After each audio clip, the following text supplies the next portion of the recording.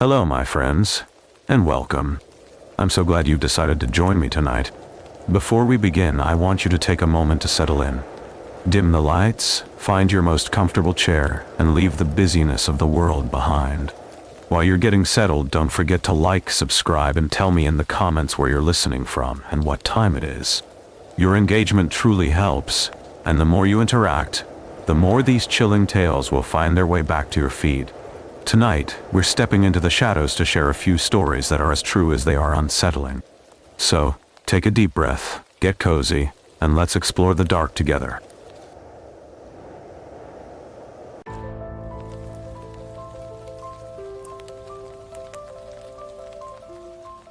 Hollow Whispers. The road into McDowell County is a ribbon of cracked asphalt, winding through hollows so deep the sun barely touches the ground by mid-afternoon. I had not been back in 20 years, not since I left at 18, swearing I would never return. But here I was, driving a rental car with the windows down, the scent of coal dust and damp earth filling the cabin. It was the same smell that had clung to my father's clothes when he came home from the mines. The same smell that had seeped into the walls of the house I grew up in. I have forgotten how much it lingered, how it seemed to settle into your lungs and stay there.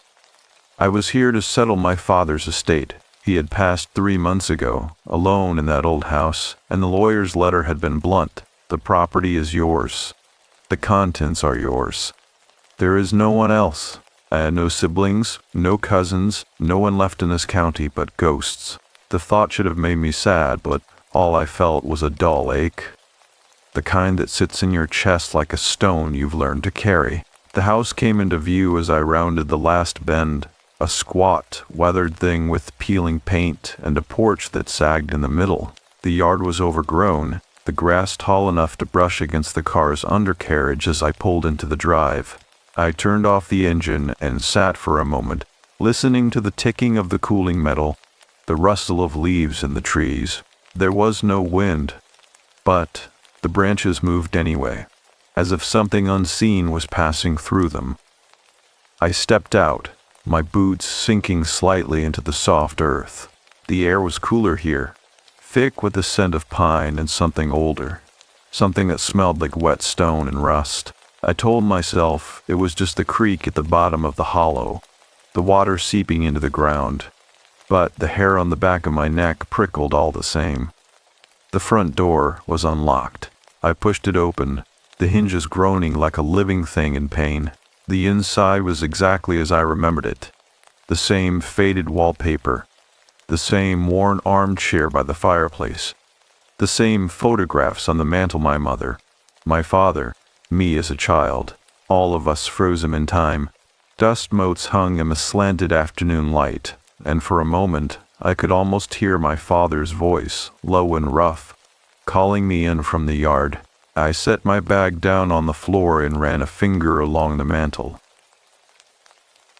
The wood was smooth beneath my touch, polished by decades of hands resting there, waiting. I told myself the house was just a house, the hollow was just a hollow, but as I stood there, the silence pressing in around me, I realized I could hear something else a whisper. So faint it might have been the wind, if there had been any wind at all. It came from the back of the house. I told myself it was nothing. I told myself I was tired, that the drive had been long, that grief does strange things to the mind. But the whisper came again, a sound like fabric brushing against fabric, like someone turning slowly in their sleep. I walked toward it. I had not wanted to come back. But the house had been waiting. The whisper led me to the kitchen, where the old cast-iron stove still stood, cold and black, its surface dull with years of disuse. The sound had stopped by the time I reached the doorway, but the air felt heavier here, as if the walls themselves were holding their breath. I reached for the light switch, but the bulb flickered once and died, leaving me in a dim, watery light that filtered through the grimy window above the sink. The glass was streaked with decades of grime, the view outside reduced to smudges of green and gray, the trees swaying just beyond the pane. I turned on the faucet, half expecting nothing, but the pipes groaned to life, and rust-colored water sputtered into the sink before running clear. I cupped my hands beneath the stream, the cold biting into my skin, and splashed my face. The shock of it grounded me, if only for a moment. I dried my hands in the front of my shirt and turned to face the room. That was when I saw the table. It was the same scarred wooden table where my family had eaten every meal, where my mother had rolled out dough for biscuits on Saturday mornings, where my father had sat with his coffee and the newspaper, the pages rustling like dry leaves. But now there was something on it, a small cloth-wrapped bundle, tied with a length of twine. The fabric was faded, the color of old bone, and the twine was brittle, as if it had been there for years. I did not remember leaving it. I reached out, my fingers hovering just above the bundle. The air around it felt colder, as if the object itself were drawing the warmth from the room. I hesitated, then untied the knot. The twine unraveled easily, as though it had been waiting to be undone. Inside was a photograph. It was old, the edges curled and yellowed, the image grainy and soft with time. A woman stood in the center, her face turned slightly away from the camera, her features blurred as if she had moved just as the shutter clicked. She wore a dress that looked handmade, the fabric dark and plain, and her hands were clasped in front of her. Behind her, the hollow stretched into the distance, the trees black and skeletal, the sky a pale, washed-out gray. I did not recognize her. I flipped the photograph over. On the back, in ink so faded it was nearly invisible, were the words, "She walks when the wind don't." The hair on my arms rose. There was no wind outside. There never was in the hollows. Not like this. The air was still, thick, as if the world itself were holding its breath. I set the photograph down and stepped back, my pulse thudding in my throat.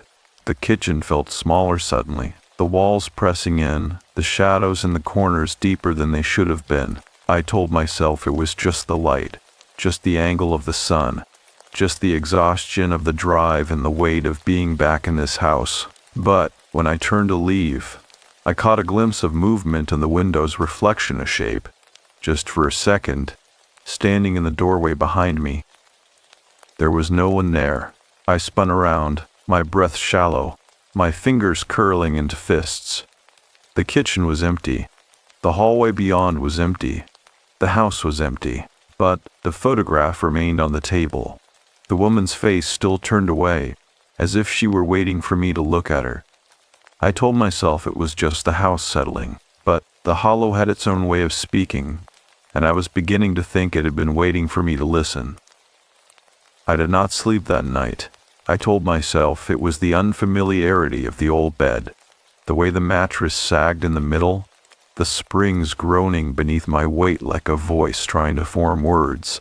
I told myself it was the silence, the way the hollow swallowed sound, leaving only the occasional creak of the house settling or the distant cry of an owl, its call echoing through the trees like a question without an answer.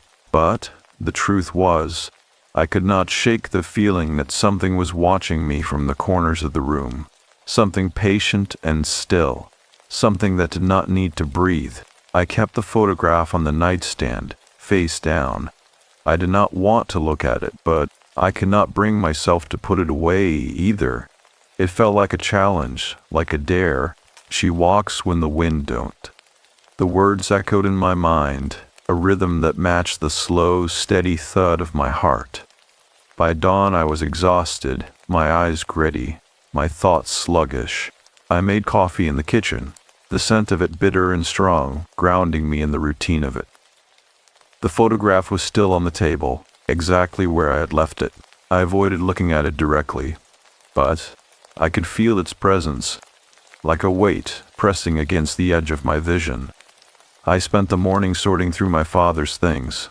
The attic was a graveyard of memories, boxes of old tools, stacks of yellowed newspapers, a child's rocking chair that had once been mine, The air up there was thick with dust and the scent of old wood, the floorboards groaning beneath my feet as if protesting the disturbance.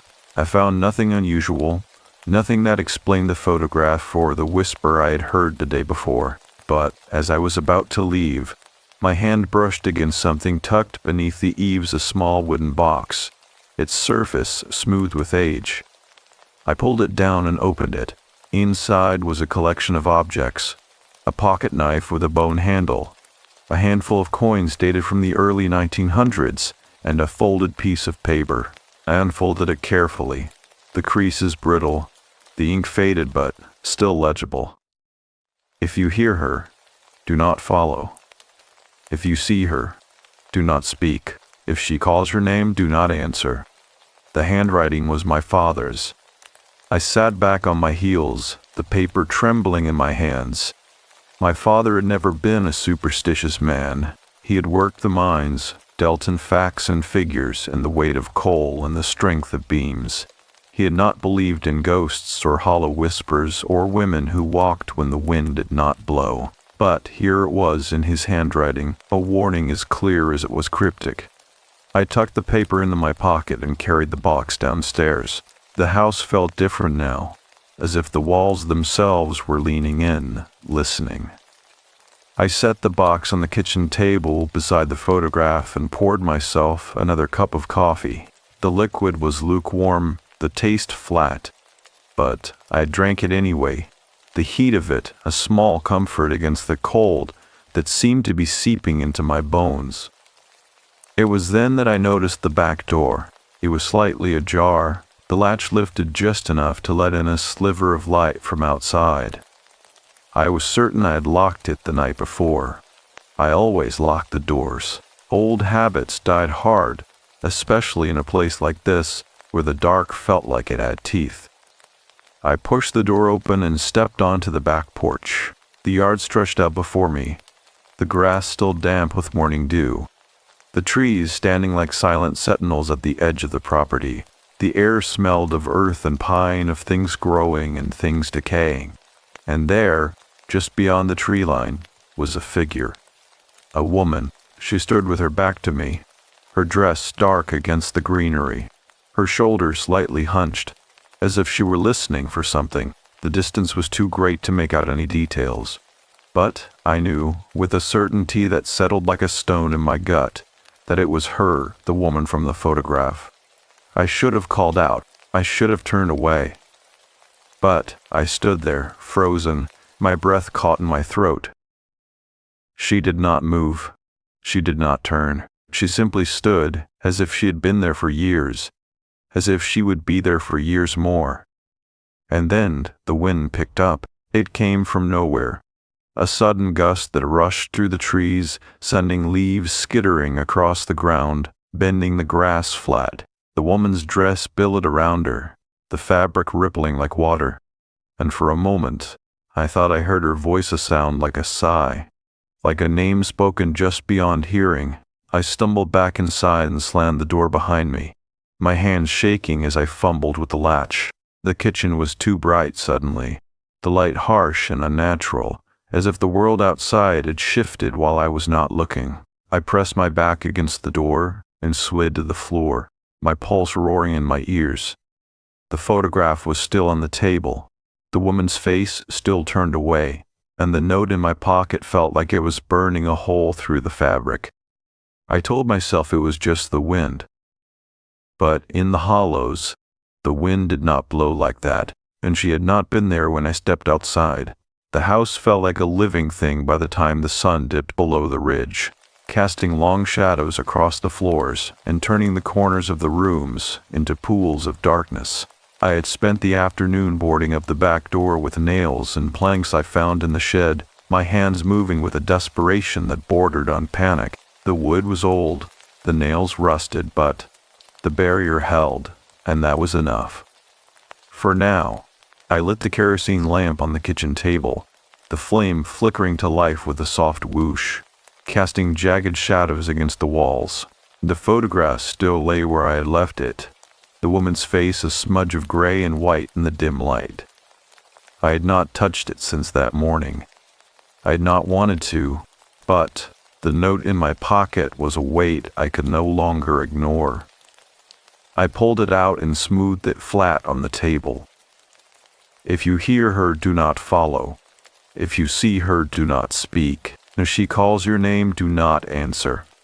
My father had written those words. My father, who had never spoken of the hollow stories, who had scoffed at the tales the old-timers whispered in the general store, who had called them superstition, nothing more. Yet here it was in his hand, a warning carved into the past, like a mark on a tree.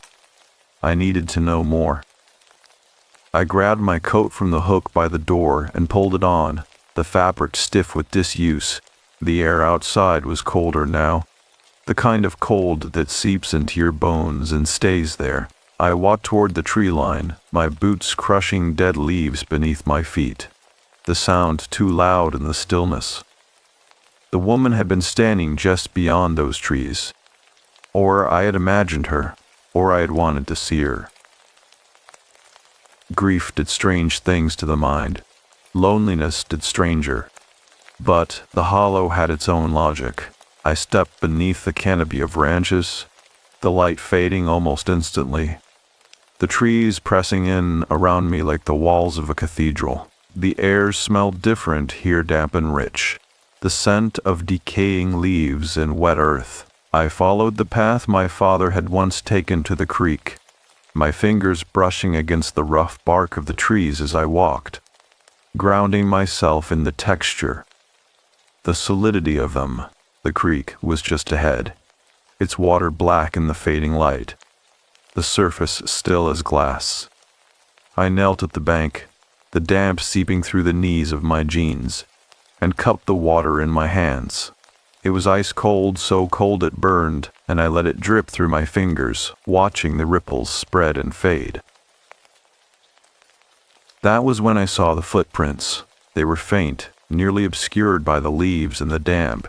But they were there, small, barefoot impressions in the soft earth, leading away from the creek and deeper into the woods. They were too light to be mine, too deliberate to be an animal's, and they were fresh. The edges were still sharp, the leaves not yet settled back into place. I followed them. The trees grew thicker here, the branches twisting together overhead, blocking out what little light remained. The air was colder too, the kind of cold that made my breath fog in front of me, that made my skin prickle with something like anticipation.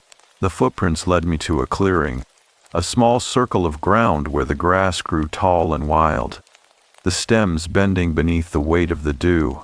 In the center of the clearing stood a single, gnarled oak, its branches bare, its trunk split nearly in two, as if it had been struck by lightning years ago and never fully healed. Hanging from one of the lower branches was a length of twine, the same brittle, faded twine that had bound the photograph, and tied to it was a small cloth bundle. My breath caught. I reached up and untied the bundle, my fingers numb with cold, with something else, something like fear. The cloth was the same as the photographs, the same faded gray, the same texture of something old and handled too many times. Inside was another photograph. This one was different. It showed the same woman, but this time she was facing the camera. Her features were still blurred, as if she had moved just as the shutter clicked, but her eyes were sharp, dark, and fixed directly on me. The background was the same, the hollow stretching out behind her, the trees, black and skeletal. But in this photograph, she was closer. Close enough that I could see the way her hands were clasped in front of her, the way her fingers were slightly curled, as if she were reaching for something just out of frame, or someone. I flipped the photograph over.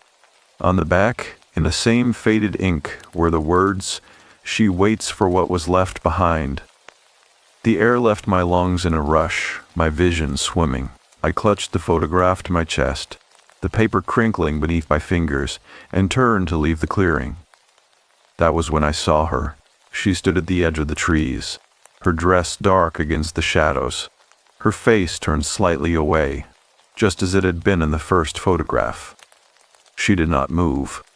She did not speak. She simply stood, as if she had been waiting for me to find her.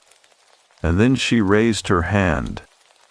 It was a slow, deliberate motion, her fingers unfolding one by one, as if she were beckoning or warning. The light was too dim to see her clearly, but I knew with a certainty that settled like ice in my veins that she was looking at me. I stumbled back, my boot catching on a root, and fell. The photograph slipped from my hands, landing face up in the dirt. The woman's eyes stared up at me, dark and endless, and for a moment I thought I heard her voice sound like a whisper, like a name spoken just beyond hearing. "You left." The words echoed in my mind, a rhythm that matched the pounding of my heart. I scrambled to my feet and ran, the branches whipping at my arms, my breath coming in ragged gasps. I did not look back. I did not stop. Not until I reached the house, not until I had the door locked behind me, my back pressed against the wood, my chest heaving. The photograph was still in my hand, and the woman's eyes were still on me. I told myself I would not go back. But the hollow had a way of pulling you deeper, whether you wanted to go or not. I did not sleep again that night. I sat in the armchair by the fireplace, the kerosene lamp casting long, wavering shadows across the walls. The photograph resting on my lap. The woman's eyes seemed to follow me no matter where I looked. I told myself it was just the light, just the angle, just the exhaustion of the past few days. But the house was too quiet, the kind of quiet that feels like a presence, like something holding its breath. I thought about my father. I had left this place at 18, left him behind without a word, without a backward glance. I had told myself it was for the best, that there was nothing for me here, that the mines had taken enough from him, from all of us. I had built a life elsewhere, a life without the weight of the hollow, without the memories that clung to the walls of this house like cobwebs. But now, sitting in the chair where he had sat for years, I wondered if I had left something behind, too. Something more than just a photograph or a warning scrawled on a piece of paper. Something like guilt. I unfolded the note again, the paper brittle beneath my fingers. If you hear her, do not follow. If you see her, do not speak.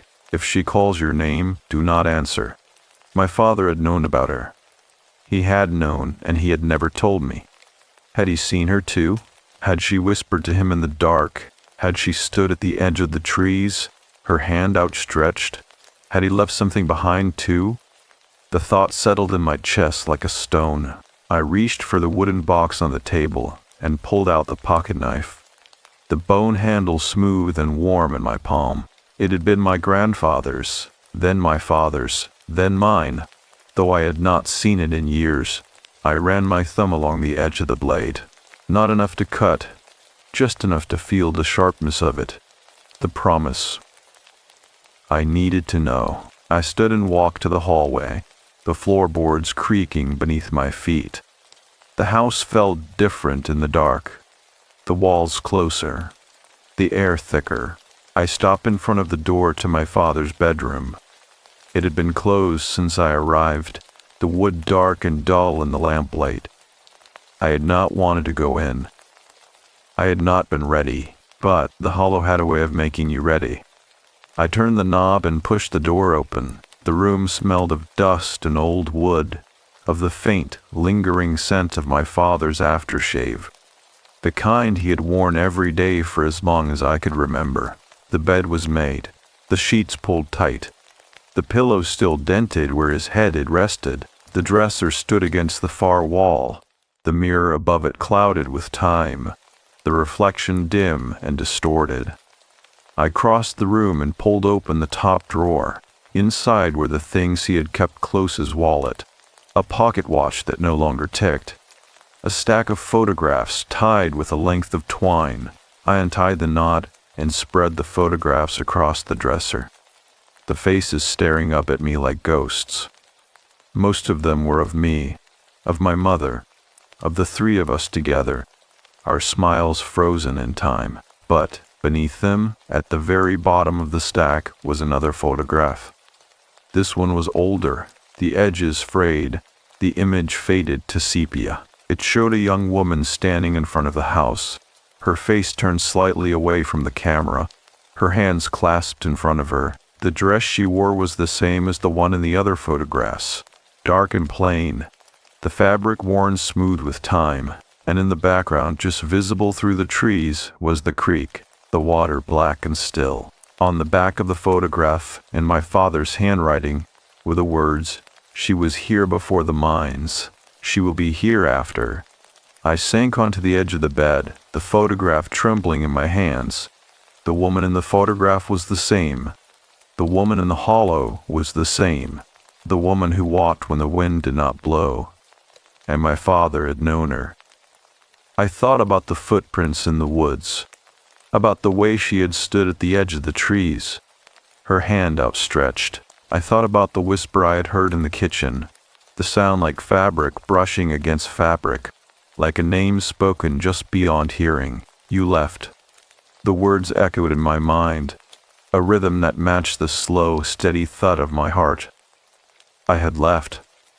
I had left my father, left this house, left the hollow, and now it seemed the hollow had not let me go. I stood and walked to the window, pulling back the curtain. The moon was high, casting a pale silver light across the yard, the trees standing like sentinels at the edge of the property. The hollow stretched out beyond them, dark and endless, the kind of dark that felt like it could swallow you whole. And then I saw her. She stood just beyond the tree line, her dress a darker shadow against the night. She was not moving, not speaking, not even looking at me. She simply stood, as if she had been waiting for me to see her. I pressed my palm against the glass, the cold seeping into my skin. She did not react. She did not acknowledge me. She simply stood as if she had all the time in the world. And then she turned.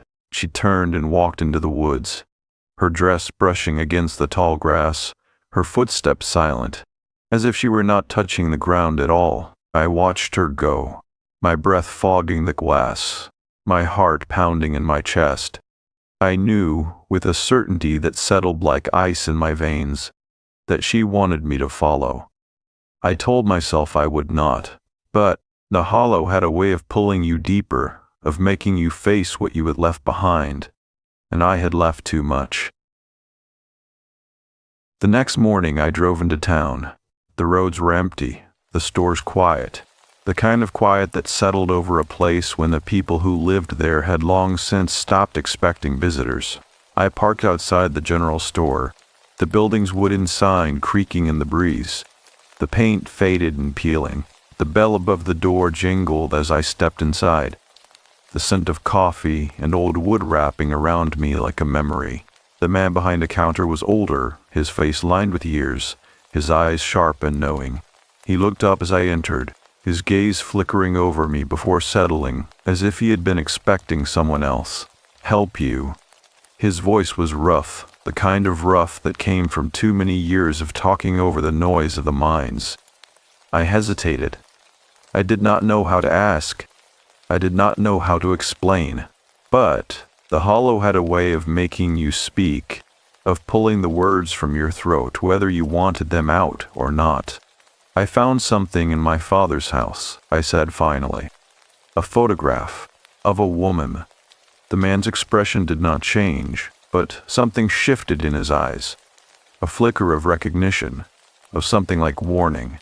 "What kind of photograph?" he asked, his voice careful, measured.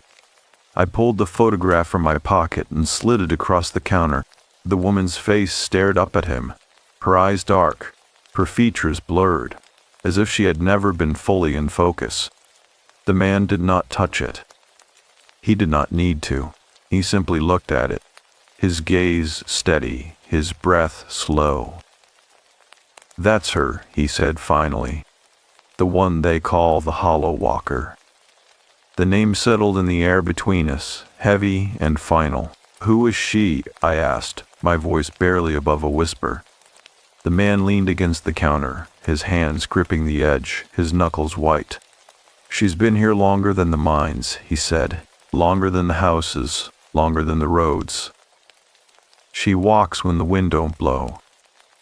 She speaks to those who've left something behind. I thought of my father, of the way he had written his warning, of the way he had kept her photograph hidden in his drawer. "What does she want?" I asked. The man's gaze met mine, steady and unflinching. "She wants what was taken," he said.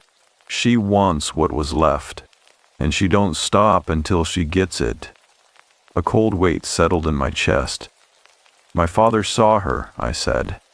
It was not a question. The man nodded once, slow and deliberate. "He did," he said. "And he knew what she was, knew what she wanted." Knew what she wanted.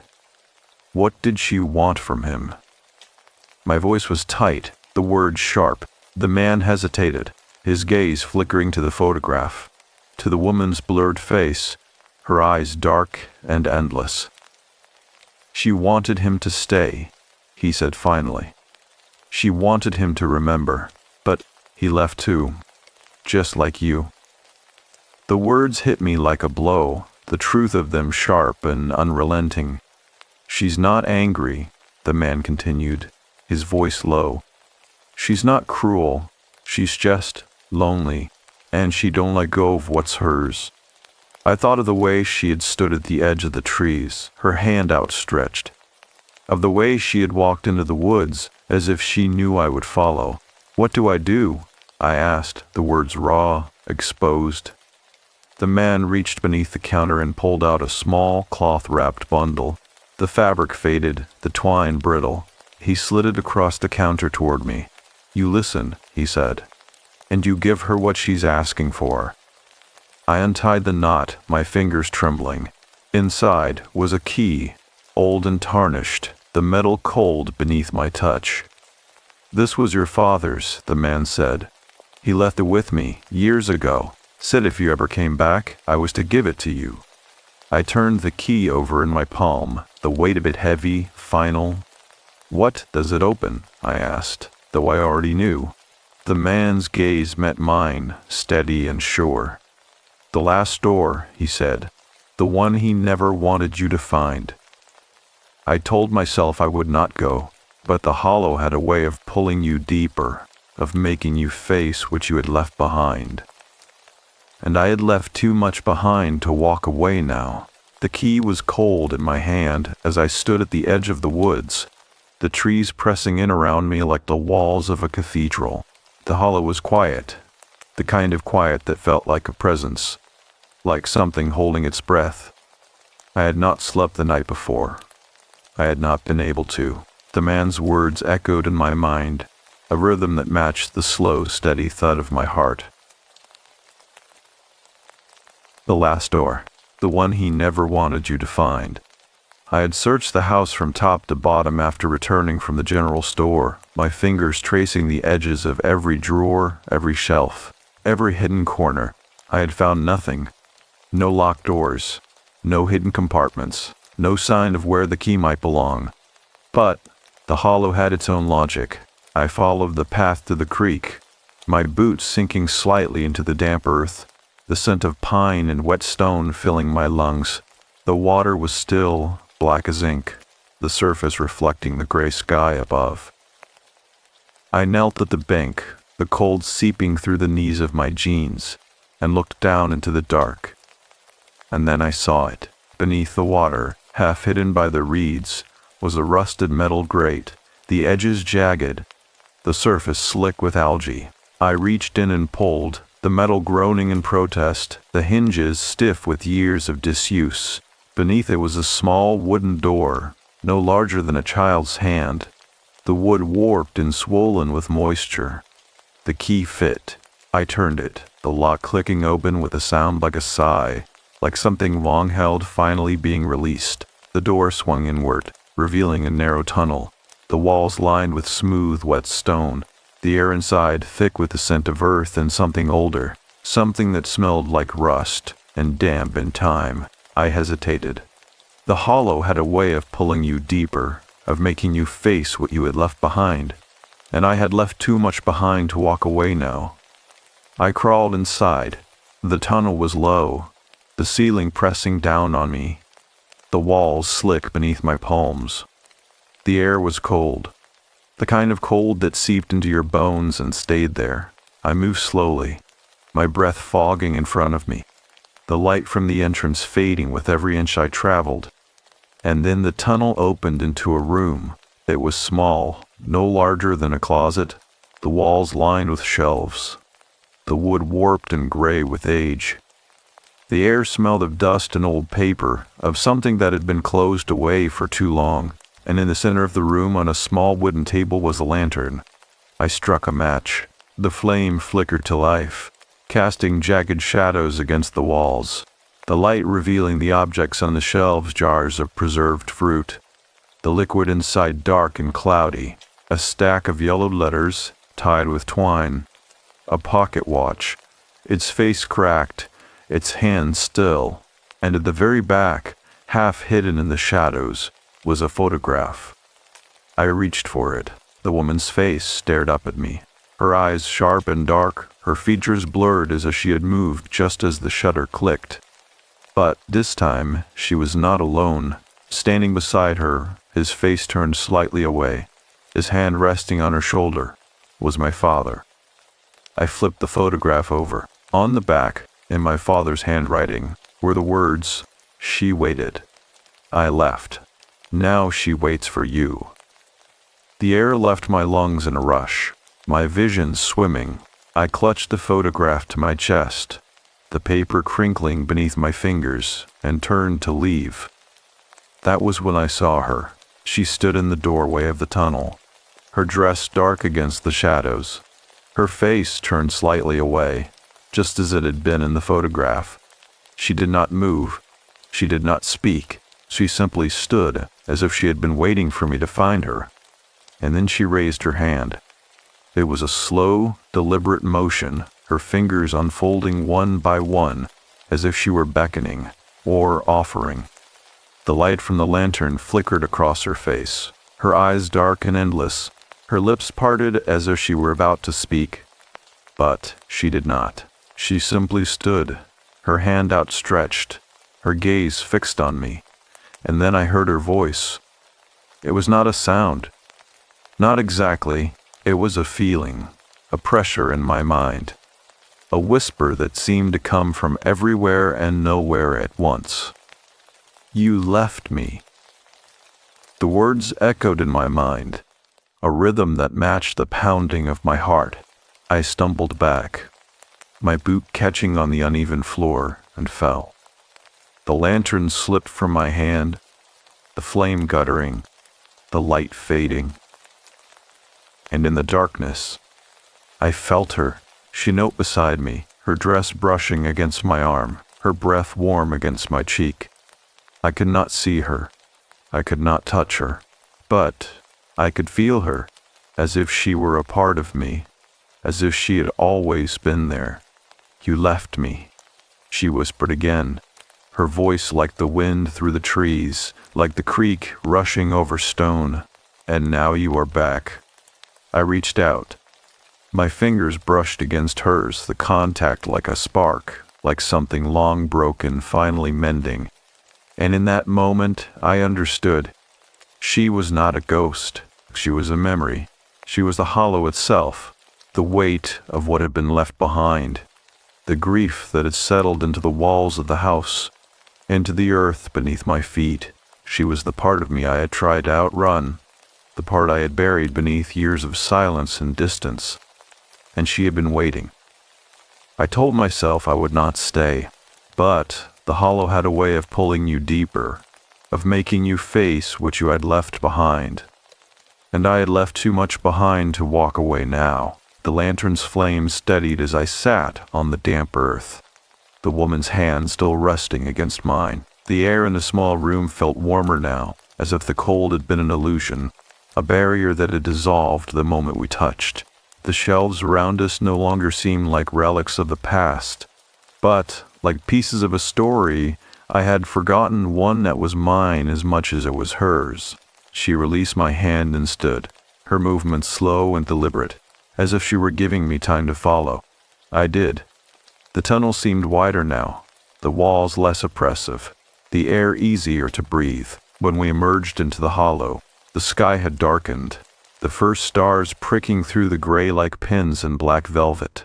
The creek rushed beside us, its sound no longer ominous but familiar, like a voice I had once known well. She led me to the house. The porch light was on, though I did not remember leaving it that way.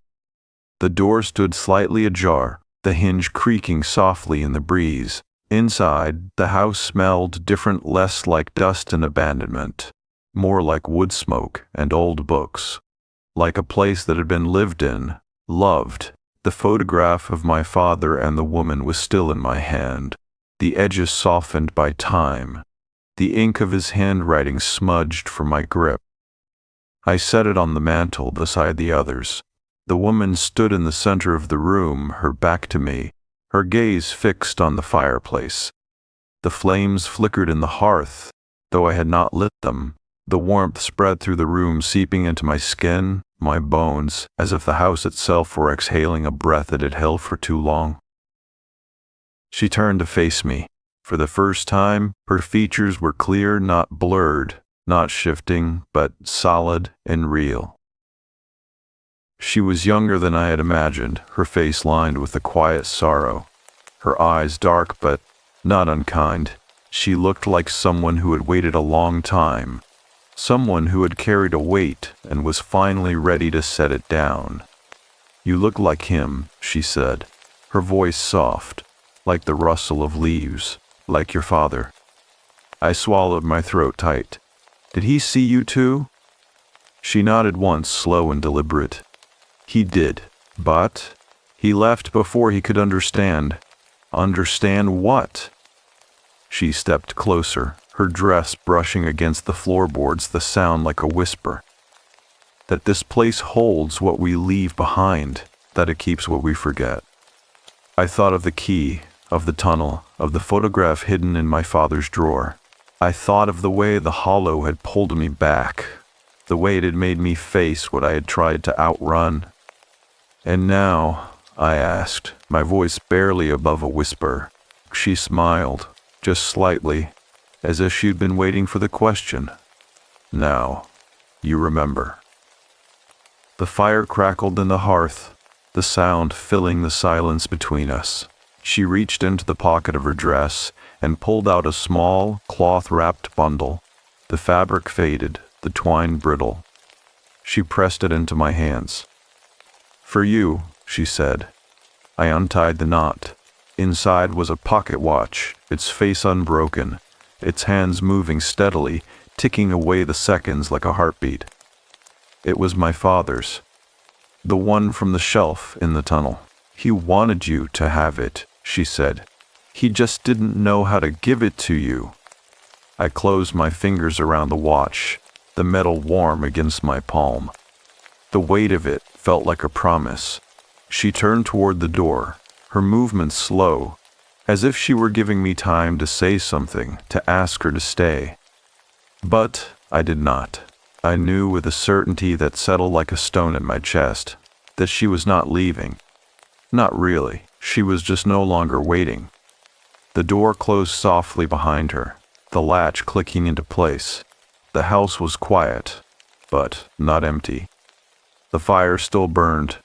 The photographs still lined the mantel. The pocket watch still ticked in my hand. I was not alone. I told myself I would leave, but the hollow had a way of making you stay, of making you face what you had left behind. And I had left too much behind to walk away now. 3 months later, the hollow was still there. I had not expected it to change. I had not expected anything to change, not really. But the house felt different now, as if the walls had exhaled, as if the weight of the past had settled into the floorboards and the rafters. No longer a burden, but a presence, quiet and steady. I kept the pocket watch on the mantel beside the photographs. I wound it every morning, the rhythmic tick-tick, a sound that grounded me, that reminded me of the way the hollow had pulled me back, of the way it had made me face what I had left behind. The townsfolk did not ask about the woman. They did not need to. They simply nodded when they saw me, as if they had known all along that I would return, that the hollow would call me home. The man at the general store still poured my coffee without my having to ask, his gaze sharp but not unkind, as if he understood what it meant to carry a weight, and finally set it down. I spent my days repairing the house, the sagging porch, the creaking stairs, the windows that had not been opened in years. I worked slowly, deliberately, as if each nail I hammered, each board I sanded, was a way of stitching myself back into the fabric of this place. The hollow had a way of making you stay, of making you face what you had left behind. And I had left too much behind to walk away now. Some nights, I still heard her. Not a voice, not exactly. A feeling.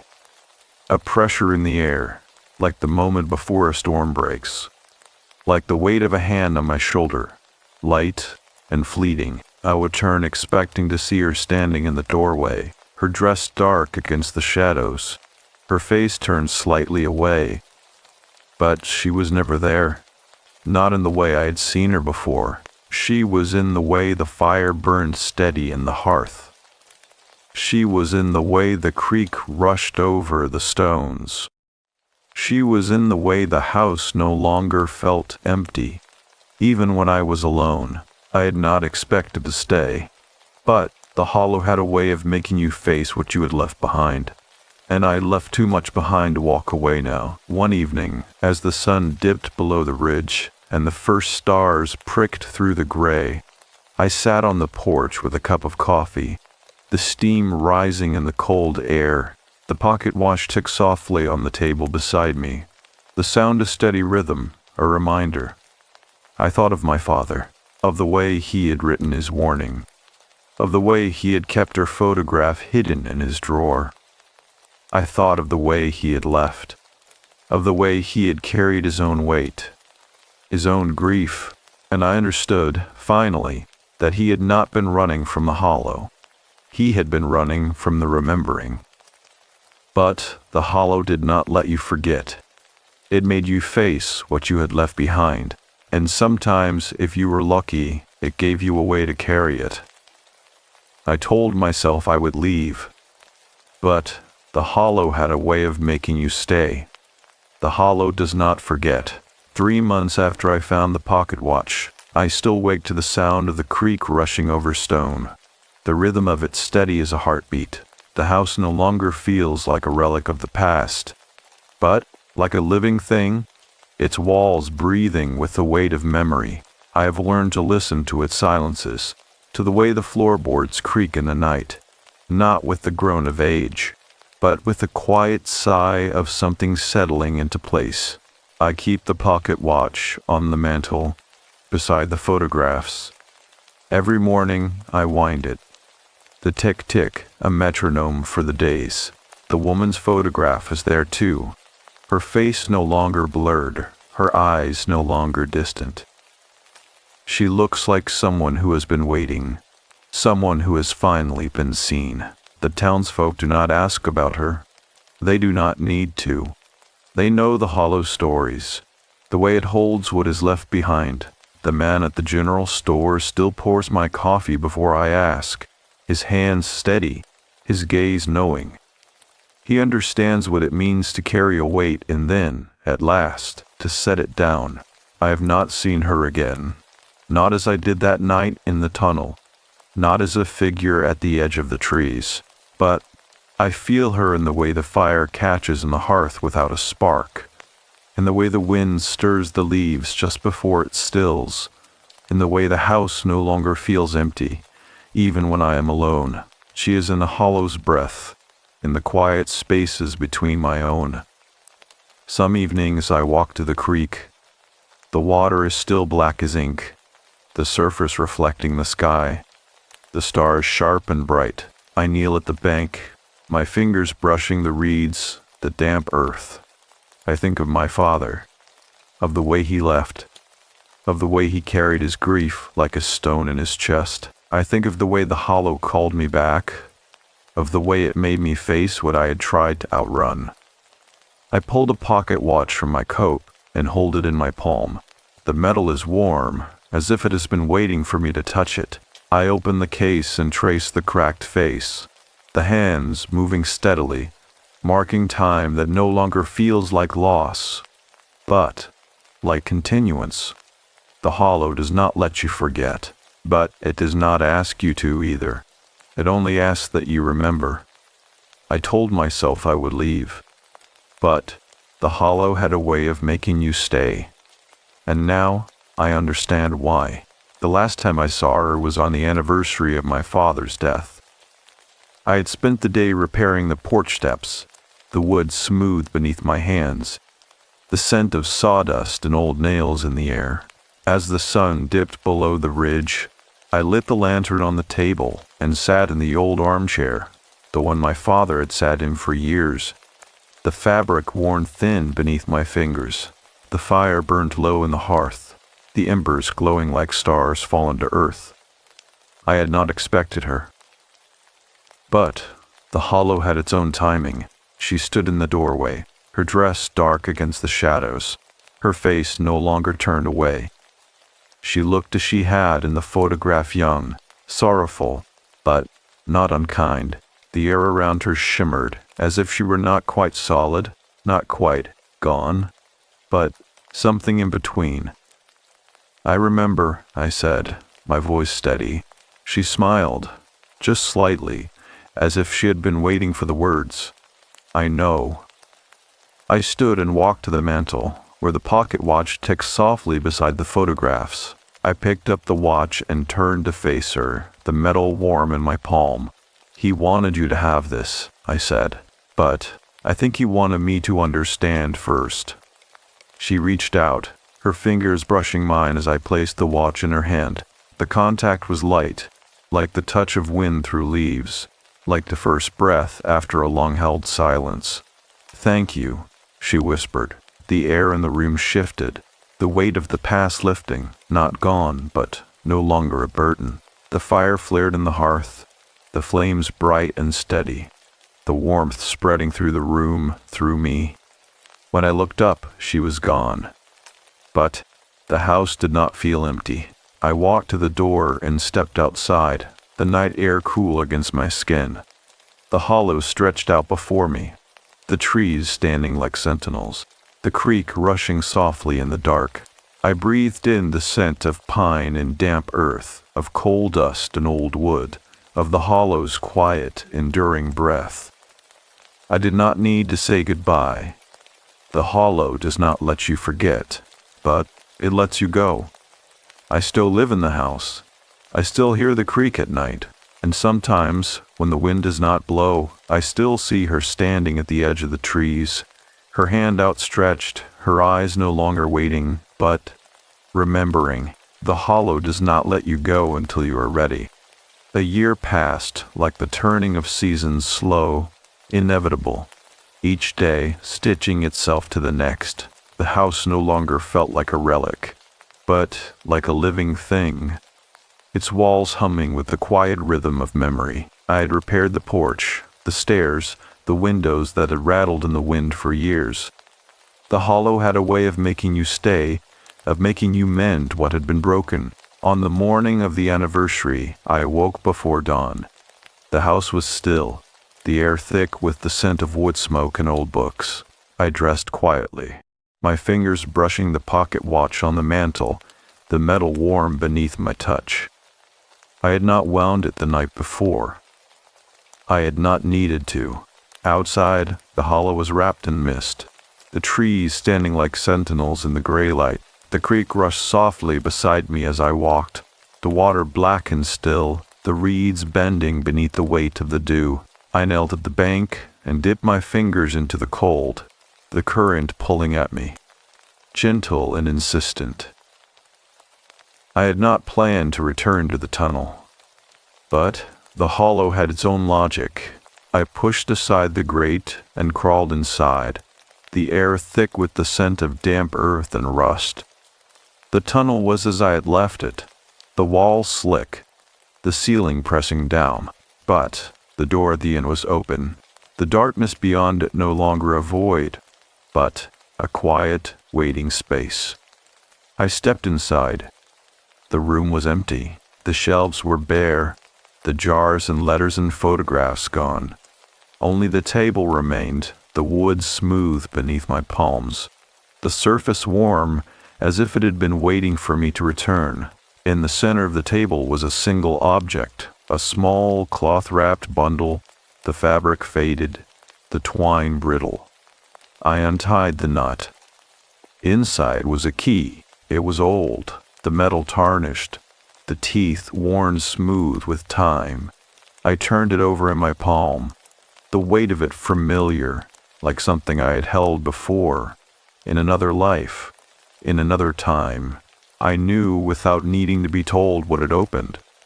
I walked back through the tunnel, the air lighter now, the walls no longer pressing in. When I emerged into the hollow, the mist had lifted, the trees standing tall against the pale morning sky. The house was just ahead, the porch light on, the door slightly ajar, as if it had been waiting for me to return. I climbed the steps and pushed the door open. The house was quiet, the fire burning low in the hearth, the embers glowing like stars fallen to earth. The pocket watch was still on the mantel, the photographs still lined up beside it, the faces no longer blurred, no longer waiting. I walked to the hallway and stopped in front of my father's bedroom. The door was closed, the wood dark and smooth beneath my palm. I had not been inside since the night I found the photograph, the night I understood what the hollow had been asking of me. I turned the key in the lock. The door swung open. The room was empty. The bed was made, the sheets pulled tight, the pillows smooth. The dresser stood against the far wall, the mirror above it clear, the reflection steady. The scent of old wood and coal dust lingered in the air, but it was not heavy. It was not a weight. It was a memory. I walked to the window and pulled back the curtain. The hollow stretched out before me, the trees standing tall, the creek rushing softly in the distance. The sky was pale, the first light of dawn spreading across the ridge, the mist dissolving like a breath held too long, finally released. I did not see her, but I felt her, in the way the air moved, in the way the house no longer felt empty, in the way the hollow no longer felt like a place I had left behind, but like a place I had returned to. I turned and walked back to the kitchen, the floorboards warm beneath my feet. The coffee was still hot, the scent bitter and strong, grounding me in the routine of it. I poured a cup and stood by the window. The steam rising in the cool air, the light outside growing brighter with every passing minute. The hollow does not let you forget, but it lets you remember, and sometimes that is enough. I still live in the house. I still hear the creak at night, and sometimes, when the wind does not blow, I still see her standing at the edge of the trees, her hand outstretched, her eyes no longer waiting but remembering. And I remember too.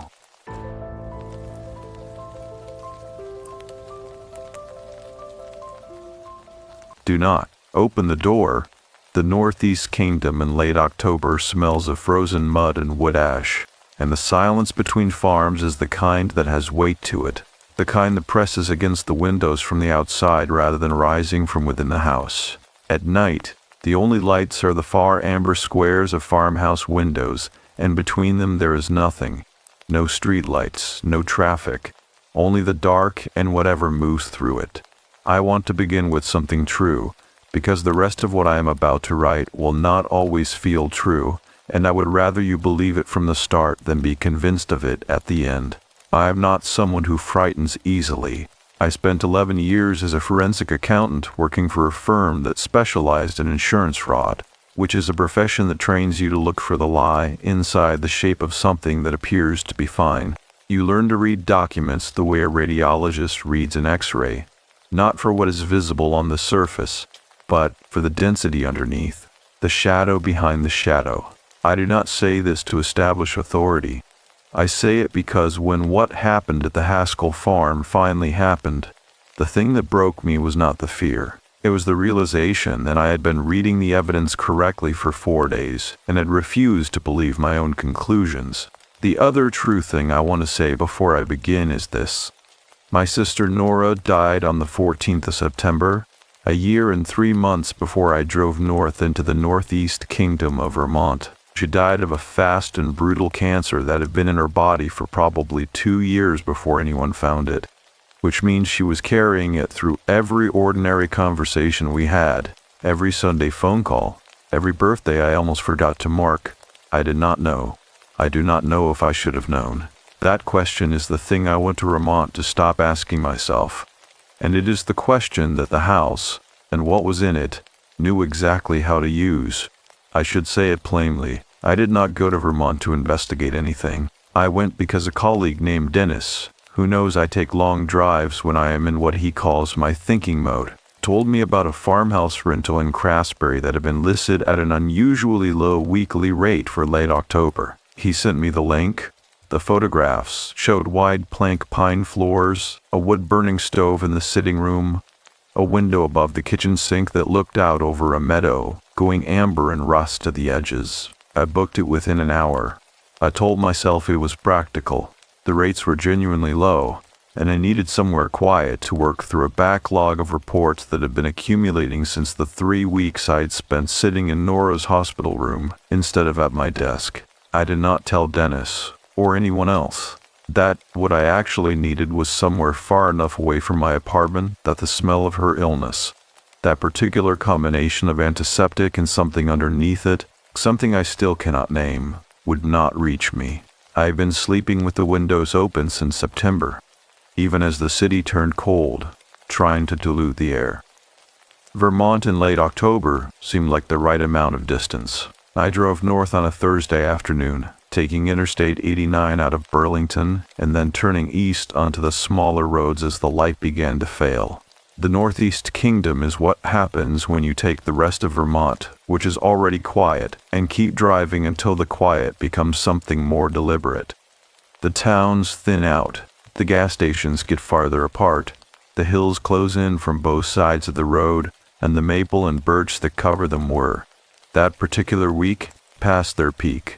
The color had gone from the bright performance of early October into something darker and more private, the deep burgundy and brown of leaves holding on past the point of beauty into the point of stubbornness. I stopped for gas and a coffee in the town of Hardwick, at a station where a hand-lettered sign above the register said the breakfast sandwiches were made fresh until 10 every morning, and where the man behind the counter asked me where I was headed without making it sound like a question he needed answered. When I told him Craftsbury, he nodded in the way that Vermonters nod.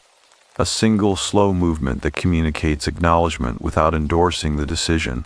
I paid for my coffee and a bag of roasted pumpkin seeds that I would not eat until the 3rd day, and I drove the remaining 12 miles north, while the dark finished arriving. Craftsbury Common sits at the top of a long ridge, and the road up to it runs past farms whose names you see on fences and mailboxes, family names that appear on the town's oldest records. Names that have been in that soil for 250 years or more. The Haskell property was not on the common itself, but set back from a side road about 1.5 miles east of the village, reached by a gravel drive that ran between 2 rows of ancient sugar maples whose branches met overhead and made a tunnel of bare limbs in the headlights. The farmhouse was smaller than the photographs had suggested, but it was also more genuinely itself. None of the staged homeliness that rental photos usually manufacture. The wide plank floors were worn and honest. The wood stove in the sitting room was a large, serious Vermont castings model that someone had already loaded with a full night's worth of split birch. And when I lit it 20 minutes after arriving, the warmth it produced was not the thin electric warmth of the baseboard heater, but something with weight and smell to it. Something that pushed back against the October cold with an authority I found immediately, unexpectedly comforting. I ate a dinner of crackers, sharp Vermont cheddar from a block I had picked up at a co-op in Burlington, and half an apple that had gone slightly soft in the car. The sitting room smelled of birch smoke and cold stone, and, very faintly, of dried lavender from a small sachet hanging on a hook beside the door. I noticed the sachet and registered it as pleasant, and then forgot it entirely. I worked at the kitchen table for 2 hours after dinner, going through a set of insurance documents that required more attention than I had to give them. And I was aware the whole time of the dark outside the window above the sink, not anxious about it, simply aware. The way you are aware of the particular silence of a house you've never slept in before. The meadow was invisible. The tree line beyond it was invisible. There was no moon that night, and the sky was overcast, and the dark outside was the particular dark of a place that has no ambient light for miles in any direction. At 9 o'clock I heard, from somewhere outside, from the direction of the drive, I thought, a sound that I placed immediately as the wind moving through the maple branches. It was a dry, clicking sound, branch against branch, rhythmic and irregular at once. I registered it. I returned to my documents. I told myself it was just the trees. I did not realize until much later that there had been no wind that night at all. I went to bed at 10:30 and lay in the dark for a long time with a particular feeling of a new room. The way unfamiliar silence sounds like presence, the way the shapes of furniture in the dark are uncertain in a way your own furniture never is. I thought, without wanting to, about the last night I had spent in a new place, which was a hotel room outside the hospital where Nora died, where I had ordered room service soup that was too salty, and watched a documentary about migratory birds without following any of it. The thought sat on my chest for a while, and then I let it pass. And then I fell asleep to the faint tick and settle of the wood stove losing its heat in the next room. I did not dream. Or if I did, what I dreamed has been entirely replaced by what happened next. Beginning the following morning, when I opened the curtains in the sitting room and found, pressed against the outside of the glass, a shape in the frost that should not have been there, I would understand what it meant by the time I left. But, standing at that window in the early morning light, with my coffee still brewing and the meadow silver and untouched in every direction, I was only aware of a feeling I could not name. The feeling of something that had arrived in the night and was quietly waiting to see what I would do with it. The frost shape was gone by the time my coffee finished brewing. I stood at the window for a long moment, mug warming both palms, studying the glass and the meadow beyond it. The frost had retreated in the early sun to the shaded corners of each pane, and whatever arrangement of crystals I had seen, or believed I'd seen, when the curtains first opened had dissolved into the ordinary directionless patterns that cold makes on glass everywhere, a shape like a hand. That was what I had thought, in the first unguarded second of looking, a shape pressed flat and open-fingered against the outside of the glass, as though someone had leaned their weight against it in the dark. By the time I brought my coffee and looked again, it was only frost. I was a forensic accountant. I believed in the evidence of the second look. The morning earned my attention properly after that. The Northeast Kingdom does something particular with October light. The sun sits lower than it does in the city, and it comes across the meadow at an angle that makes the frosted grass look almost silver, individual blades catching and releasing the light as the warmth slowly pulls the crystals back into air. I stood at that window for nearly 20 minutes without noticing I had stopped thinking entirely. That had not happened to me since before Nora's diagnosis. My mind was usually a place with a great deal of foot traffic. I ate oatmeal at the kitchen table and opened my laptop and stared at a spreadsheet for the better part of an hour before accepting that my concentration was not returning today. There is a particular quality to grief that no one prepares you for. The way it does not arrive as sadness, which is manageable and has a familiar shape, but as a kind of friction between you and every ordinary task. The numbers on my screen were correct. I could see that they were correct. Getting from seeing it to caring about it felt like walking through wet sand. I closed the laptop and put on my coat and went outside. The cold was the dry, serious cold of the Vermont interior, not the damp cold of the coast. It did not penetrate so much as compress, pressing in from all sides with a quiet insistence that made you aware of your own outline. The meadow grass crunched under my boots. The sugar maples at the end of the drive still held a few leaves. deep amber against the gray of the branches, and they moved in the faint morning air with a reluctance that felt almost deliberate, as though letting go were a decision rather than a consequence. I walked the perimeter of the property in no particular order, along the meadow's eastern edge, up toward a low stone wall that separated the Haskell land from a neighboring field, and back along the drive. The stone wall was old, the kind of old that is softened at the edges, the individual stones sinking slightly into the earth with the patient weight of 2 centuries. Lichen covered the upper surfaces in patches of gray and ochre. Someone had placed at intervals along the top of the wall small flat stones that were clearly not structural, too deliberately positioned, too carefully chosen for flatness and smoothness, as though they had been selected rather than gathered. I counted 7 of them before I stopped counting. They bother me in the way that small, unexplained orderliness always bothers me. The question underneath it, the human decision that preceded the arrangement, the reason I could not read from the arrangement itself. I told myself it was probably a previous guest, perhaps a child. I turned back toward the house. It was on my way back along the drive that I noticed the second building. I had missed it entirely the night before in the dark, and the photographs in the rental listing had not shown it. Or perhaps I had not looked at all the photographs carefully, which was also possible, because I had booked the place within an hour of seeing the first 3 images and had not gone back. It sat perhaps 40 feet behind and to the left of the main farmhouse, set slightly lower on the property, connected to the house by what had once been a covered walkway, the roof of which had collapsed at some point and now existed only as 2 remaining posts and a length of rotted timber between them. The building itself was a single-story structure with board and batten siding gone silver gray with age, and a door, a heavy, planked door, painted at some point in a deep red that had faded to the color of dried rust, fitted with a latch that was not a modern deadbolt but an old iron bar mechanism of the kind that lifts from inside and outside with a thumb lever. The door was closed. The single window beside it was covered from the inside with what appeared to be a heavy cloth, dark blue or black, pinned to the frame in all 4 corners. I stood and looked at it for a moment and felt nothing I could name.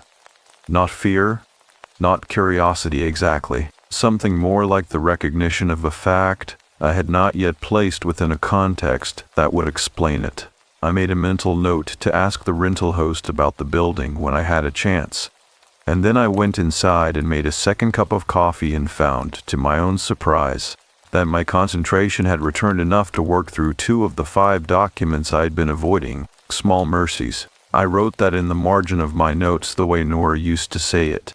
Small mercies, with the emphasis on small, meaning do not ask for more than this today, and do not dismiss it either. She had said it the morning her biopsy results came back, and the news was not as bad as it might have been, and also not good.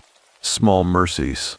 I had to set down my pen for a moment after I wrote it, because I had not expected her to arrive in my handwriting, and she had.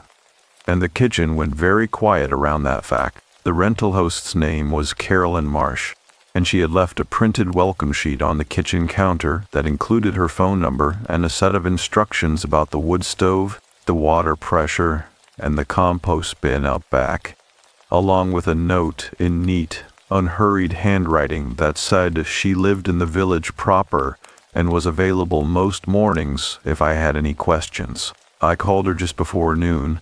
She answered on the second ring, and her voice was the voice of a woman in her late 60s or early 70s. Unhurried, careful with its syllables, the kind of voice that does not offer more than you have asked for, but gives you exactly what you have asked for without making you feel the limitation. She asked if I had settled in well. I told her the place was beautiful and the wood stove was perfect. She said she was glad to hear it, and her gladness was genuine, but not excessive. I asked about the building behind the house. There was a pause that lasted perhaps 3 seconds. Not a hesitation born of not knowing what to say, I thought, but one born of deciding how much of what she knew was the right amount to offer a stranger on a first conversation. I recognized the pause because I use it myself in interviews. She said the structure was original to the property, built in the 1700s as a working space, she believed, though its exact original purpose was not documented anywhere she had found. She said it had not been used in her family's time with the property, meaning the last 40 years. She said the door latch was old but functional and that I was welcome to open the building and look inside if I was curious, though there was nothing in it of interest. She said this last thing, nothing of interest, with a precision that made me feel it had been said before, in approximately those words, to other guests who had asked approximately this question. I thanked her and said I was just being thorough. She said she appreciated thoroughness. Then she said, and I wrote this down immediately after we hung up, because I could hear that it was important, even if I did not yet know why. She said, "There is one house rule I should have included in the welcome sheet, and I apologize for not putting it in writing. After 9 in the evening, I ask that guests keep the exterior doors closed, not locked necessarily, just closed and latched. The property is rural, and we have had occasional issues with wildlife, but also, the older families in the area observe this practice, and I find it a reasonable one. It is simply a courtesy to the neighbors." I told her that was no trouble at all. After I set down the phone, I noticed that the welcome sheet on the counter did not mention this rule. I checked it carefully, twice. In the systematic way I check documents, it was not there. The sheet covered 9 items in specific and careful order. This was not among them. I set the sheet back down on the counter and looked out the window above the sink at the meadow, which was bright in the midday sun now, the frost entirely gone and the grass a pale, honest gold, perfectly still, perfectly ordinary. I noticed I had left the kettle on the stove, and it had boiled off and gone cold, which meant I had been on the phone longer than I thought, which was the kind of minor domestic failure that would have been invisible to me 6 months ago, and now felt in the silence of that kitchen, like evidence of something, though of what exactly, I could not have said. I walked back to the sitting room and sat in the chair nearest the window, the one with the faded blue cushion that had shaped itself over years to the posture of people I would never know, and I sat with the afternoon light coming in at its low October angle, and I thought about nothing for a while. This was something I had not been able to do in 13 months. The grief counselor I saw twice in October last year, 2 sessions, which was all I could manage before the scheduling became its own form of grief, had told me that the mind needs rest more than it needs answers. I had been storing the answers up. I had been filing them in the careful, cross-referenced way I file everything. Nora had died of cancer. I had not known. These 2 facts did not require reconciliation, but I was attempting it anyway, compulsively, the way you press a bruise to confirm it is still there. In the chair by the window, in the October light, I was not pressing anything. I stayed there until the sun dropped behind the ridge to the west, and the room went the particular shade of gray that comes just before you need to turn the lamp on. And then I turned the lamp on, and the room became warm and enclosed and private, and outside the windows the dusk became the dark. And at some point, without noticing the exact moment it arrived, I felt the temperature of the room change, not dramatically, not the way it changes when a door is left open, but subtly, as if the warmth were thinning at the edges of the room, the way warmth thins in the last hour before a wood stove needs new wood. I glanced at the stove. It did not need new wood. The logs I had loaded before sitting down were burning steadily, unhurried, their heat radiating into the room with the same authority they had all afternoon. The cold I felt was not coming from the stove. I could not tell where it was coming from. I added a log anyway, for the comfort of the action rather than the necessity of it, and I stood at the stove for a moment with my hands open toward the warmth, and I told myself that drafty farmhouses do that. They breathe in the evenings, particularly in late October, when the temperature differential between inside and out begins to grow serious. This was true. It was also, I noted, the second thing I had explained away in 24 hours. I was very good at explaining things away. I had been doing it, I understood now, for much longer than one day. Outside, somewhere in the dark between the house and the old building with the rust-red door, Something moved through the dry grass with a sound like a careful, deliberate step, and then stopped. And the night held the silence of whatever had stopped moving, which is a different silence entirely from the silence of something that was never moving at all. What I know now, writing this 14 months later, is that I was already being read the way a document is read by someone who knows exactly what they are looking for, and that the house had already begun to understand, with patience I can only describe as ancient, exactly where my particular unlocked door was. The second morning I woke before dawn, not gradually, the way sleep usually releases you, the slow surfacing through warmth and half-formed thoughts, but cleanly, completely, as though something had set me down on the far side of wakefulness all at once. I was on my back in the dark with my eyes open, and the ceiling of the bedroom above me was the particular nothing gray of a room before any light has reached it, and I lay there for a moment cataloging the sounds of the house the way I had learned to do in the nights after Nora died. When I would find myself awake at 2 or 3 in the morning in my apartment with the city noise outside and the terrible necessity of accounting for every sound before my nervous system would consent to settle, the wood stove in the next room had gone cold overnight. I could tell by the quality of the silence. A warm stove makes a faint, almost inaudible ticking as its metal expands and contracts, and that sound had been present all evening and was absent now. The refrigerator in the kitchen hummed that slow, indifferent hum. The house itself made the small structural complaints that old houses make in the cold hours before dawn. A softening creak from somewhere in the wall between the bedroom and the sitting room, the faint groan of a floor joist contracting, all of it ordinary, all of it the sound of a house being a house. And then, underneath all of it, something that was not ordinary at all. A knock. 3 times, unhurried and evenly spaced, the way a person knocks who is not in a hurry and does not expect to be turned away. Not the frantic percussion of emergency, not the impatient repetition of someone who has been waiting too long, but the measured, patient knock of someone who believes the door will be opened. 3 beats, and then silence. I lay still for a moment that felt longer than it was. My body had done what bodies do in those moments. It had decided, faster and more honestly than my mind, that the sound was significant, and I could feel that decision in the specific stillness of my own chest, the way my breathing had gone quiet and careful without my instruction. The knock did not repeat. I got up and went to the front door in my socks and stood in the entryway with my hand on the cold iron latch and listened for a full minute by my count, though I may have undercounted before. Opening the door, the drive was empty. The maple tunnel was dark and still, the bare branches overhead making their interlocking grid against a sky that had begun, at its very edges, to dilute toward the dark gray of pre-dawn. The gravel was undisturbed.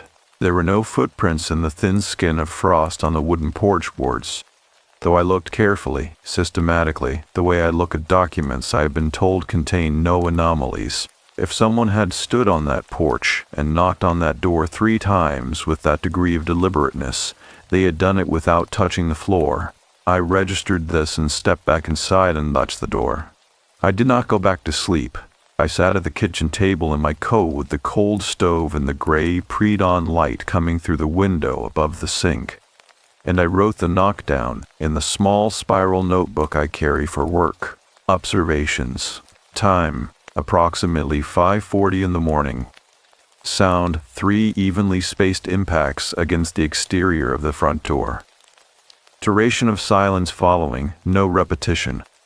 Physical evidence at door, none. I wrote it the way I would document a discrepancy in a claims report.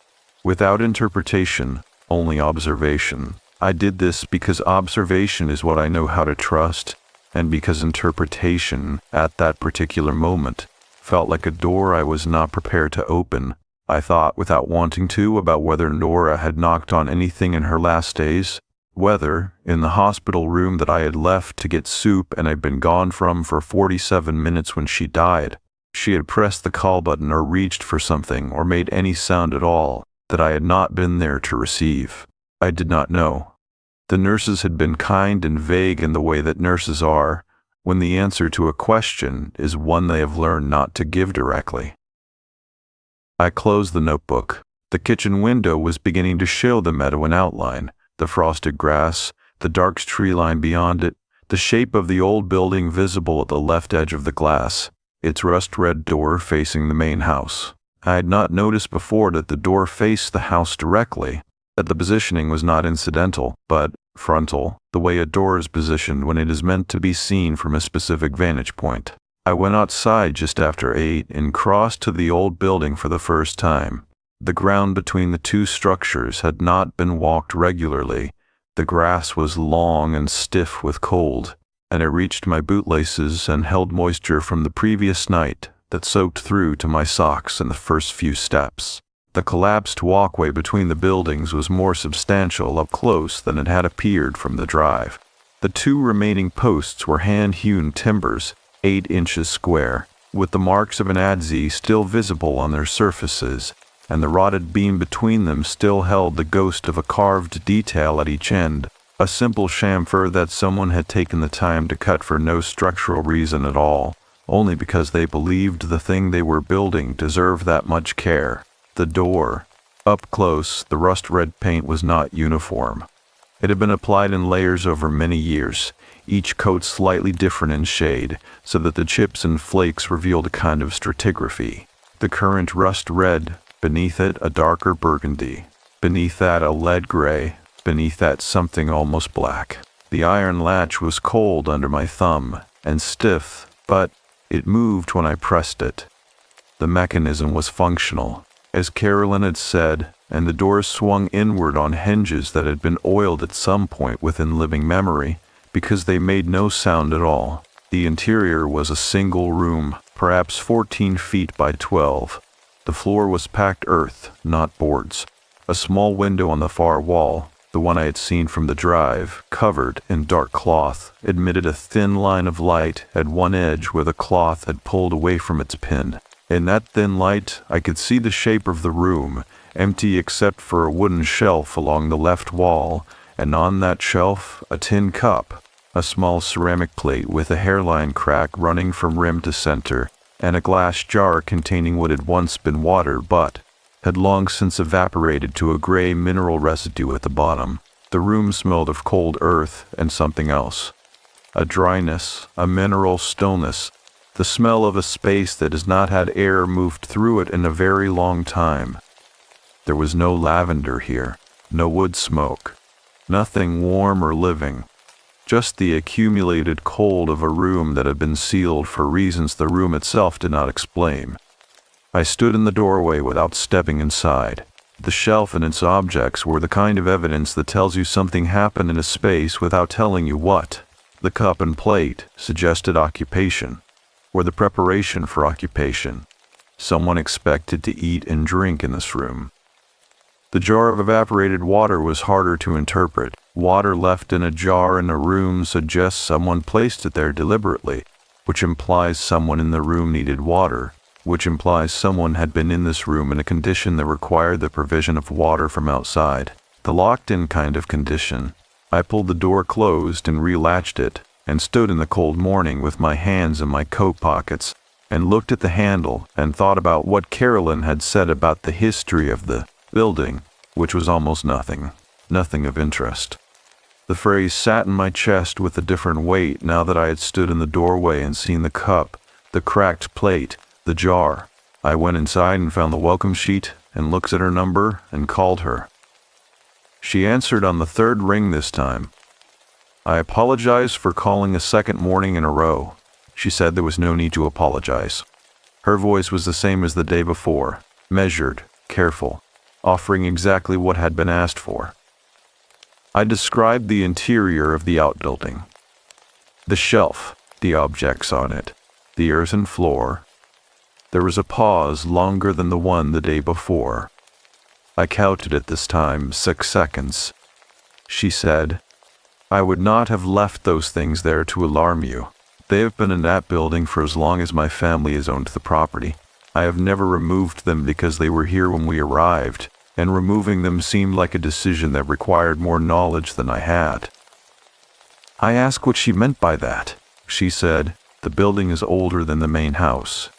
The property records show it on a survey from 1786, which predates the farmhouse by at least 30 years. Before it was part of this property, this land belonged to a family named Whitmore. What happened on this land before my family acquired it is local history, and not all of it is pleasant history." I asked if she would be willing to tell me. Another pause. 4 seconds this time. She said, "I will tell you what I know, which is not everything. But I would rather do it in person if you do not mind. Some things are harder to hear correctly over the phone." She paused again. "Could you come to the village this afternoon? I will make coffee." I told her yes. I drove into Craftsbury Common just after 2 o'clock, and the village was the kind of New England village that makes you understand why people use the word common. The white clapboard buildings arranged around a central green that was, in late October, a rectangle of pale gold grass edged with maples that had let go of almost everything. The Congregational Church at the north end had a steeple that was the most vertical thing for miles in any direction, and it caught the afternoon light at an angle that made it look less like a building and more like a declaration. Carolyn lived in a Cape-style house on the east side of the green, and she met me at the door before I had reached the porch steps. A woman in her early 70s, I revised upward from the voice, with gray hair pinned simply in a cardigan, the color of oatmeal, and the under-arrayed posture of someone who has not needed to perform competence for a very long time, because competence is simply what she is. She poured coffee into heavy ceramic mugs, and the kitchen smelled of the coffee and of something baked earlier in the day, a sweetness in the air that had subsided to a trace. I wrapped both hands around the mug and felt the warmth of it move up my arms, and for a moment I was simply a person sitting in a warm kitchen with a hot cup of coffee on a cold afternoon, and nothing that had happened in the outbuilding that morning was immediately present. Then she sat down across from me and folded her hands on the table and said, her name, as best as I have been able to determine, was Patience. She said it the way people say names that have weight, without preamble, without softening, just the name, placed on the table between us like an object. She worked on the Whitmore property in the 1790s. She was young, 18, perhaps 19. The records are imprecise about her age because the records were kept by people who did not consider her age a priority. She was accused of taking something from the house. No one established whether she had taken it or not, because no one in a position to establish that fact was sufficiently motivated to try. Carolyn lifted her own mug, set it down without drinking. She was confined in that outbuilding in October, without adequate water. The door was latched from the outside. She paused. By the time anyone opened it, she was gone. The historical record uses that phrasing, gone, which is the word people use when they mean dead, but cannot quite bring themselves to write it. The kitchen was very quiet. What happened after that? I asked. Carolyn looked at me with the steady, direct attention of someone who has decided you are ready for the next sentence. People in this area will tell you, she said, that every generation or so, someone on or near that property reports hearing a knock. 3 times, usually before dawn, and that the rule I mentioned on the phone, exists because of what happened the last time someone opened the door. She did not say what had happened the last time. I did not ask. Not yet. The afternoon light was failing outside her kitchen window, and somewhere in the village a dog was barking at something in the middle distance. 3 sharp sounds followed by silence, and I sat with my cooling coffee and the name Patience settling into the space behind my sternum like something that had been looking for exactly that place to rest. I drove back to the farmhouse in the early dark, with Carolyn's words arranged and rearranged in my mind, and the gravel drive under my headlights seemed longer than it had any of the previous times, and the rust-red door of the outbuilding, visible for just a moment as I turned toward the house, was precisely and completely still, in the way that things are still when they have recently stopped moving. The name stayed with me through the night, not as a sound. I did not find myself repeating it. The way you repeat a name when you are trying to memorize it, or when it has attached itself to some emotional frequency you cannot switch off. It stayed with me the way a fact stays when it has reorganized everything around it, quietly and without announcement. The way a single correct figure in a column of numbers makes you realize the error was never where you were looking. Patience. 18 years old. Perhaps 19. The record's imprecise about her age because the people keeping the records had not considered her age a priority. That last detail was the one I could not set down. The casual indifference of the omission. The way her life had been so thoroughly unconsidered that even its basic coordinates had been left approximate. I had spent 11 years in a profession built on the premise that the omissions are where the truth lives. You do not find fraud in what a document says. You find it in the gap between what a document says and what the physical evidence requires it to say. Someone had looked at Patience's life and decided that certain of its coordinates did not require precision. And I understood, in the particular way that my particular mind understands things, that the imprecision itself was a document. It told you everything about the people doing the recording and almost nothing about the person being recorded. I was awake by 6 and outside by past. And the morning was different from the 2 that had preceded it. The sky had moved from the thin, high-pressure blue of the first 2 days to something lower and more deliberate. A solid gray ceiling that sat perhaps 500 feet above the ridgeline and made the landscape beneath it feel compressed. The colors of the meadow and the tree line more saturated without the direct light, the way colors deepen just before rain arrives. The air tasted of iron. The cold had gone from dry to damp overnight, and it moved differently against my face. Not the pushing cold of the previous mornings, but a surrounding cold, the kind that finds the gap between your collar and your neck and settles there with patience. With patience. I noticed I had used the word without intending to, and stood in the meadow for a moment, the frosted grass softening now under the damp air. And I let the coincidence of it be what it was, which was not a coincidence at all in any verifiable sense, only my mind doing what minds do when they have acquired a new lens, finding its shape in everything, everywhere, insisting on its relevance. I walked to the stone wall. The 7 flat stones I had counted 2 days ago were still arranged along the top at their deliberate intervals. I had not counted them on my second morning or at any point during the previous day, and so I could not say with precision that their number or positioning had changed. What I could say, and I stood at the wall for a full 3 minutes saying it to myself, testing it, was that the stone nearest the eastern end of the wall was not where I believed it had been, not dramatically displaced. Perhaps 8 inches to the left of where I thought I remembered it, but I could not be certain I was remembering correctly, and I knew better than to anchor a conclusion to an uncertain memory. I took out my notebook and drew the wall. I marked the position of each stone with a small axe, and numbered them 1 through 7 from west to east. I noted the distance of each from its neighbor by approximation. I noted the date and time at the top of the page. This was not something a rational person does with decorative stones on a stranger's property at 6:30 in the morning in October. And I was aware of that, and I did the drawing anyway, because the alternative was to dismiss the observation. And I had already dismissed 2 observations in 3 days, and I was beginning to feel the cumulative cost of that. Back inside, I lit the wood stove with the careful, 2-handed attention the task deserves. The crumpling of newspaper, the precise arrangement of kindling, the single match. And I stood in front of it until the birch caught properly and the first real heat began to push back against the morning chill of the sitting room. The smell of burning birch is a clean and particular smell, nothing like the generalized wood smoke of a fireplace.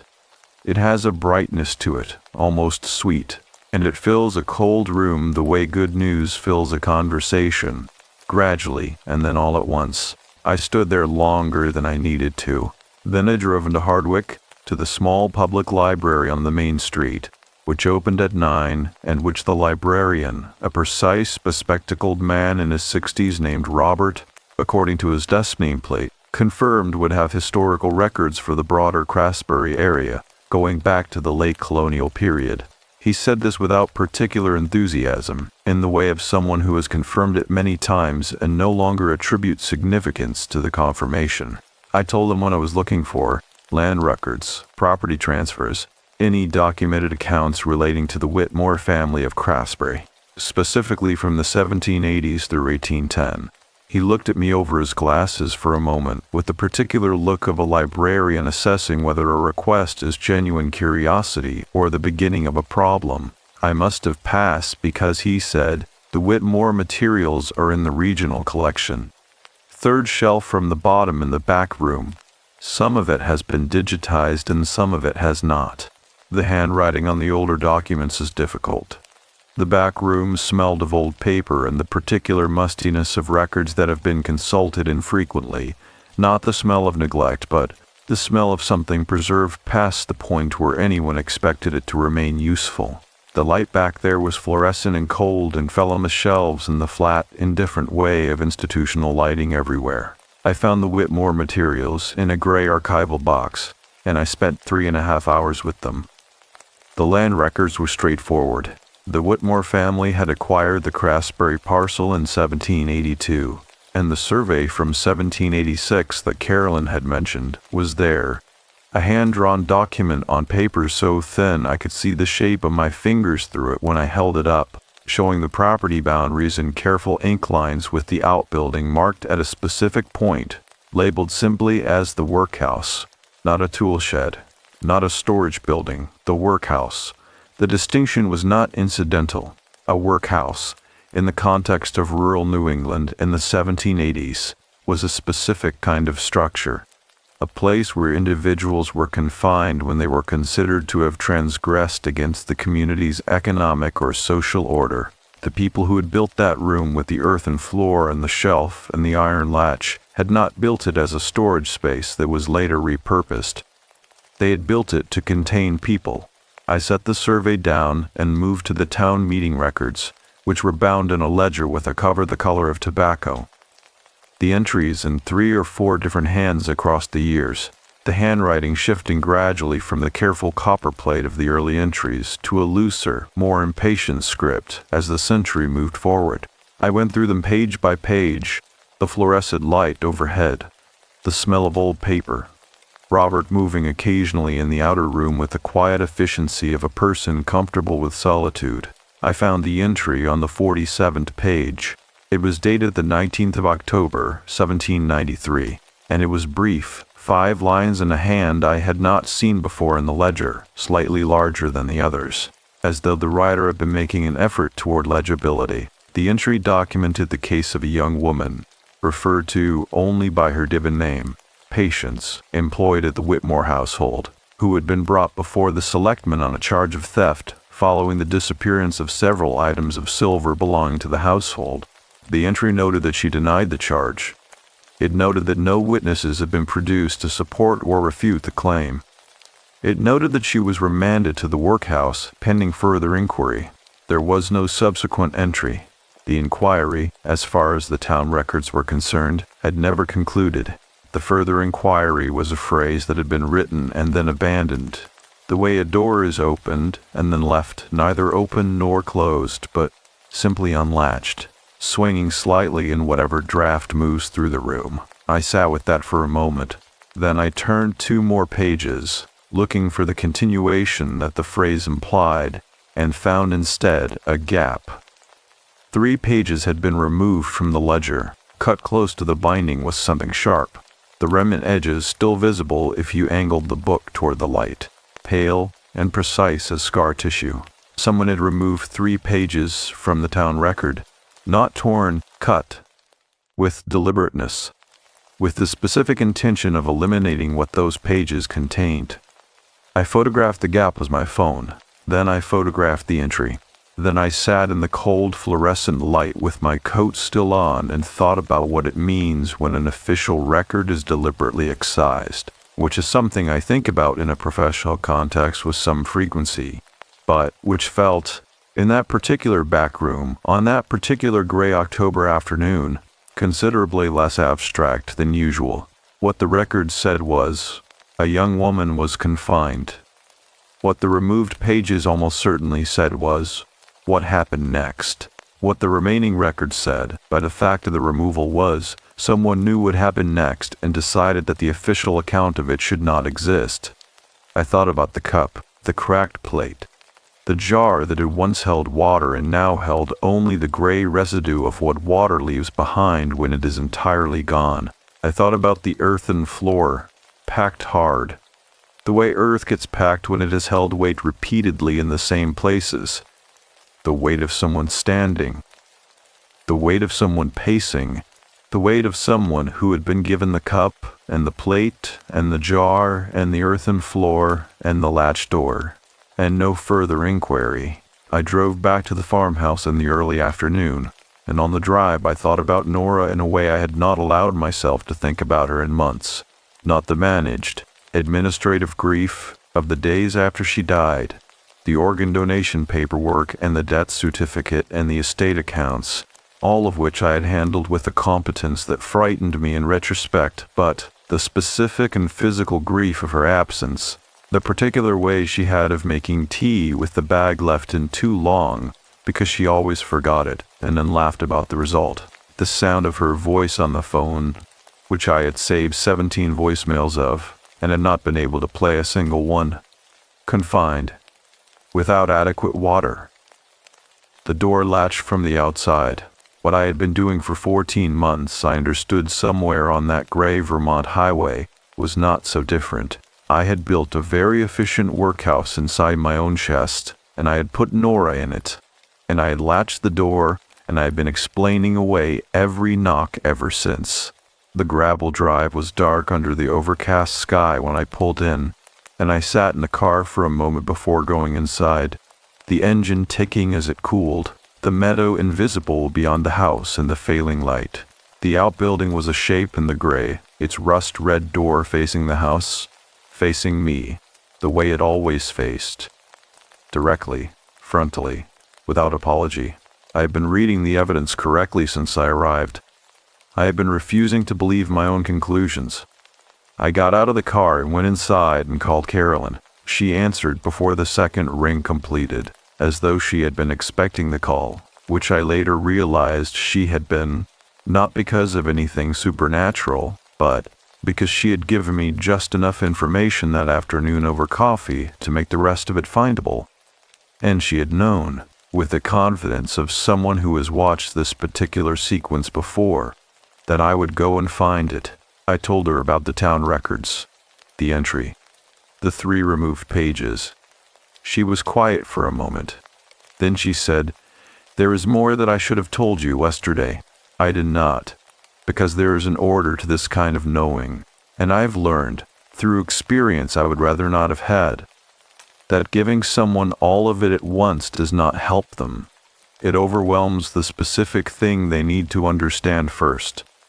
I asked her what I needed to understand now. She said, that what is in that property is not looking for everyone. It has never been indiscriminate.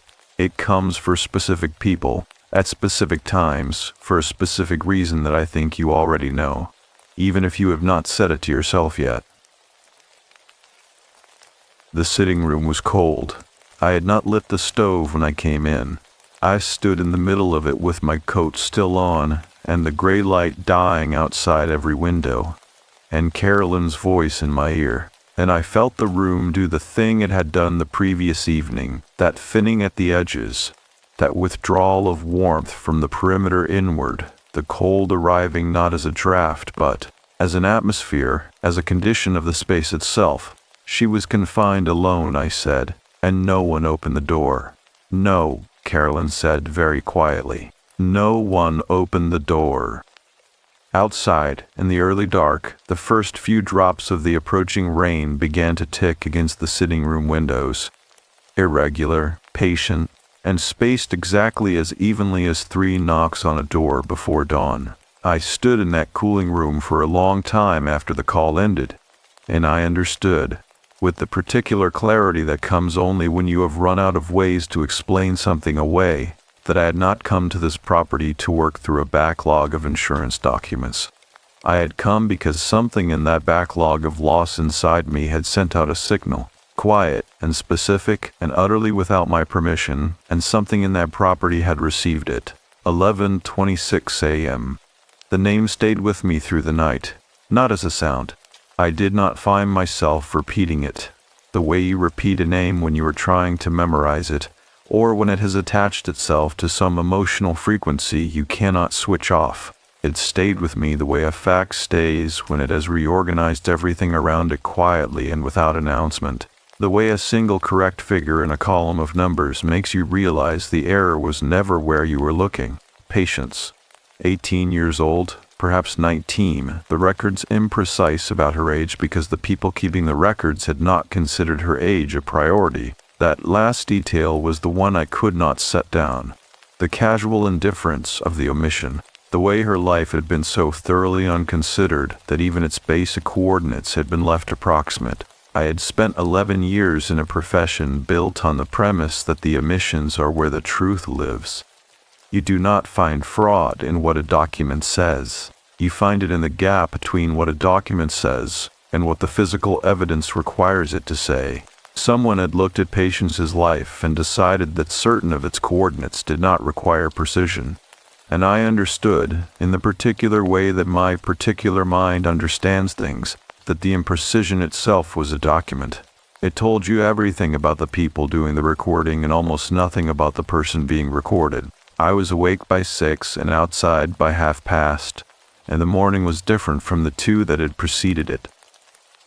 The sky had moved from the thin, high-pressure blue of the first 2 days to something lower and more deliberate, a solid gray ceiling that sat perhaps 500 feet above the ridgeline and made the landscape beneath it feel compressed. The colors of the meadow and the tree line more saturated without the direct light, the way colors deepen just before rain arrives. The air tasted of iron. The cold had gone from dry to damp overnight, and it moved differently against my face. Not the pushing cold of the previous mornings, but a surrounding cold. The kind that finds the gap between your collar and your neck and settles there with patience. With patience. I noticed I had used the word without intending to, and stood in the meadow for a moment, the frosted grass softening now under the damp air, and I let the coincidence of it be what it was, which was not a coincidence at all in any verifiable sense, only my mind doing what minds do when they have acquired a new lens, finding its shape in everything, everywhere, insisting on its relevance. I walked to the stone wall. The 7 flat stones I had counted 2 days ago were still arranged along the top at their deliberate intervals. I had not counted them on my second morning or at any point during the previous day, and so I could not say with precision that their number or positioning had changed. What I could say, and I stood at the wall for a full 3 minutes saying it to myself, testing it, was that the stone nearest the eastern end of the wall was not where I believed it had been, not dramatically displaced, perhaps 8 inches to the left of where I thought I remembered it, but I could not be certain I was remembering correctly, and I knew better than to anchor a conclusion to an uncertain memory. I took out my notebook and drew the wall. I marked the position of each stone with a small X and numbered them 1 through 7 from west to east. I noted the distance of each from its neighbor by approximation. I noted the date and time at the top of the page. This was not something a rational person does with decorative stones on a stranger's property at 6:30 in the morning in October, and I was aware of that, and I did the drawing anyway, because the alternative was to dismiss the observation, and I had already dismissed 2 observations in 3 days, and I was beginning to feel the cumulative cost of that. Back inside, I lit the wood stove with the careful 2-handed attention the task deserves, the crumpling of newspaper, the precise arrangement of kindling, the single match, and I stood in front of it until the birch caught properly, and the first real heat began to push back against the morning chill of the sitting room. The smell of burning birch is a clean and particular smell, nothing like the generalized wood smoke of a fireplace.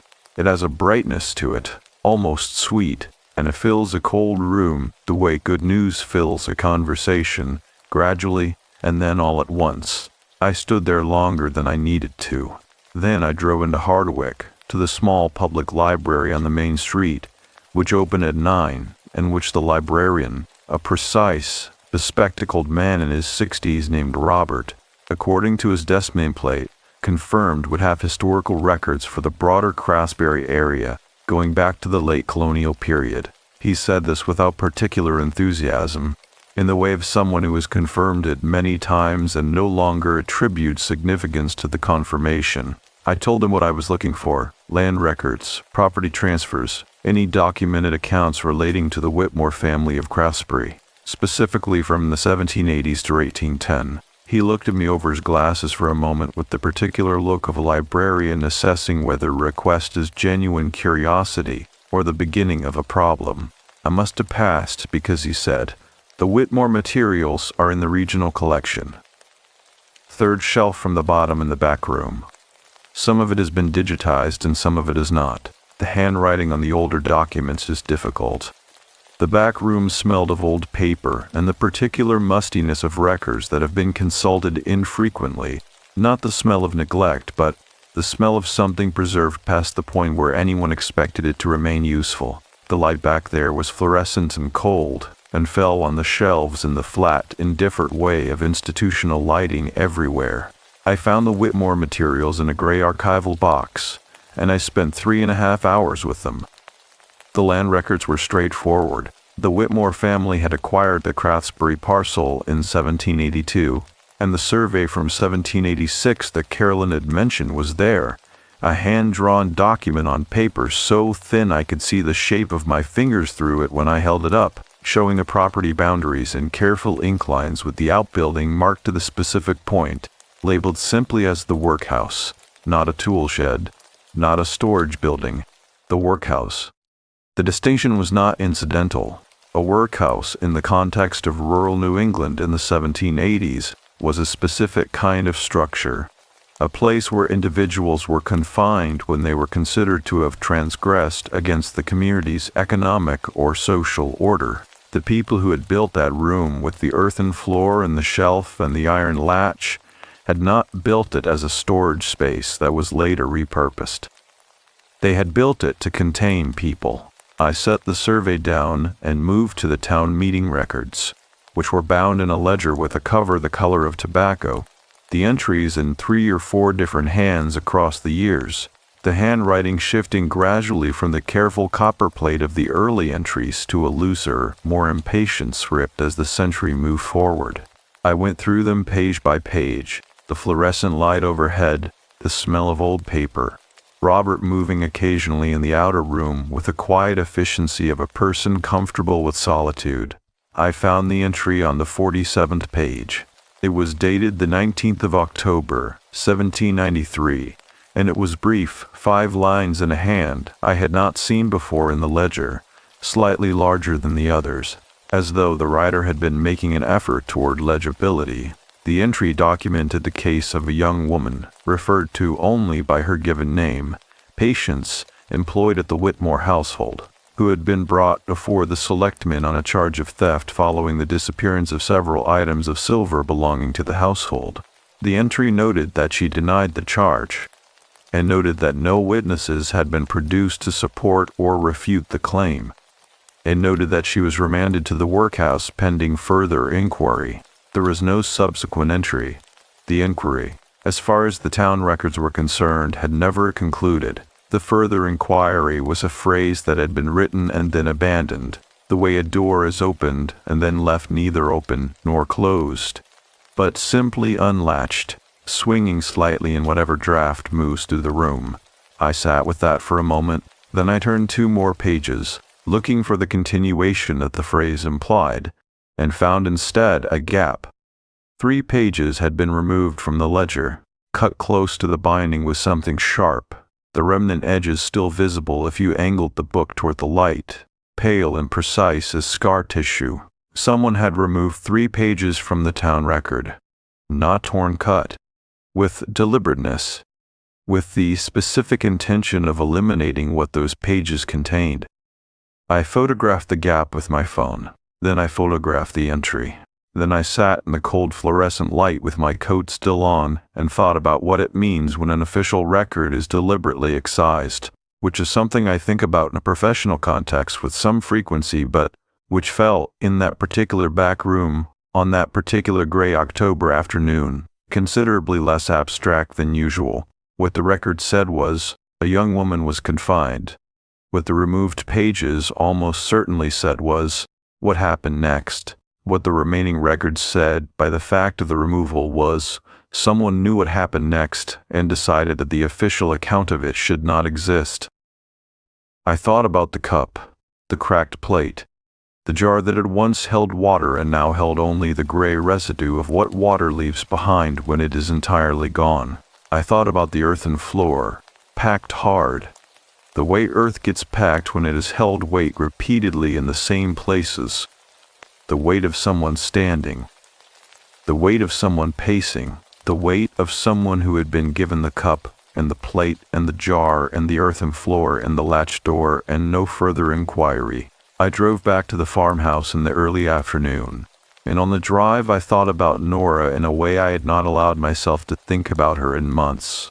Not the managed, administrative grief of the days after she died, the organ donation paperwork and the death certificate and the estate accounts, all of which I had handled with a competence that frightened me in retrospect, but the specific and physical grief of her absence, the particular way she had of making tea with the bag left in too long because she always forgot it and then laughed about the result, the sound of her voice on the phone, which I had saved 17 voicemails of and had not been able to play a single one, confined, without adequate water. The door latched from the outside. What I have been doing for 14 months, I understood somewhere on that gray Vermont highway, was not so different. I had built a very efficient workhouse inside my own chest, and I had put Nora in it, and I had latched the door, and I had been explaining away every knock ever since. The gravel drive was dark under the overcast sky when I pulled in, and I sat in the car for a moment before going inside, the engine ticking as it cooled, the meadow invisible beyond the house in the failing light.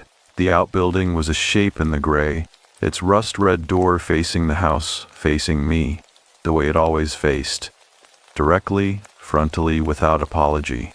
I had been reading the evidence correctly since I arrived. I had been refusing to believe my own conclusions. I got out of the car and went inside and called Carolyn. She answered before the second ring completed, as though she had been expecting the call, which I later realized she had been.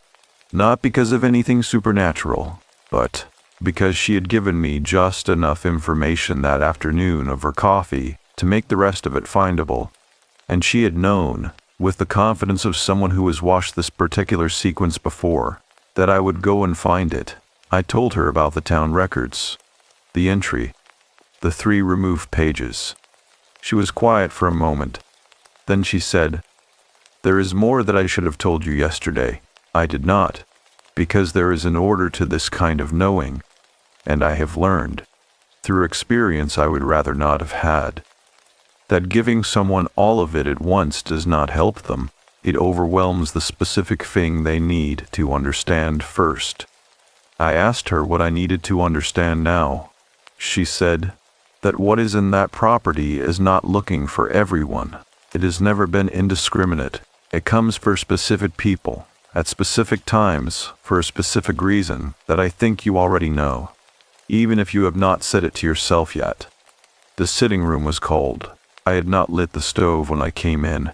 I stood in the middle of it with my coat still on and the gray light dying outside every window, and Carolyn's voice in my ear, and I felt the room do the thing it had done the previous evening, that thinning at the edges, that withdrawal of warmth from the perimeter inward, the cold arriving not as a draft but as an atmosphere, as a condition of the space itself. She was confined alone, I said, and no one opened the door. No, Carolyn said very quietly. No one opened the door. Outside in the early dark, the first few drops of the approaching rain began to tick against the sitting room windows, irregular, patient, and spaced exactly as evenly as 3 knocks on a door before dawn. I stood in that cooling room for a long time after the call ended, and I understood, with the particular clarity that comes only when you have run out of ways to explain something away, that I had not come to this property to work through a backlog of insurance documents. I had come because something in that backlog of loss inside me had sent out a signal, quiet and specific and utterly without my permission, and something in that property had received it. I did not sleep that night. Not because of fear exactly, or not only fear, which is too simple a word for what the hours between 10 and 5 actually contained. What kept me awake was something closer to the feeling you get when you have been working a case for weeks, and the pattern has finally resolved. When the figures that seemed unrelated have shown you their relationship and you understand, with the cold specificity of professional recognition, that the conclusion was inevitable all along, and that you simply had not been willing to look at it directly until now. The sleeplessness was not the sleeplessness of dread. It was the sleeplessness of someone who has been handed an accounting and must now sit with what it says. I lay on my back in the dark, and I let Nora come. I had been managing her since September of the previous year. The way you manage a creditor you cannot pay, acknowledging the debt in the abstract while avoiding any specific confrontation with its actual size. I had gone back to work within 3 weeks of her death. I had handled the estate with an efficiency that her lawyer had praised in a way that made me feel, afterward, as though I had been complimented for something I should have been ashamed of. I had slept more or less. I had eaten adequately. I had kept every external indicator of function within normal parameters, and I had done it by building the workhouse. That phrase, now, had taken a permanent residence in my thinking, by building it carefully and well, with good strong walls and a proper latch, and by placing inside it everything I could not process and latching the door, and explaining to myself, each time I passed it, that I would attend to the contents when I had more time, more capacity, more distance from the acute phase. 14 months later, I was lying in a farmhouse in Vermont at 2 in the morning, and a woman named Patience, who had died in a locked room in October of 1793, was but, by every piece of evidence I had collected with my forensic accountant's careful methodology, still present on this property, still moving through its dark hours with the specific and patient attention of someone who understood confined spaces from the inside and had developed over 2 centuries of practice an exquisite sensitivity to the particular frequency of a grief that has been locked away. She had heard mine. I did not find this comforting. I want to be precise about that. There is a version of this realization that becomes mystical and soft, that wraps itself in the language of connection and meaning, and I did not have access to that version that night. What I had was the version that feels like being read without your permission. The exposure of a document you believed was sealed, its contents visible to someone who had not asked before opening it. She had not asked, she had simply known, and I lay in the dark with the specific vulnerability of the known, which is not like any other kind of vulnerability because it carries within it the additional weight of having believed you were hidden. The rain had arrived properly by midnight, not the tentative opening drops of the previous evening, but a full, determined Vermont rain that moved in curtains across the meadow and pressed against the windows with a steady democratic force, wetting everything equally, the grass and the gravel and the rotted wood of the collapsed walkway and the board and batten siding of the outbuilding and the rust-red door. I could hear it on the roof above me, on the old tin that covered the farmhouse roof, and it was the kind of sound that under other circumstances I would have found entirely consoling. Rain on a tin roof is one of the oldest sleep sounds there is. It is specifically the sound of being inside, while the outside does its work without you. I lay in the dark and listened to it, and thought about the last time I had been in a room with Nora while it rained. February, the year before she died, we had met for lunch in the city, a restaurant near her office that she liked because it had good soup and terrible lighting, and a rain had come in off the lake during the meal, and was still coming when we finished, and we'd stood in the restaurant doorway for 20 minutes watching it because neither of us had an umbrella, and neither of us wanted the lunch to end. She had talked about a trip she was planning, Somewhere in the Pacific Northwest, she had been reading about a particular coastal trail that I cannot name now without feeling the specific, vertiginous grief of something that was never taken. I had half listened. I had been thinking about a case. I had given her the portion of my attention that was not occupied, which was perhaps 60%, and I had thought at the time that 60% was adequate, that the remaining 40 would be available some other time, that there would be other lunches and other doorways and other rains. 14 months later, lying in Vermont in the dark with rain on a tin roof, I understood that the 40% I withheld was gone in a direction I could not follow, and what I had thought of as a debt I would repay later was not a debt at all, but a loss that had already occurred, and the ledger did not have a column for payments made after the fact, 3 removed pages from a town record.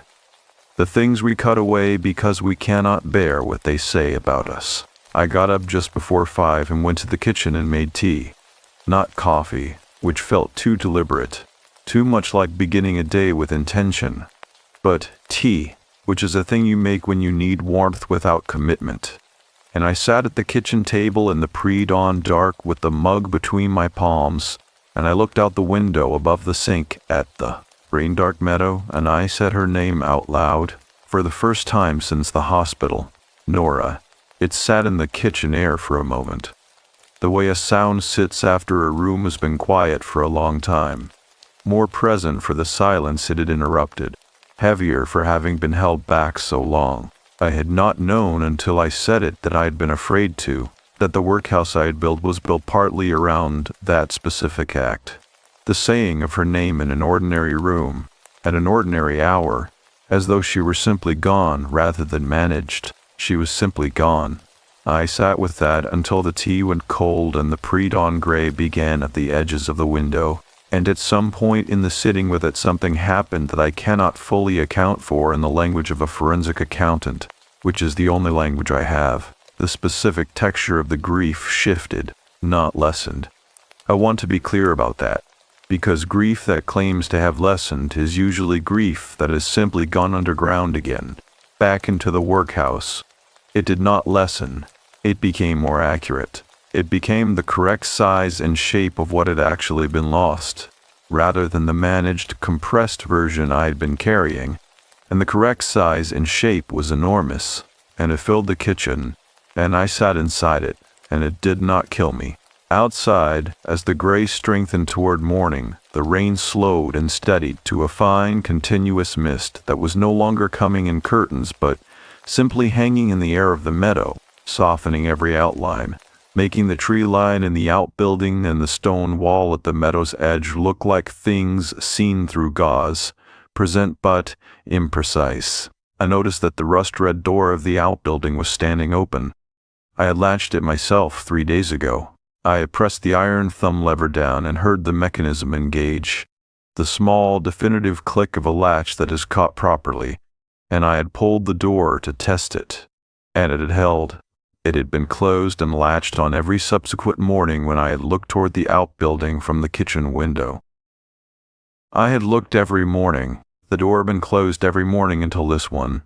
It stood perhaps 6 inches open, the gap between door and frame showing a darkness inside that the morning gray had not yet reached, a darkness that was qualitatively different from the ordinary darkness of an unlit interior, denser, more deliberate, the way certain silences are denser than others. I sat at the kitchen table and looked at it for a long time. My phone was on the table beside my mug. I picked it up and checked the battery, 63%, which was enough for the day, and set it down again, and was briefly aware of the absurdity of checking my phone battery while looking at a door that had unlatched itself in the rain. But the mind does what the mind does. And what my mind did in that moment was seek the nearest mundane thing and hold it briefly. The way a person grabs a handhold on a wall, they're sliding down. Then I put on my coat and my boots and went outside.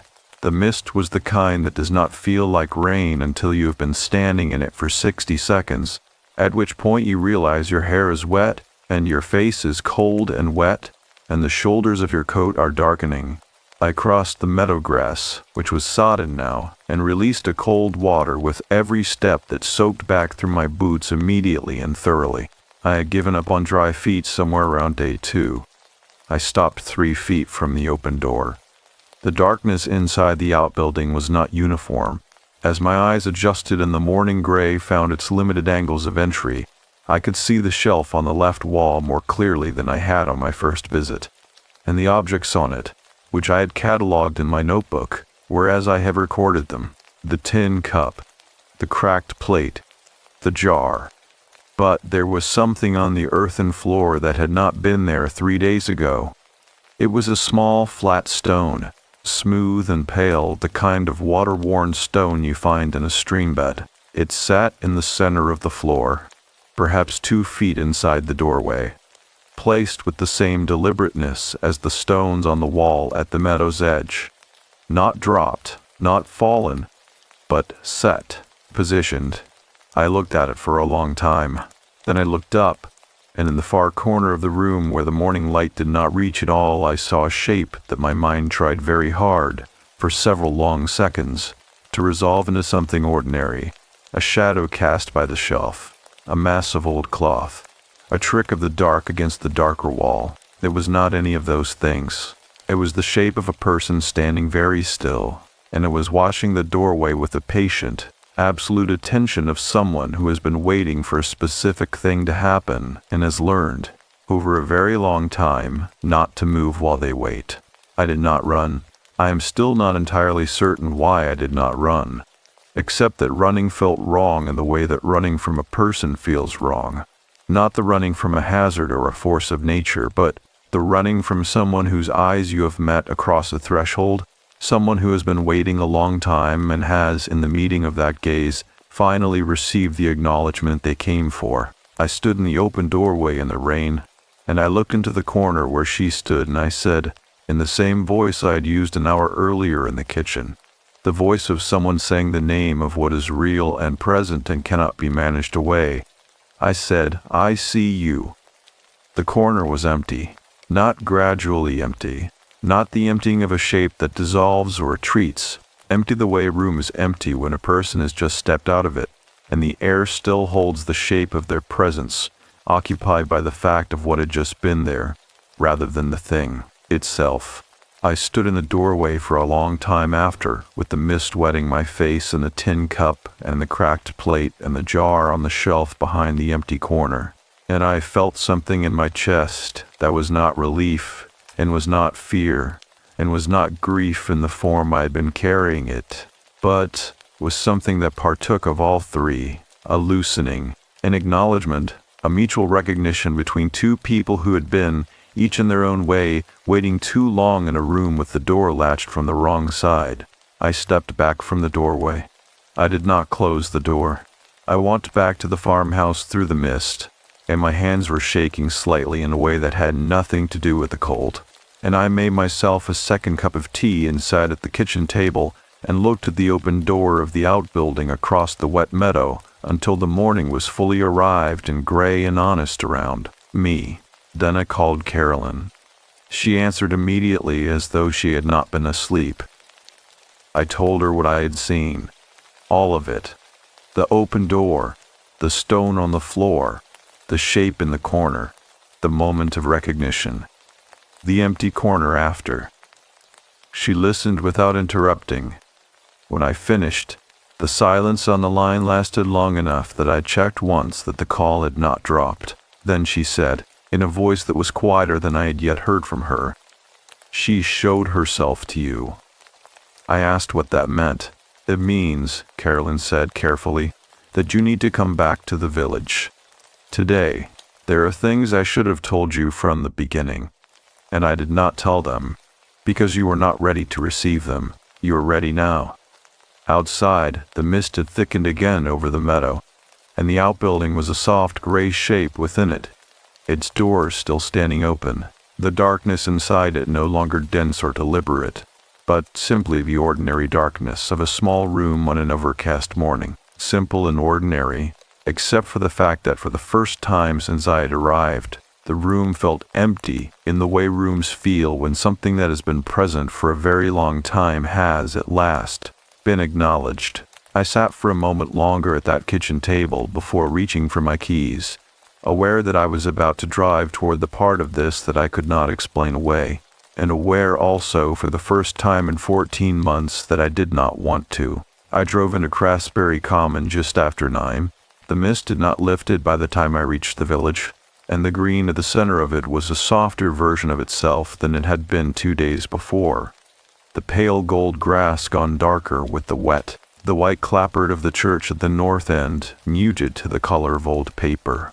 The maples along the perimeter holding their last few leaves, with the particular stubbornness of things that have survived this long and intend to survive a little longer. There were no other cars on the road. There was a single light in the window of the general store on the south end of the green, and I found that light more comforting than I had any rational basis for finding it. The way a single lit window in a dark landscape always carries a weight of meaning far beyond its actual warmth. Carolyn met me at the door again, and this time she did not wait for me to reach the porch steps.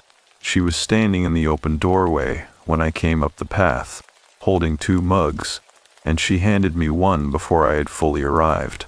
The coffee was strong and hot, and I held it in both hands the way I had held it 2 days before in her kitchen, and I followed her inside, and she closed the door behind us with a precision that felt deliberate, the specific care of someone who understands the significance of thresholds. Her kitchen in the morning mist-light looked different from the afternoon version of itself. The same room, the same furniture, the same faded blue of the curtains over the window above her own sink. But the light was horizontal and gray, and gave everything a quality of having been here for a very long time, which was, I suspected, exactly accurate. The house was old. The furniture was old. Carolyn herself had the quality of someone who has been in the same place long enough that the place has shaped itself around her rather than the other way around. She sat down across from me and folded her hands on the table exactly as she had 2 days before, and I had the feeling, not for the first time since meeting her, that this was a conversation she had conducted before, in this room, at this table, with someone sitting where I was sitting. I did not ask about that. I asked instead about patience. Carolyn was quiet for a moment. Then she said, "What I am about to tell you is not in any document you will find at the Hardwick Library, and it is not in any document you will find anywhere else. It has been carried by word of mouth in this community for 230 years, and it has been carried carefully because the people who carry it understand that it is not a story. It is a record." She looked at me steadily. Patience was not simply confined and forgotten. There was someone in this village who knew the truth of what had happened, that the silver had not been taken by her, that the accusation was a convenience, a way of removing her from a household where her presence had become uncomfortable to certain people for reasons the record was never going to explain. This person knew the truth within hours of her confinement, and this person went to the workhouse door that night. She paused. Her hands, folded on the table, were very still. They stood outside the door for a long time.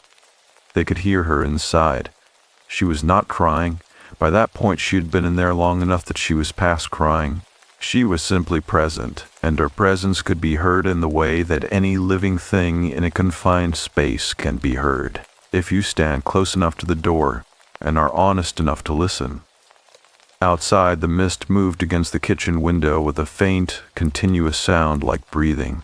The person did not open the door.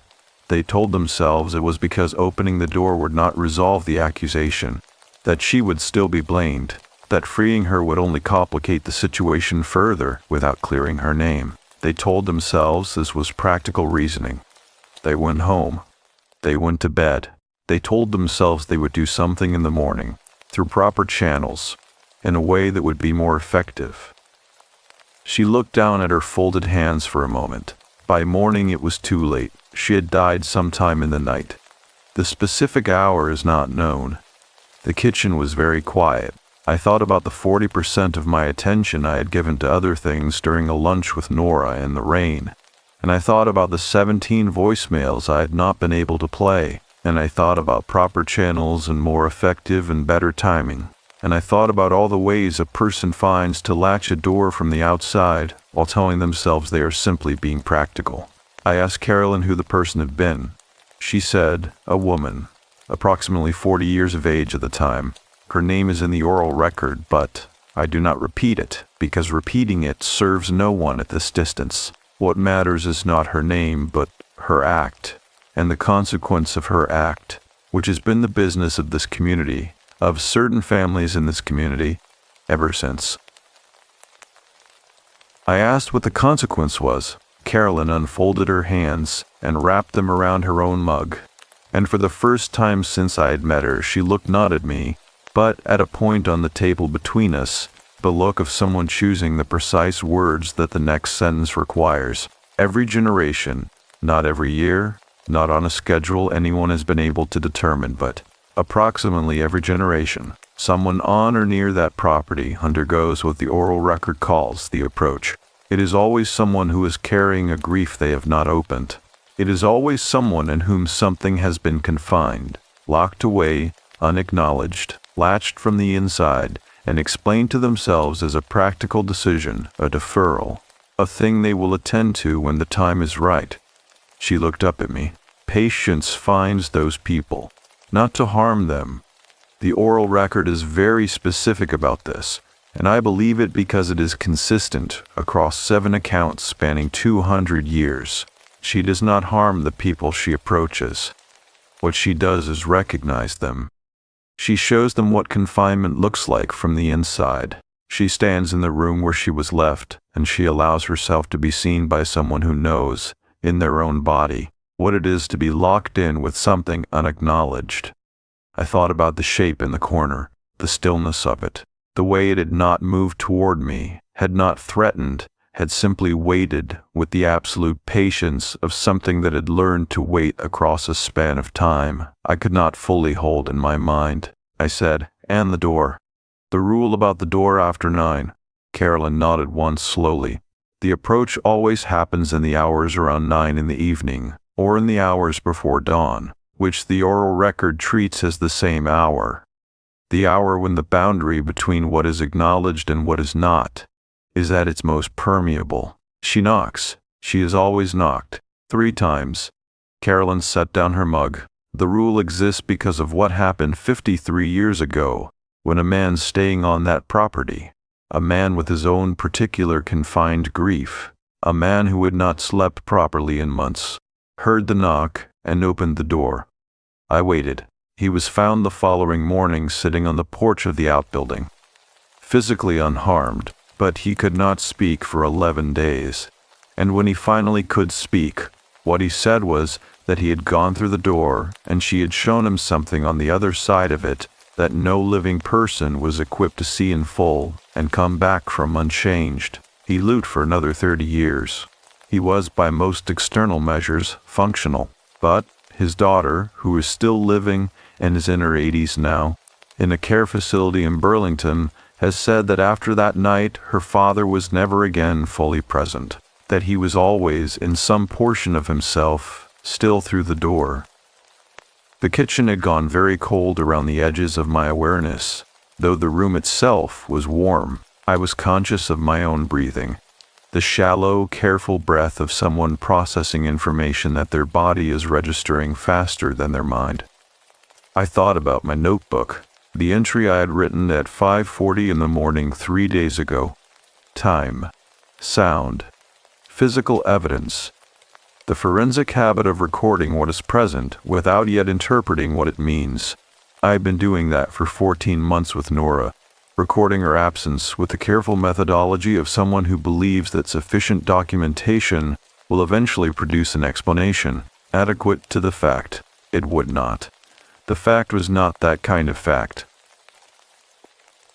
I asked Carolyn what the correct response to the knock was, whether there was one. She said, the oral record says that the knock is not a test of whether you will open the door. That is the misunderstanding that has caused the most harm.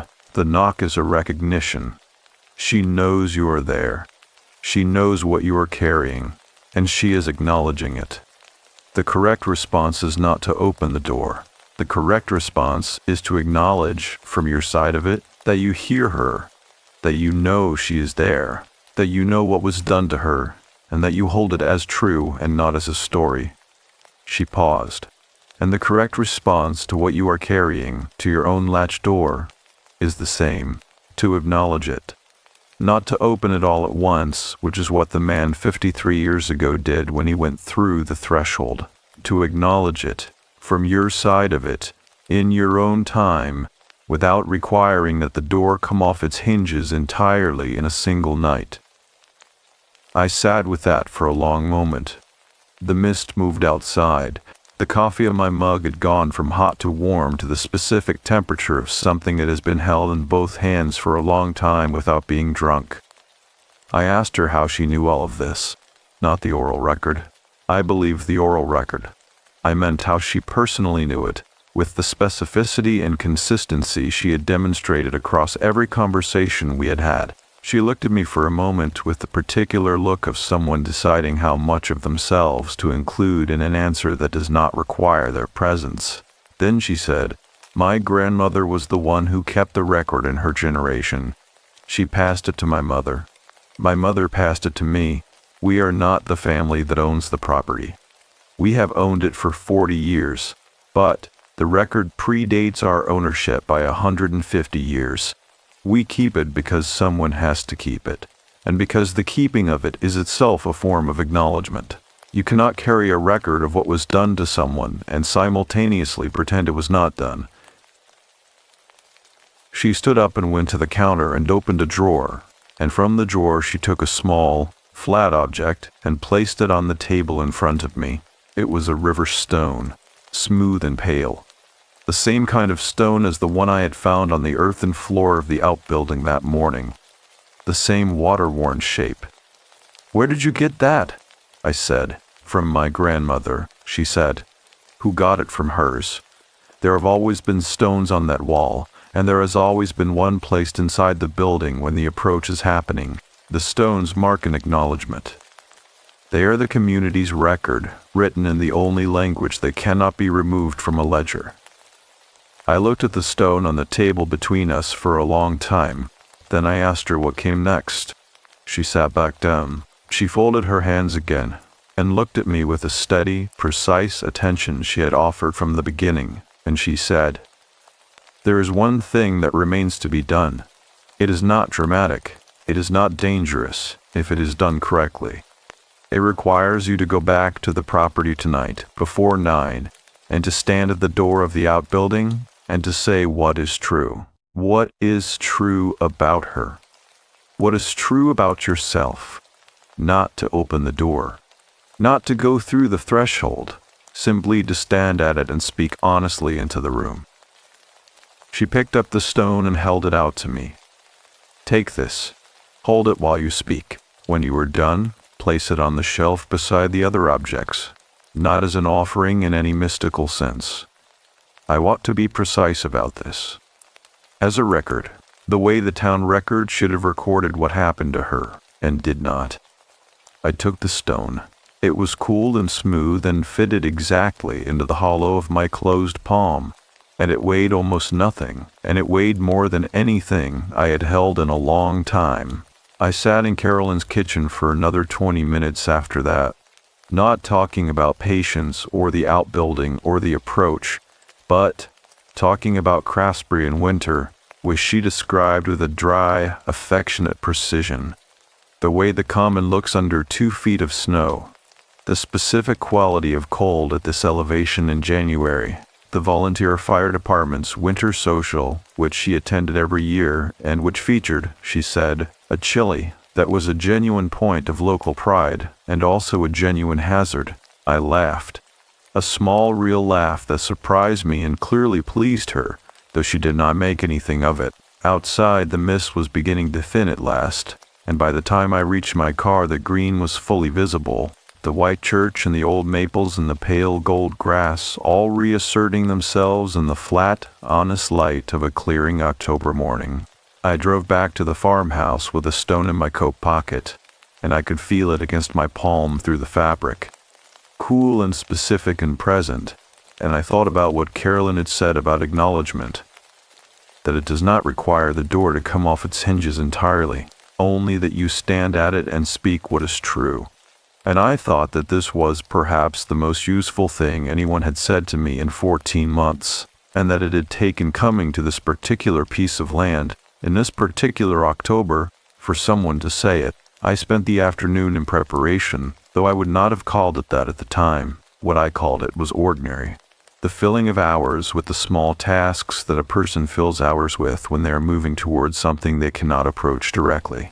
I made soup from a can I had brought in my bag from the city, the particular brand of tomato soup that Nora had kept in her cabinet in quantities that always seemed excessive until you understood that she ate it several times a week, not from lack of imagination, but from genuine preference, the way certain people return to the same book repeatedly, not because they have forgotten it, but because they have not finished understanding it. I had bought 2 cans at the grocery store the week before I drove north without fully acknowledging to myself why I was buying them. I ate the soup standing at the kitchen counter, looking out the window above the sink, and I let the fact of the soup be what it was. A small, honest acknowledgement. A minor door opened just enough to let in air.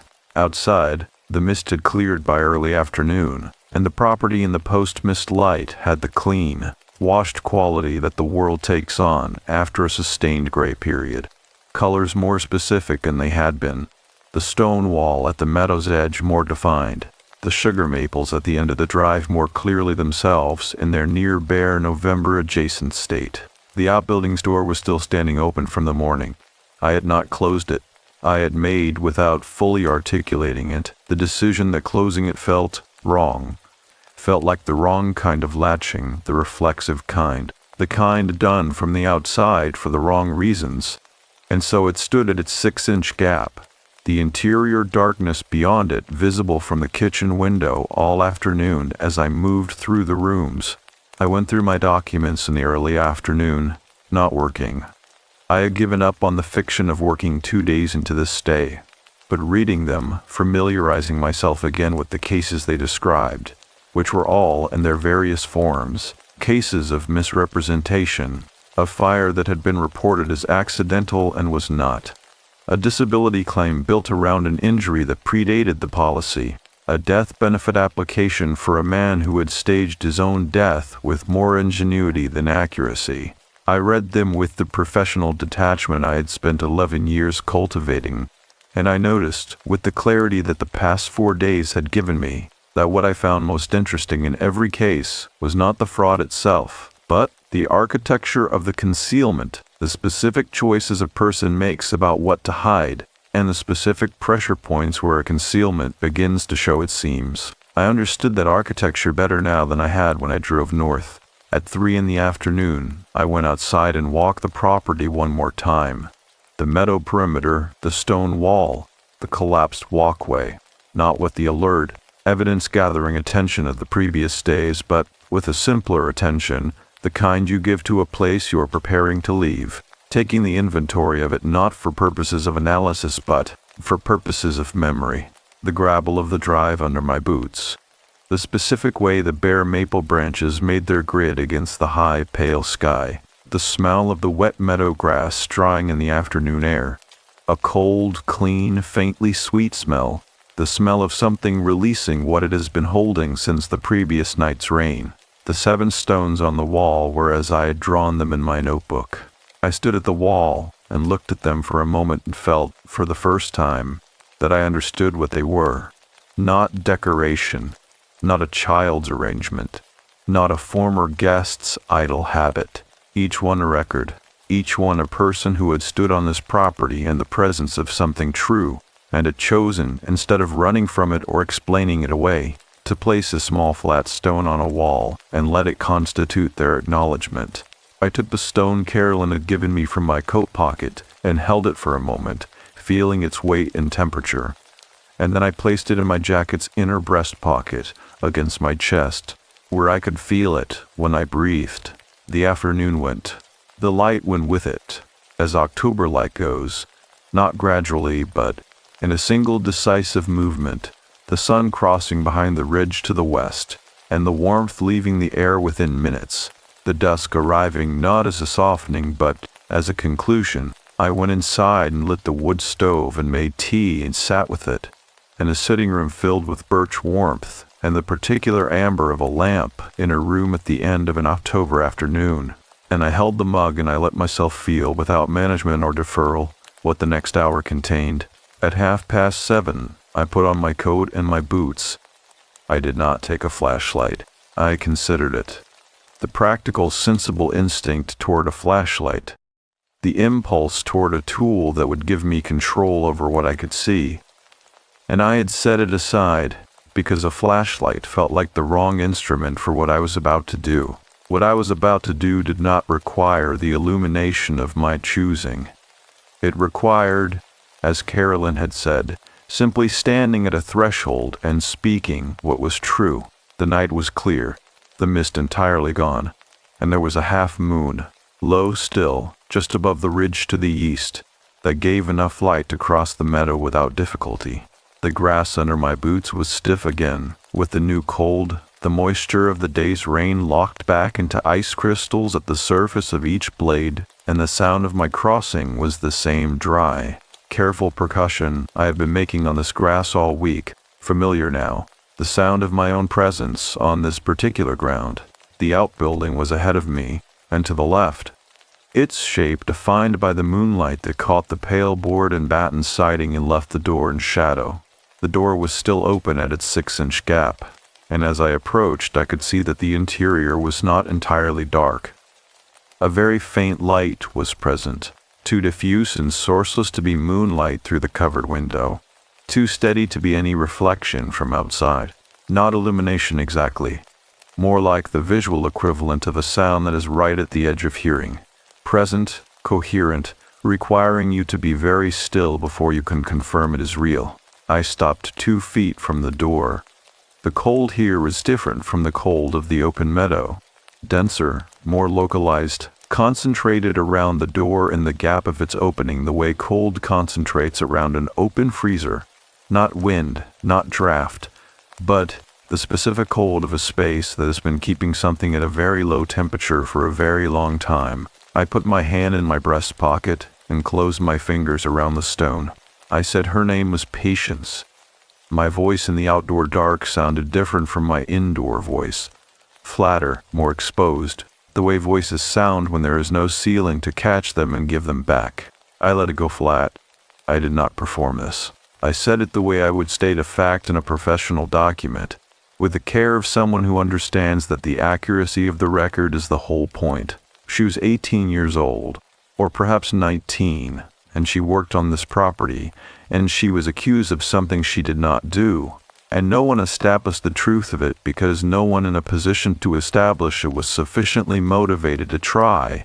She was confined in this room, without adequate water. The door was latched from the outside. She died in this room in October, and no one opened the door in time, and the official record of what happened to her was cut from a ledger with something sharp, by someone who understood that the record indicted them. I paused. The faint light inside the room was unchanged. The cold around the door was unchanged. The night around me was very still. No wind, no animal movement in the meadow, no sound from the road or the village. Just the cold and the dark, and the half moon and the open door. She was real, I said, and what was done to her was real, and the fact that it was convenient for certain people to pretend otherwise does not change what it was. It was a wrong that was done to a person who had no recourse and no one willing to stand on her side of the door. My voice was steady. I had not expected that, and I noted it, not with pride, but with the simple recognition that the steadiness was right, that this required steadiness rather than emotion, that what she had been denied was not sentiment, but acknowledgement, and acknowledgement is a precise act, not an emotional one. Then I said the other thing. I have been doing the same thing, I said, not to someone else, to myself, and to the person I lost. I built a room and I put my grief in it, and I lashed it from the outside and I told myself it was practical. that I was being functional, that I would attend to it when the time was right.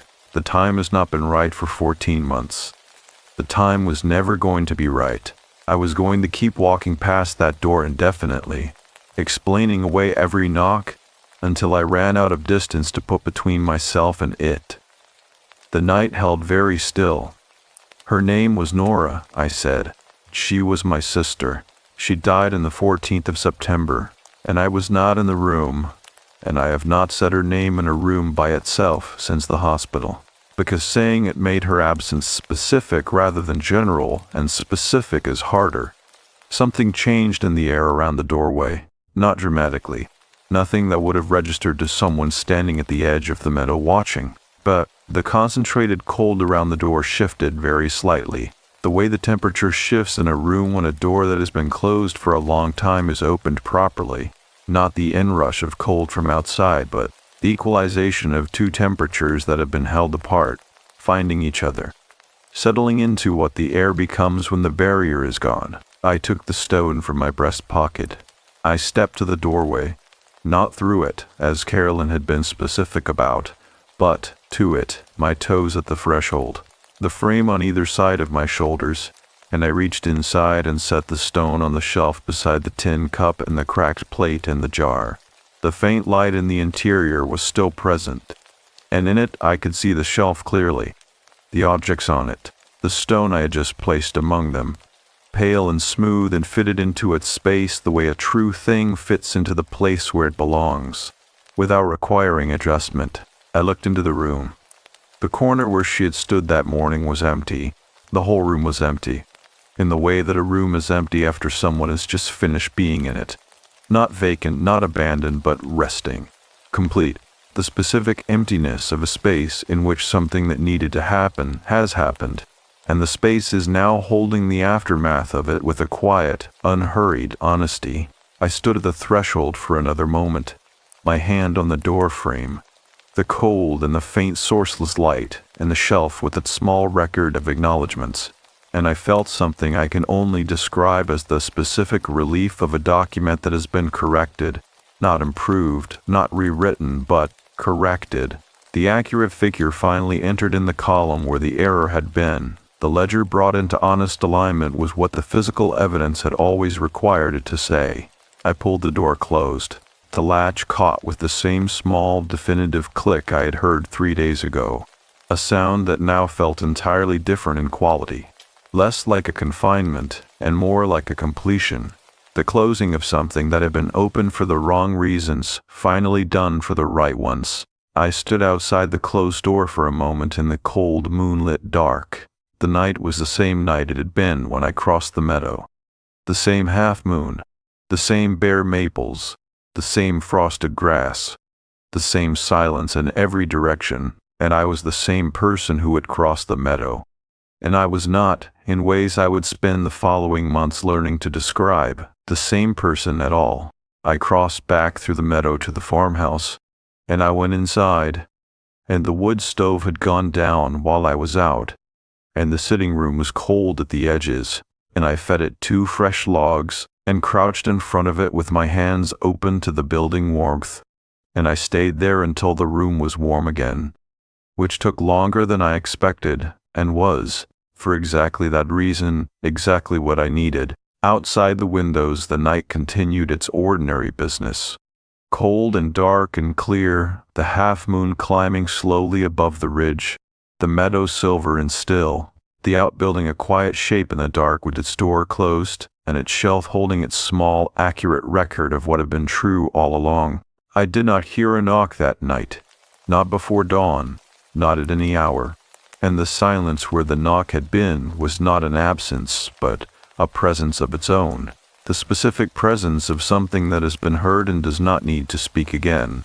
I woke the following morning to sunlight, not the thin, tentative light of the previous days, not the light that arrives apologetically through overcast and announces itself in degrees, but full, direct, unmediated October sunlight coming through the bedroom curtains with the confidence of something that has been waiting for the clouds to finish their business and has finally been given the floor. It fell across the foot of the bed in a rectangle of pale gold and moved, as I lay watching it, with the almost imperceptible slowness of real light, rather than the static brightness of artificial light, advancing across the floorboards one increment at a time as the morning progressed. I lay in it for a while without moving. This was not something I did. I was, by deep professional and personal habit, a person who got up when I woke up.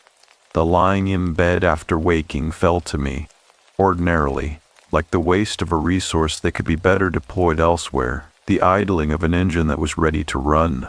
I had imposed this habit on myself so thoroughly over so many years that I had ceased to experience it as a habit and experienced it simply as a fact about myself, the way you cease to experience the weight of your own shoes. This morning I lay in the sunlight and I felt the weight of nothing at all. And I stayed there until the light rectangle had moved from the foot of the bed to halfway up the far wall, which by my estimation meant approximately 40 minutes. And I did not once think about the documents waiting on my laptop, or the reports that were overdue, or the 2 colleagues I had told I would call back and had not yet called back. I thought about Nora's trip to the Pacific Northwest, which she had never taken. Not with grief, exactly. Or not with the managed, compressed version of grief I had been carrying, the workhouse version that required the expenditure of significant interior effort to keep contained. The thought arrived and sat beside me in the sunlit room, the way a person sits beside you on a bench. Present, companionable, taking up its appropriate amount of space without requiring anything from you. I let it. The trail she had described was a coastal one, and she had shown me photographs on her phone in the restaurant doorway while we waited for the rain to stop. Images of headlands and sea stacks, and a particular quality of Pacific light that she said you could not replicate in any other part of the country. I had looked at the photographs with the 60% attention I had available, and I had said they were beautiful, because they were, and now I let myself look at them again in memory with everything I had. They were beautiful. She had been right about the light. I got up and made coffee and took it outside to the porch, and the morning hit me with the specific force of a Vermont October morning after a clearing. The cold was still serious, still the dry pressing cold of the interior, but the sunlight on the meadow turned the frost to a brief and brilliant shimmer before burning it off entirely, and the colors of the property in that light were the truest they had been all week. The deep burgundy of the few remaining maple leaves at the end of the drive, the pale gold of the meadow grass, the dark gray of the stone wall, the silver of the old board and batten siding on the outbuilding catching the morning sun at an angle that made it look almost luminous. The rust-red door was closed. I looked at it for a moment over the rim of my coffee mug. The closed door in the morning sun, and I felt nothing frightening in it. Only the simple, accurate sight of a door that was closed and should be closed, holding in its closed state nothing that required my intervention or attention. I called Carolyn at 9. She answered on the first ring, and her voice had a quality I had not heard in it before. Not surprise, because I did not think she was surprised by any particular outcome of what had happened, but something lighter than the careful, deliberate register she had maintained across all our previous conversations. A quality of ease, as though a tension she had been holding had been released, the way a person's voice changes when they put down something heavy they have been carrying for a while, without acknowledging the weight. I told her what had happened the previous evening. She listened without interrupting as she always did, but this time the silence of her listening felt different. Less the silence of someone withholding their response while they assess what they are being told, and more the silence of someone who already knows the shape of the story and is simply grateful to hear it told honestly. When I finished, she said, "I am glad." 2 words, unhurried and precise and exactly sufficient. Then she said, "I would like to bring you something if you are willing, something that has been in my family's keeping and that belongs, now, with someone who has done what you did. Could I come to the property this afternoon?" I told her yes. She arrived just after 2, driving a dark green pickup that was old enough to be entirely without pretension, its bed carrying a dusting of soil and a folded canvas tarp and the general evidence of a vehicle used for the actual purposes of rural life rather than the performance of them. She came up the drive and parked and got out carrying a small wooden box, perhaps 8 inches long and 4 inches wide, the wood worn smooth with handling, no latch or hinge visible from the outside. We sat at the kitchen table and she placed the box between us and she said, "This has been in our family for 112 years. It came to my great-grandmother from the woman who kept the record before her, who received it from the woman before that. The chain of keeping goes back, we believe, to within a decade or two of Patience's death, though we cannot document that precisely." She placed her hands on either side of the box but did not open it. Inside is a small collection of objects. A piece of cloth, white linen, very old, too fragile to unfold now. A button, horn, the kind used on working clothes in the late 1700s. A folded piece of paper with 2 words written on it, in a hand we have never been able to identify. She paused, and a second river stone. She slid the box across the table toward me. "The stone you placed on the shelf last night is the community's acknowledgement. It joins the others on the shelf, and it stays there. This stone is different. It was placed in this box by someone in the chain of keeping as a stone to be carried forward, to be kept by the person who does the work of the approach, after the work is done. A reminder, I suppose, of what it costs to acknowledge something honestly, and what it gives back." I opened the box. The linen was folded to a small square and had the color of old cream, its surface too fragile to touch with bare hands. The button was dark-horned, slightly convex with 4 holes worn smooth at their edges. The folded paper was the size and thickness of something very old, not brittle, but dense, the way old paper gets when it has been compressed for a long time. I did not unfold it, not because I was afraid of it, but because it did not feel like mine to unfold. The paper belonged to its fold, to its 2 words, to the privacy of whatever acknowledgement had been written there by a hand that was 2 centuries gone. And the stone, it was smaller than the one I had carried and placed on the shelf.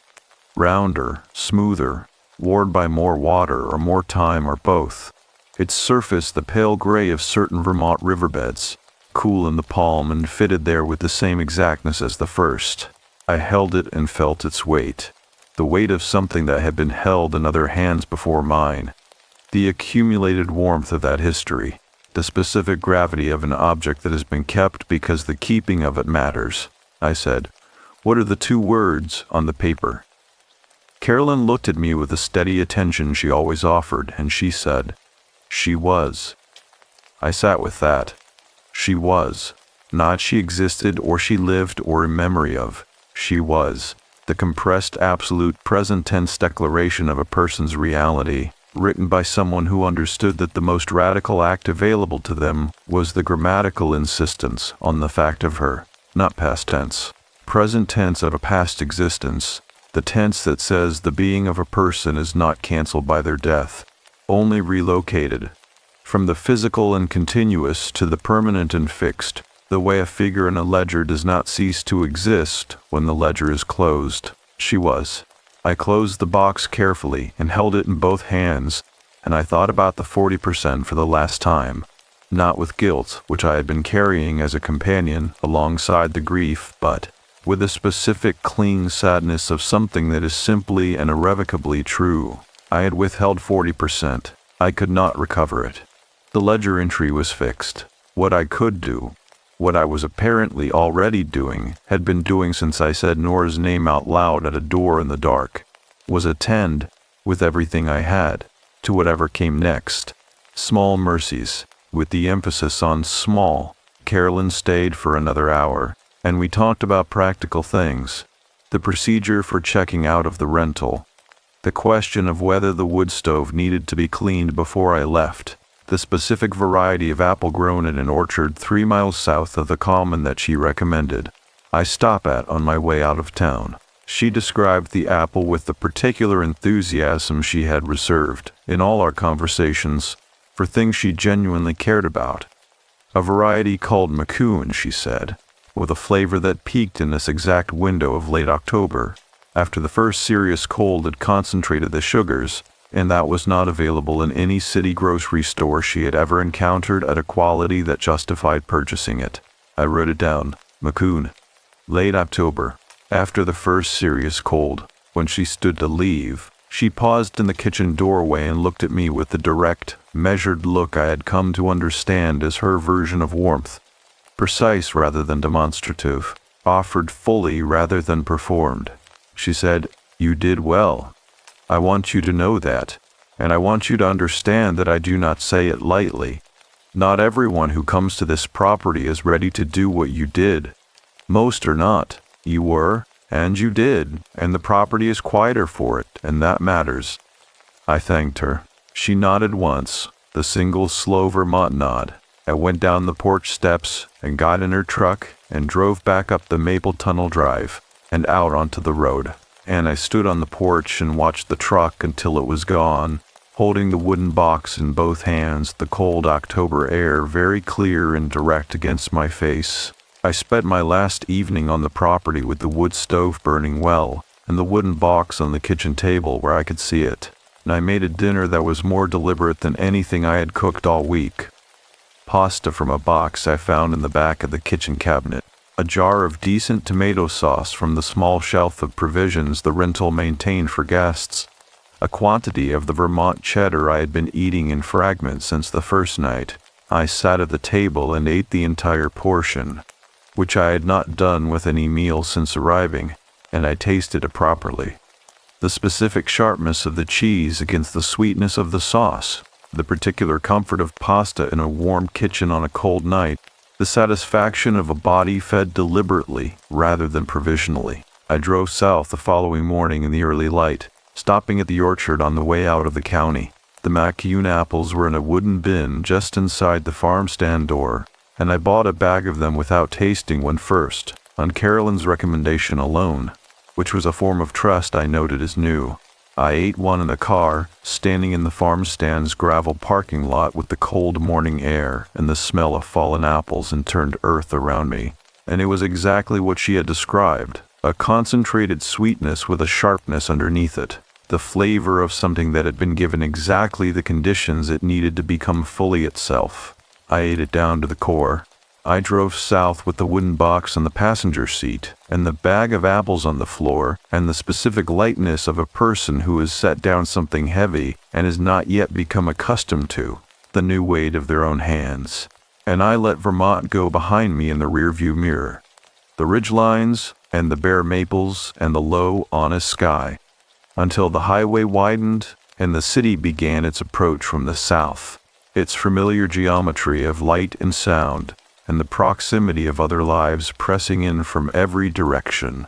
I took the wooden box up to my apartment and placed it on the shelf above my desk, between a photograph of Nora at a lake somewhere in her 20s, and the small green stone she had given me one birthday as a joke, a piece of polished malachite from a gift shop, accompanied by a card that said in her handwriting, "For when you need something to hold."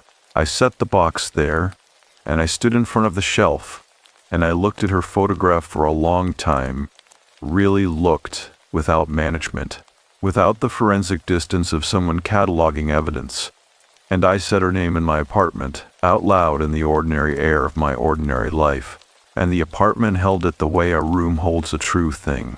That night I opened my laptop, and I did not open the insurance documents, but I opened a new document, and I titled it with a single word, that was also a direction and also a promise, and I began, for the first time, to write down what had happened, not as a record of the inexplicable, but as a record of the true. 3 weeks after I returned from Vermont, I played the first voicemail, not deliberately, or not in the way I had imagined doing it on some future occasion when I had prepared myself adequately, had the right amount of time and the right amount of quiet, and the right amount of whatever it is you tell yourself you need before you do the thing you have been avoiding.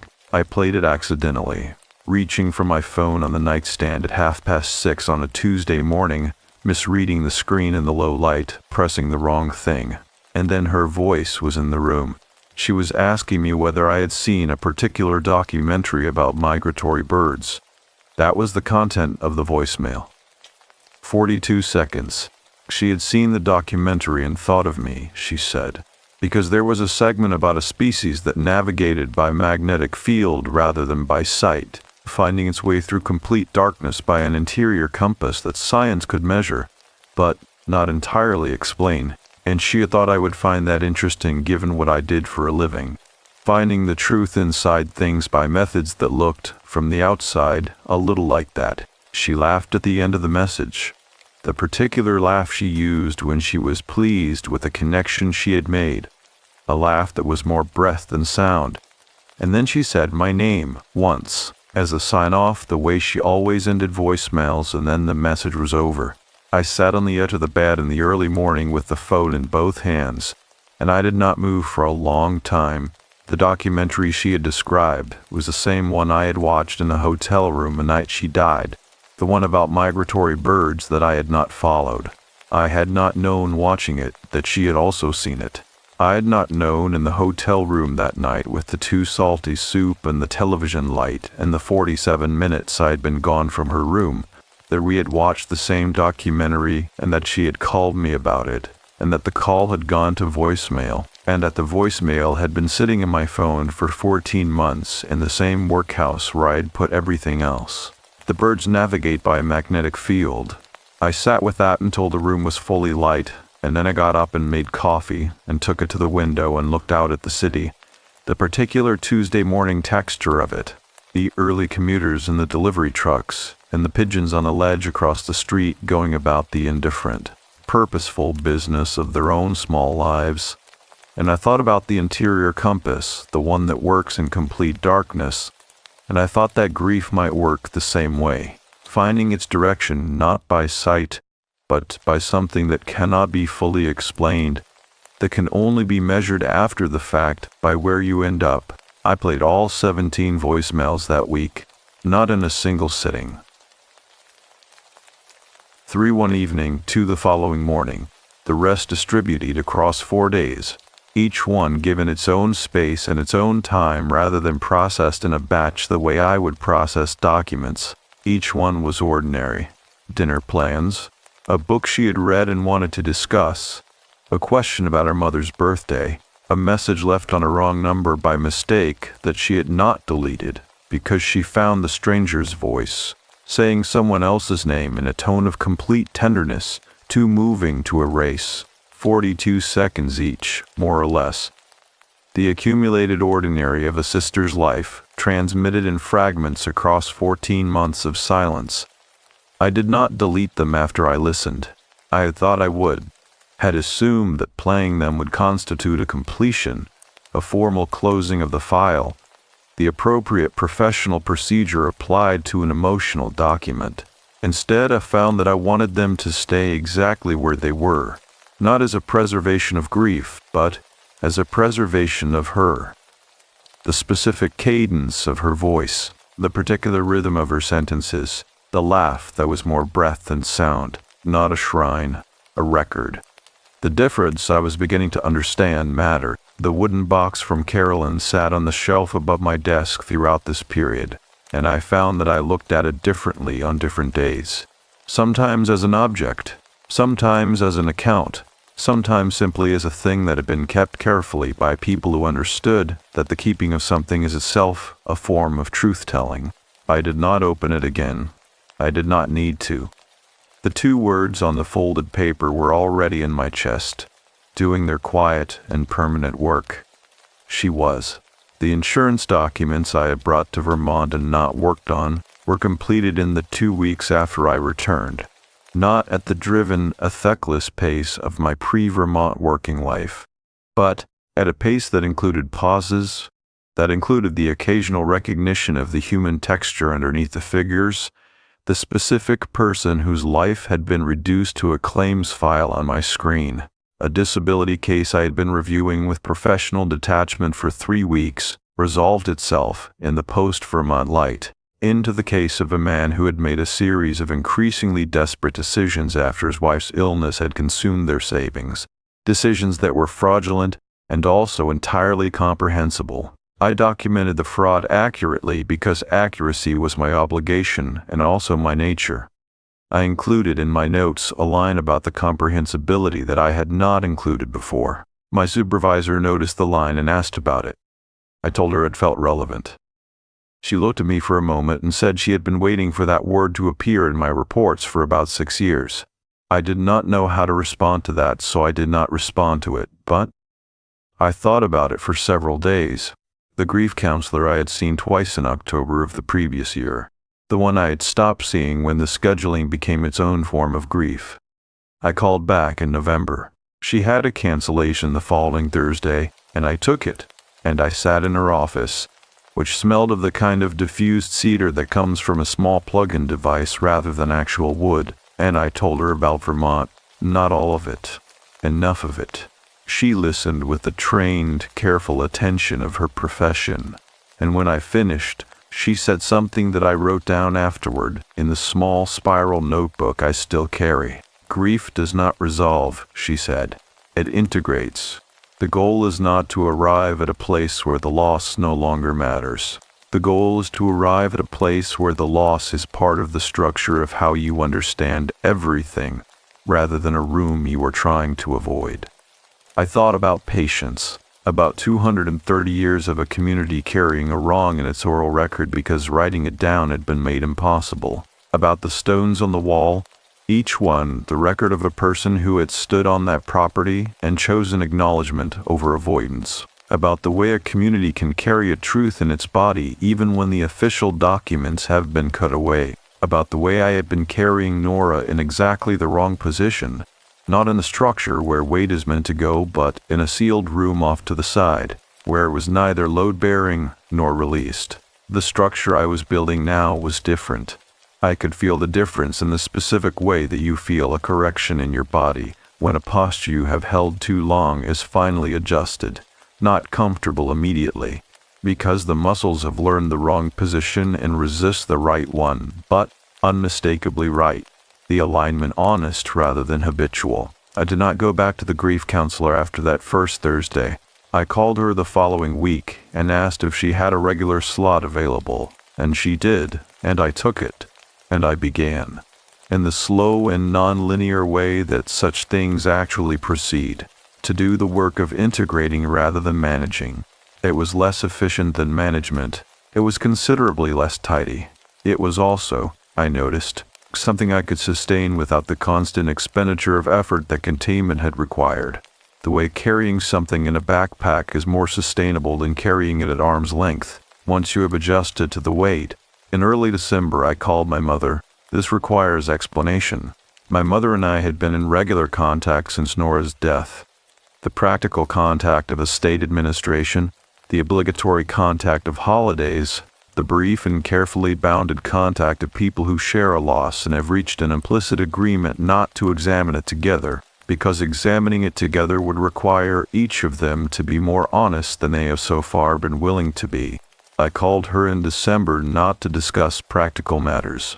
I called her because Nora had asked me, in a voicemail from March of the previous year, whether I had called Mom lately, and I had listened to that voicemail in November and understood it as the question it actually was, which was not a question about frequency, but a question about quality, about whether I was calling her or checking in with her, which are different acts wearing the same face. We talked for an hour and 40 minutes. I know this because my phone logs it. I do not remember everything we talked about, but I remember that at some point she said Nora's name in the middle of a sentence, not as a topic, not as a formal reference, but as a person who was simply present in the conversation, whose opinions and preferences were being mentioned the way you mention the opinions and preferences of someone who matters.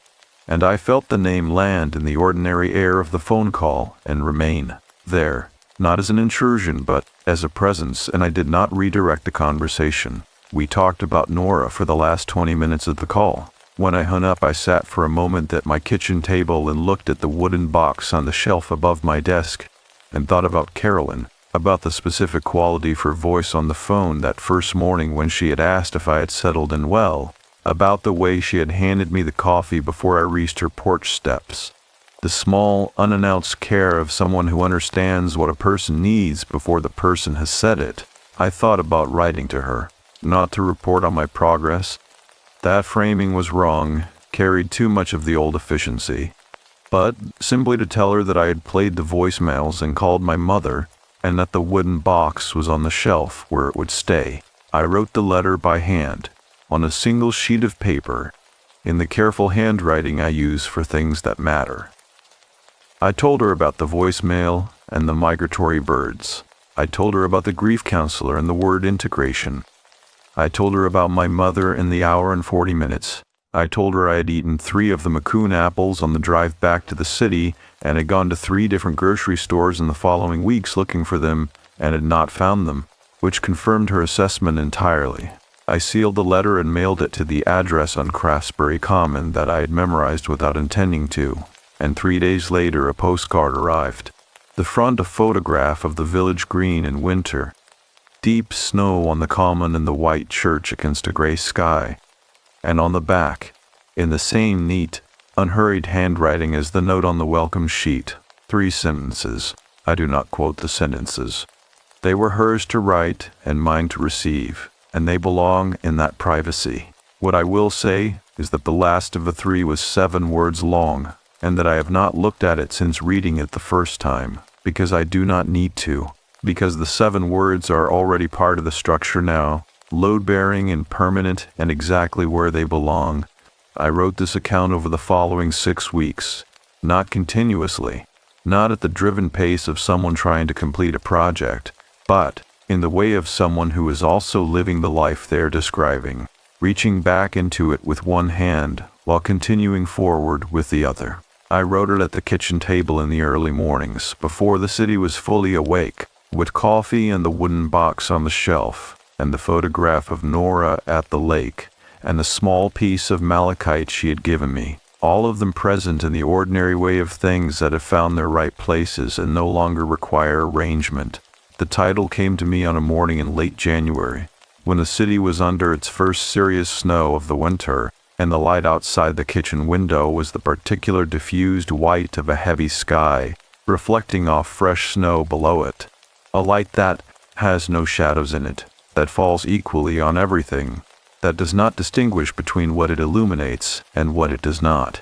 I wrote the title at the top of the first page, and then sat with it for a moment, the snow light in the window and the coffee going warm in my hands. And I understood that the account was done, not because I had reached the end of the story, because there is no end of the story, because grief does not resolve, but because I had reached the place where writing it further would be a different kind of account, the account of a life continuing rather than the account of a crossing, and that account belongs to the living rather than the page. I closed the document. I made a second cup of coffee. I stood at the window and watched the snow come down over the city in the flat, equal, undiscriminating light. And I thought about a coastal trail in the Pacific Northwest, a particular quality of light that cannot be replicated anywhere else. A trip that was never taken. I am going to take it in the spring, I decided, standing at that window, and I am going to take it with every % of my attention that I have. And I am going to stand on whatever headland she had marked in those photographs and look at the light she had wanted me to see. And I am going to say her name out loud into the Pacific air, which has never heard it, and which is large enough to hold it, and which will hold it, the way all large and honest things hold what they are given, without asking for anything in return. I drove to the Pacific coast in the 2nd week of April. Not on any particular anniversary, not on a date chosen for its symbolic weight or its relationship to any calendar of grief. I drove because the spring had arrived with a patience of its own, gradually, then all at once, the way spring always comes to a city that has held winter seriously. And one Tuesday morning I woke before dawn and lay in the light that was coming earlier every day and understood that the time I had been waiting for was not a future time but this one, and that the difference between readiness and willingness is that readiness is a condition you wait to arrive at, and willingness is a door you simply open. I booked the flight that morning. I packed that evening. I flew west the following Thursday with the wooden box and my carry-on bag, wrapped in a sweater, and with Nora's photograph. Not a printed copy, but the original, the one from the shelf above my desk, taken at a lake somewhere in her 20s.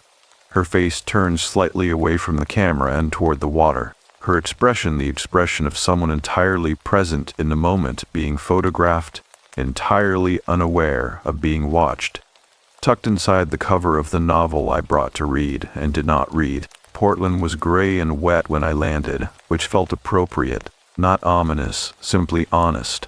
The Pacific Northwest doing what the Pacific Northwest does, with a consistency that amounts to a kind of integrity. I rented a car and drove south along the coast highway, which I had looked at on maps for months, without understanding until I was actually on it, that a map of a coastal highway and the experience of driving one are related in approximately the way that a ledger entry is related to the life it describes.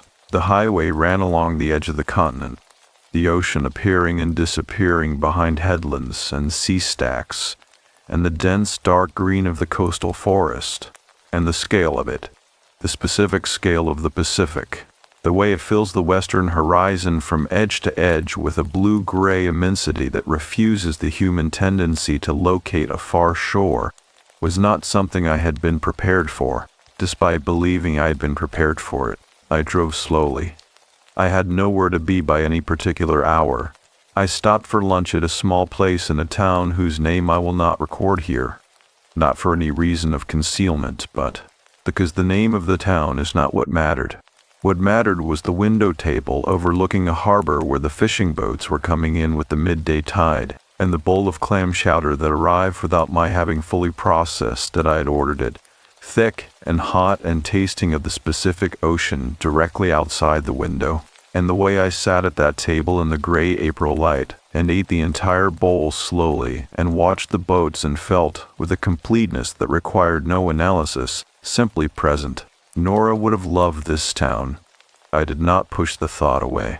I drove further south in the afternoon, following the route she had marked in her photographs. I had found them on her phone eventually, transferred to my own by her estate administrator along with the other files, and I had looked at them carefully enough to reconstruct, approximately, the location she had been drawn to, a particular headland, accessible by a short trail from a coastal pullout, that jutted into the ocean at an angle that caught the afternoon light in the way she had described, not replicable anywhere else. Particular to this geography, this latitude, this relationship between land and water and the specific angle of the sun in this part of the world. I found the pullout at 3:30. The trail was short, perhaps a quarter mile through low coastal scrub that smelled of salt and something resinous and cold. The ground underfoot a mix of packed earth and exposed rock, worn smooth by weather and the passage of feet over a very long time. The sound of the ocean grew as I walked, not gradually but in stages, each bend in the trail releasing a new register of the sound, from the distant suggestion of it to the full dimensional presence of it, the low continuous roar that is not a single sound, but a layering of sounds, wave on the geological patience of the rock beneath. The headland opened at the end of the trail. I stood at the edge of it and looked west. The light was exactly as she had described. I do not have better words for it than the ones she used. She had said it was a light that made you feel the world was larger than you had been allowing yourself to believe. And standing on that headland in the April afternoon with the Pacific filling every westward inch of the horizon, I understood that she had been precise rather than poetic. The world was larger. The light confirmed it without argument, without insistence, simply by being what it was, a quality of illumination specific to this coast, this hour.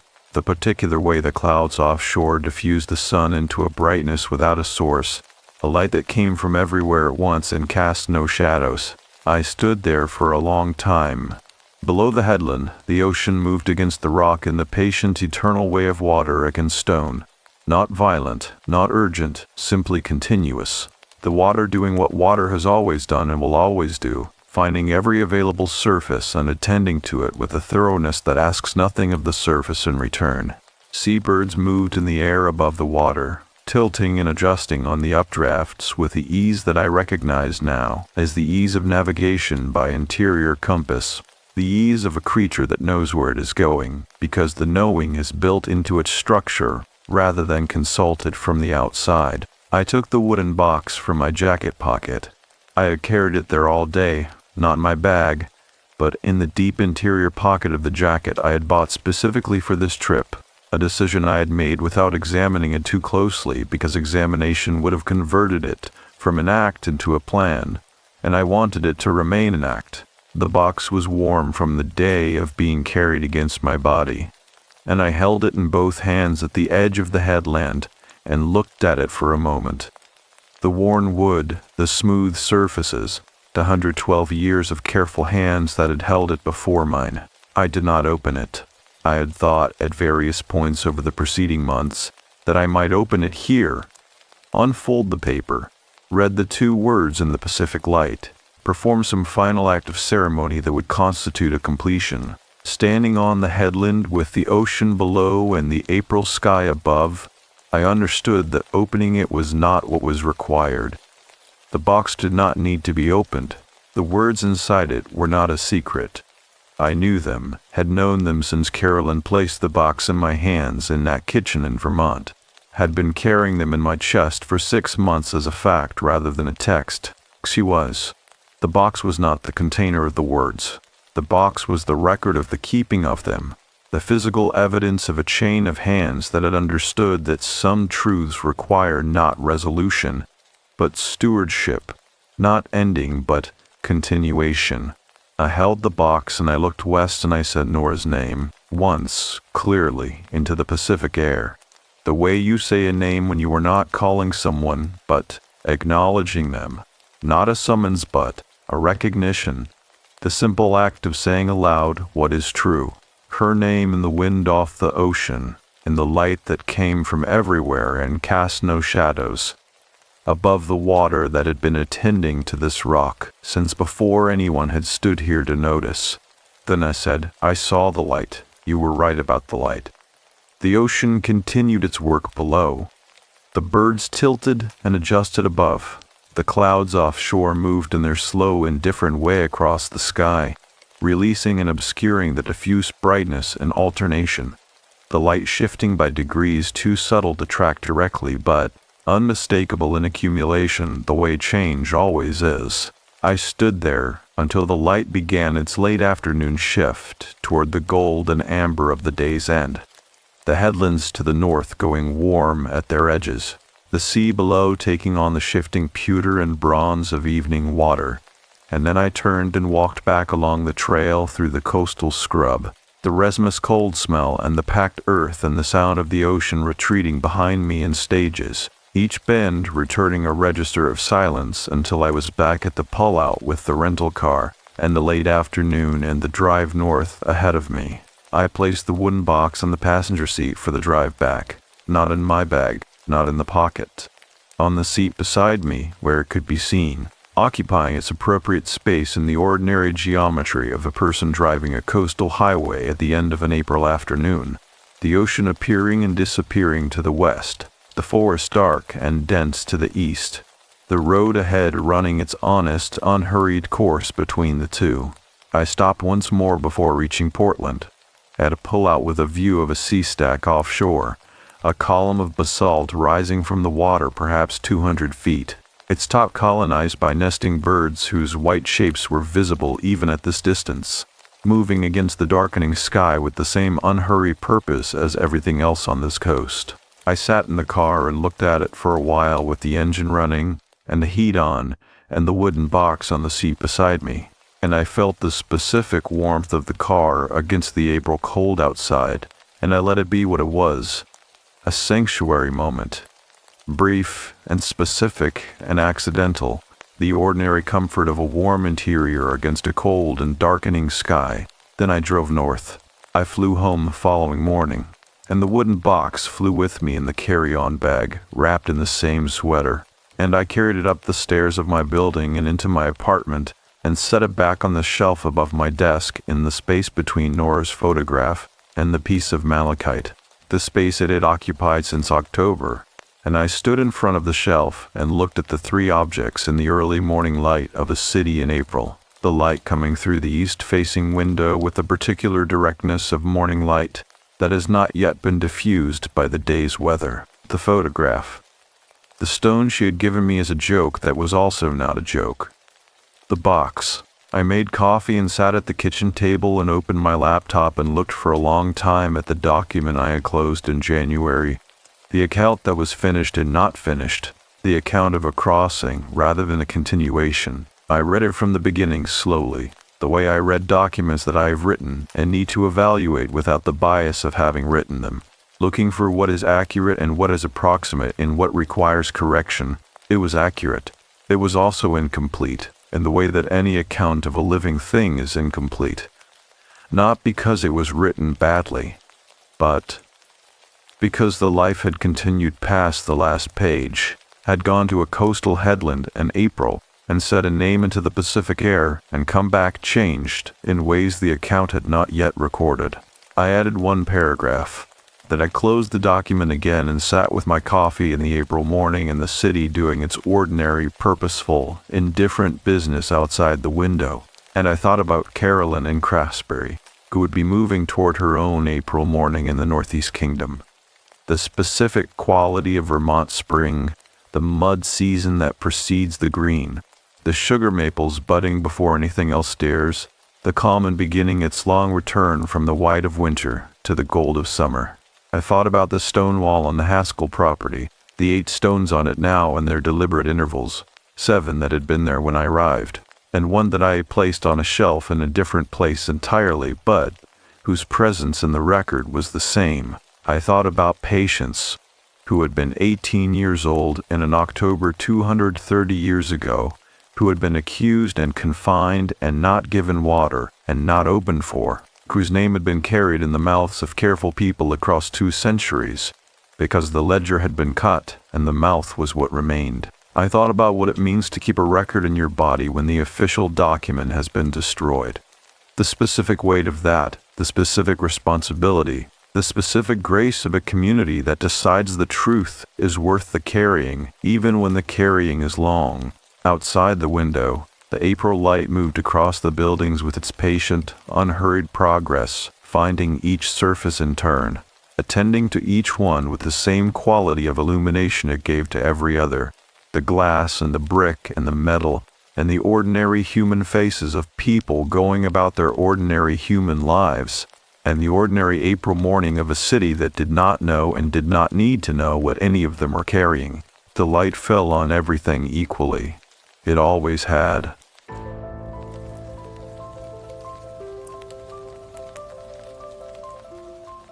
The road past Marfa. There is a certain kind of confidence that belongs specifically to a person who has driven a road many times without anything happening on it.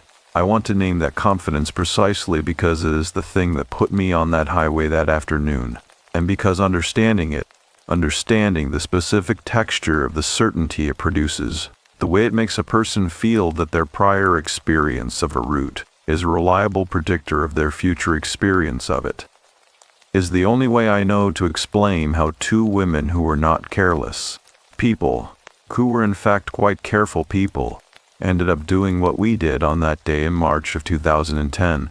My name is not important. What is important is that I was 23 years old, and I had been living in New Mexico for 3 years.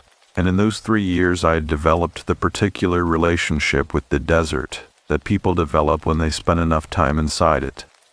A relationship that is partly respect, and partly familiarity, and partly a kind of love that has nothing sentimental in it. The love you have for something that is entirely indifferent to you and makes no concessions to your comfort, and is, for exactly those reasons, more honest than most things you will encounter in a life lived mostly among other people. I drove those roads.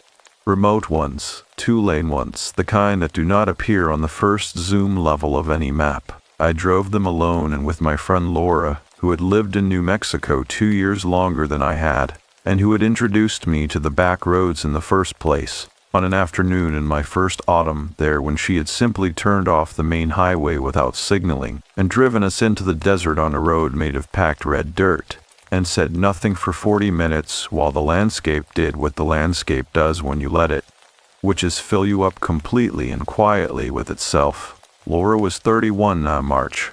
She was a landscape photographer, which meant she spent a great deal of time in places that most people would describe as empty and which she would describe as full. She had dark hair cut short and a way of driving with both hands on the wheel that was attentive without being tense, and she carried in the back of her truck a kit of supplies so comprehensive: water, food, tools, a satellite communicator, a first aid kit stocked to a professional standard, that I had asked her once whether she was preparing for a drive or an expedition. She had looked at me with the specific patience she reserved for questions whose answers she considered obvious, and said, in the desert, "Those are the same thing."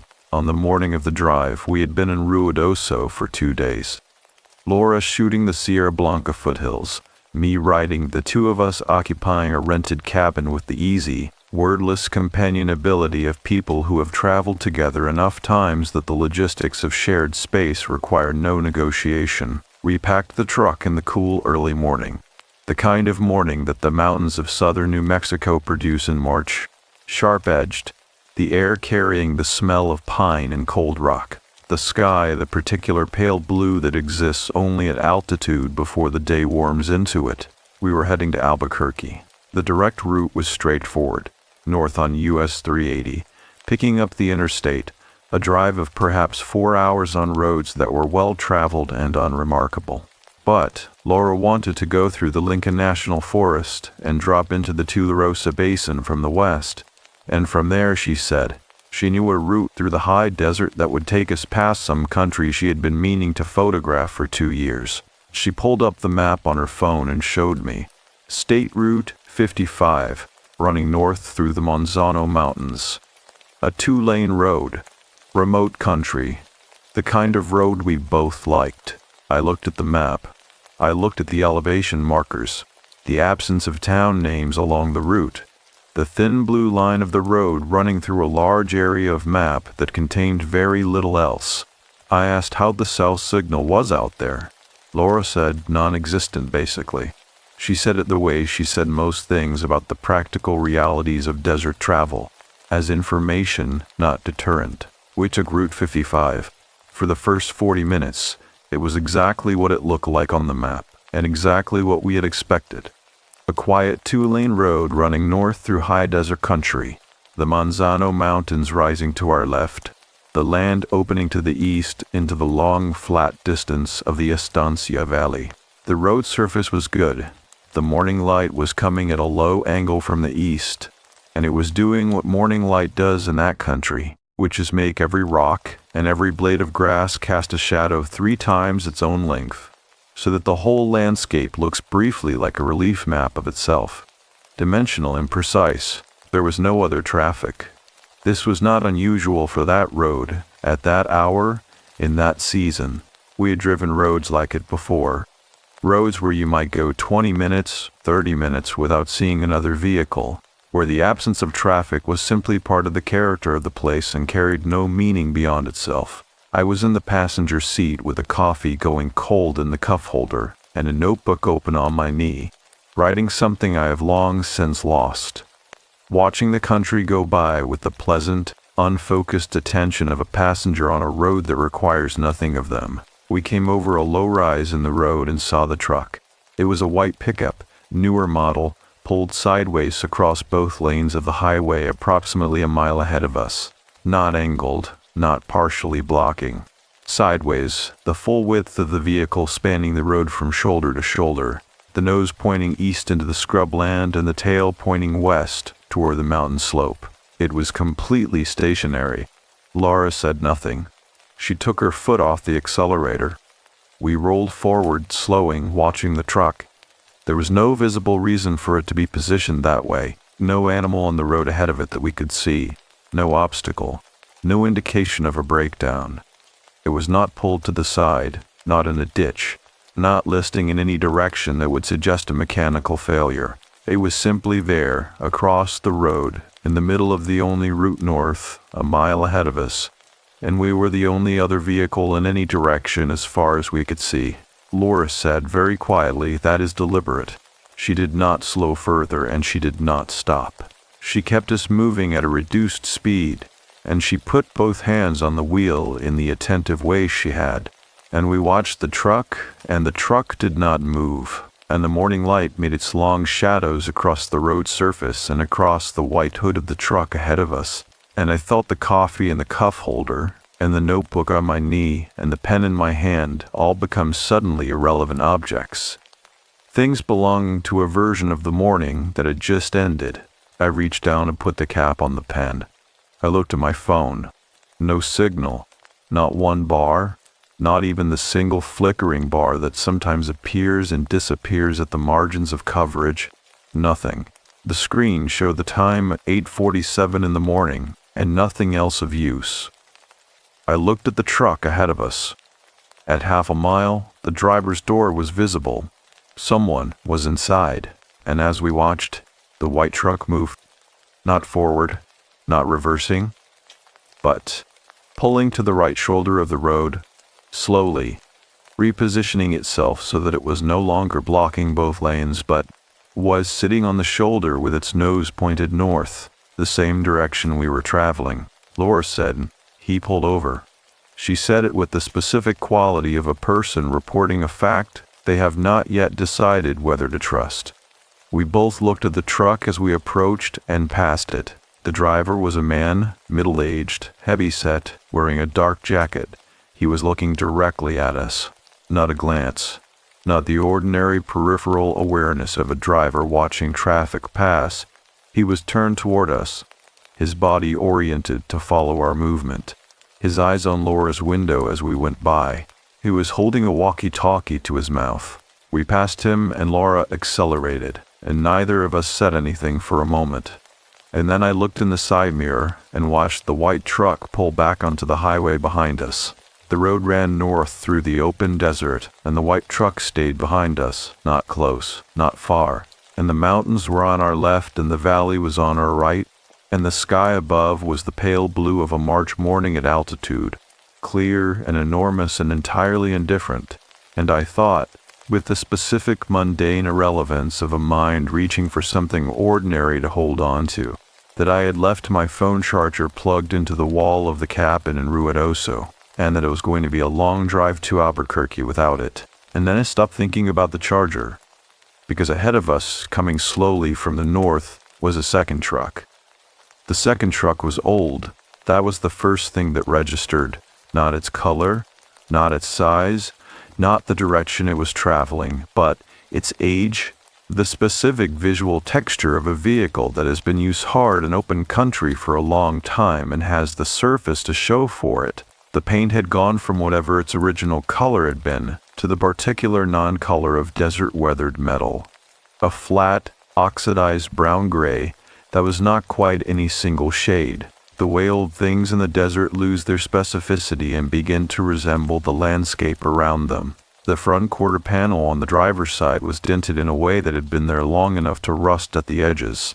The windshield had a crack running from the lower left corner up toward the center that caught the morning light and threw it back in a thin white line. It was coming toward us at perhaps 20 miles per hour. Laura said, "That is too slow." She said it the same way she had said the first truck's positioning was deliberate. With the flatness of someone making an observation they wish they could classify differently but cannot.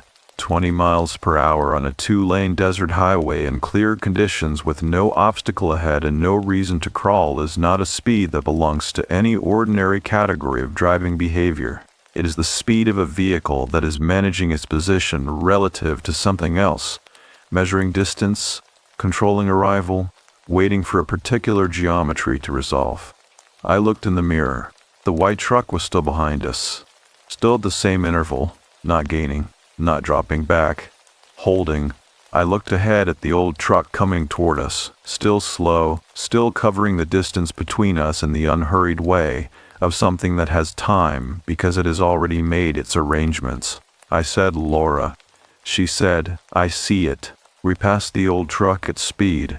Laura had brought us up to 75, which was above the posted limit for that road, and which she had done without discussion, the acceleration a form of decision-making rather than panic. As we went by, I turned and looked through my window at the driver.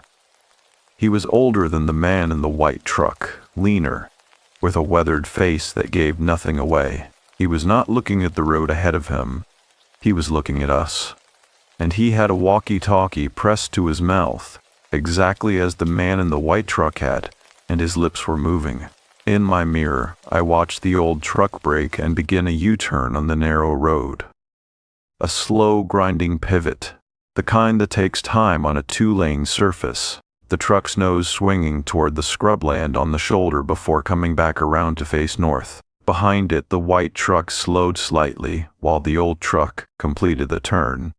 Then both of them were behind us, one behind the other, and both of them were accelerating. I put my hand on the door handle without deciding to. Just placed it there, palm against the interior panel, fingers around the grip, as though some part of me was running an inventory of what was available, and that was one of the items. Laura said, "They know each other." I said yes. She said they were coordinating that. I said yes. We did not say anything else for a moment because there was nothing else to say that was not already fully present in the cab of the truck with us. The understanding that what was happening was organized, that it had been arranged in advance, that the positioning of the first truck across the road had been a way of seeing us, of confirming something about us, and that the appearance of the second truck coming from the north had been a response to that confirmation, communicated on a walkie-talkie frequency between two men who had been on this road before us and had decided, for reasons we did not know, that we were the thing worth coordinating around. I checked my phone. Still no signal. The screen showed 8:59 in the morning. 12 minutes had passed since we had come over the rise and seen the white truck for the first time. 12 minutes to go from a pleasant March drive through the high desert to this, to Laura with both hands tied on the wheel and the speedometer at 80, and both of us looking in the mirrors more. Then we were looking at the road ahead. The desert outside was unchanged. That was the thing that kept striking me in those minutes. The absolute indifference of the landscape to what was happening inside it. The Manzano Mountains were still to our left, still the same blue-gray in the morning light, still occupying their positions with the permanent, geological patience of things that have been there for millions of years and regard human events as neither interesting nor relevant. The Estancia Valley was still opening to our right, flat and enormous, the dry lake bed at its center visible as a pale smear on the horizon. The sky was still the pale blue of a clear March morning at altitude. None of it had changed. None of it was going to change. Whatever was happening on this road was happening inside a landscape that was not going to intervene, was not going to provide cover or resource or escape route, was simply going to continue being itself, vast, clear, and entirely indifferent, while we managed or failed to manage what was behind us. I understood in a way I had understood intellectually before, but had never felt in the body what the desert's indifference actually cost. Laura said, "What is ahead of us?" I had the map on my phone, downloaded, not requiring signal to display. I opened it and traced the route with my finger, trying to hold the phone steady as Laura pushed the truck through a long sweeping curve in the road. I told her, "The next town is Mountainair." I told her the distance, just over 20 miles.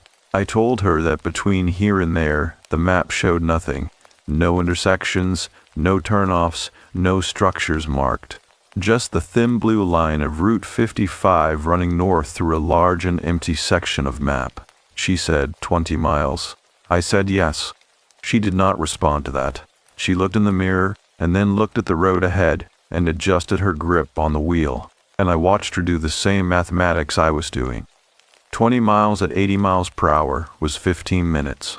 And 15 minutes was a long time if the vehicles behind us decided to close the distance. The white truck was closer now. Not dramatically. Not the sudden rush of a vehicle that has made a decision and is acting on it, but measurably closer. The gap between us reduced from perhaps 8 or 9 car lengths to 5 or 6. In the way that a vehicle reduces a gap when its driver is paying attention to it and has decided, without urgency, to decrease it. The old truck was directly behind the white truck, the two of them running in a column, and from this distance and at this speed I could see that the driver of the white truck had his walkie-talkie up again. I looked at the scrubland on either side of the road. It was not passable. That was the honest assessment. Or rather, it was passable in theory, in the way that all terrain is passable to a sufficiently prepared vehicle at a sufficiently low speed. But it was not passable at any speed that would constitute escape. The Chihuahuan Desert at this elevation was not the smooth sand flat of the popular imagination. It was rocky, cut with shallow arroyos, covered in scrub brush and dried ocotillo stalks, and the kind of low irregular terrain that would disable a tire or drop a wheel into a hidden gulch with no warning. Going off-road here was a last option. A last option that might not work. I looked at the road ahead. Laura said, "I need you to watch them and tell me exactly what they do." She said it precisely. The way she said things when she was operating in the part of herself that was organized and calm and was saving the rest for later. She said, "Distance, speed, anything with the walkie-talkies, anything that changes. Tell me as it happens." I turned in my seat and watched through the rear window. The white truck held its position for perhaps 2 minutes. Then it moved into the oncoming lane. I said, "He is in the left lane." I said it steadily, because Laura had asked me to be steady. I said, "He is accelerating." She said, "He wants to come alongside us." I said, "Yes." She pushed the truck to 85. The road ahead was straight and flat and empty, which was both a relief and its own kind of exposure. Nothing coming toward us from the north. Nothing to use, nothing to negotiate with. Just the road and the desert and the sky and us and the 2 trucks arranging themselves behind and beside us with the slow, patient precision of something that has done this before. I thought with the abrupt and total irrelevance that the mind produces under extreme stress about a cup of coffee, specifically the cup I had been drinking that morning in the cabin in Ruidoso, sitting at the small kitchen table with the window open and the mountain air coming in. The coffee still hot, the morning still entirely ordinary. I thought about it with a completeness that surprised me. The exact temperature of it, the ceramic weight of the mug, the sound of Laura moving around in the other room. The thought lasted perhaps 3 seconds, and then the white truck appeared at the edge of my peripheral vision, coming up fast in the left lane, and I came back. I said, "He is coming alongside." Laura said nothing. She held the wheel and held the speed and looked straight ahead. The white truck pulled even with us. I did not look directly at the driver. I looked at the road ahead, and I watched him in my peripheral vision, and I felt the particular quality of being flanked.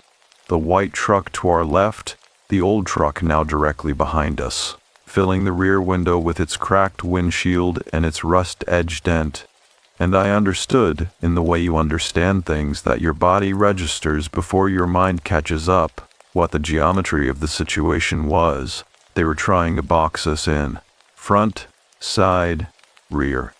If the old truck accelerated and the white truck held its lane, we would have a vehicle on our left, a vehicle behind us, and the road ahead still empty and open for whoever or whatever was waiting in it. I said, "Laura, he is trying to box us." She said, "I know." She said, "Look ahead. Tell me what is on the road." I looked ahead.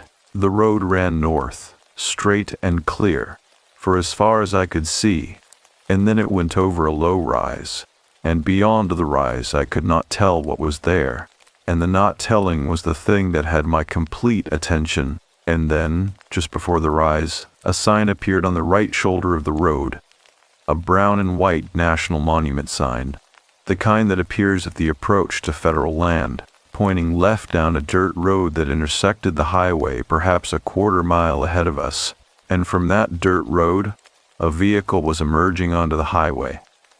It was a blue pickup truck. It was moving slowly, the careful speed of a vehicle entering a road from a stop, and as it pulled fully onto the highway ahead of us, and I registered its color and its markings, I said, "Laura," I said, "look at the plates." She looked. United States Park Service. I watched in the mirror as the white truck moved back into the right lane behind us. I watched as it slowed. I watched as the old truck slowed behind it. I watched as both of them, without signaling, without hesitation, made U-turns on the narrow highway.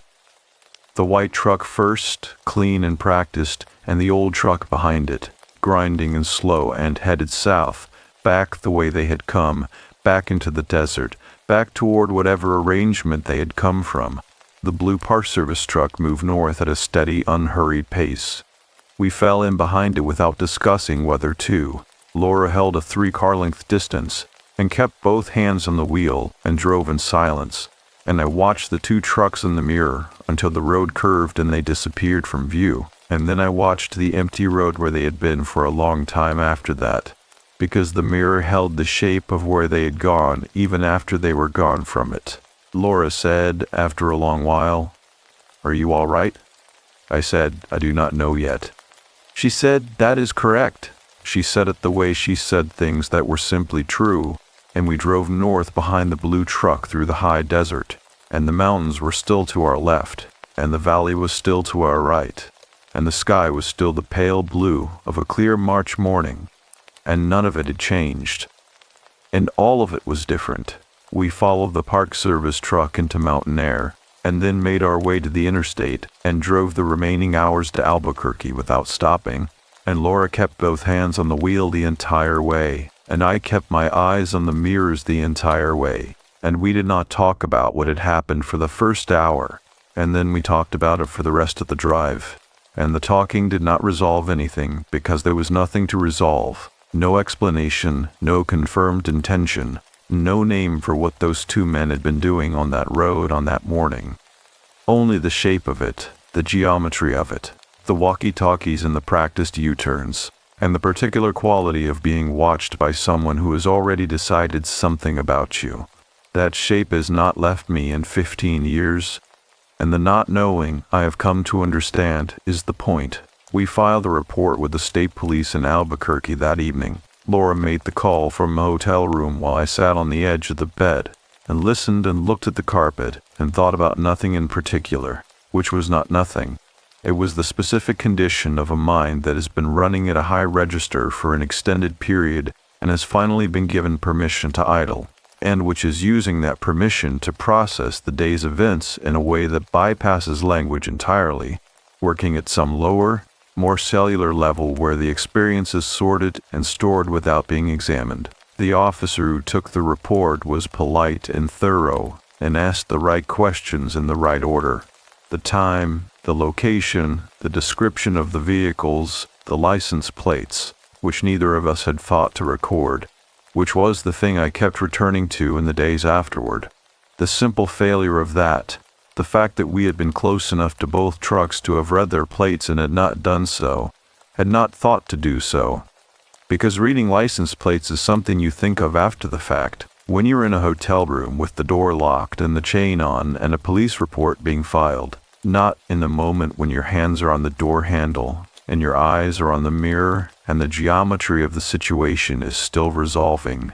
The officer said he would pass the information to the county sheriff's office in Torrance County, which had jurisdiction over that section of Route 55, and that they would keep an eye on the area.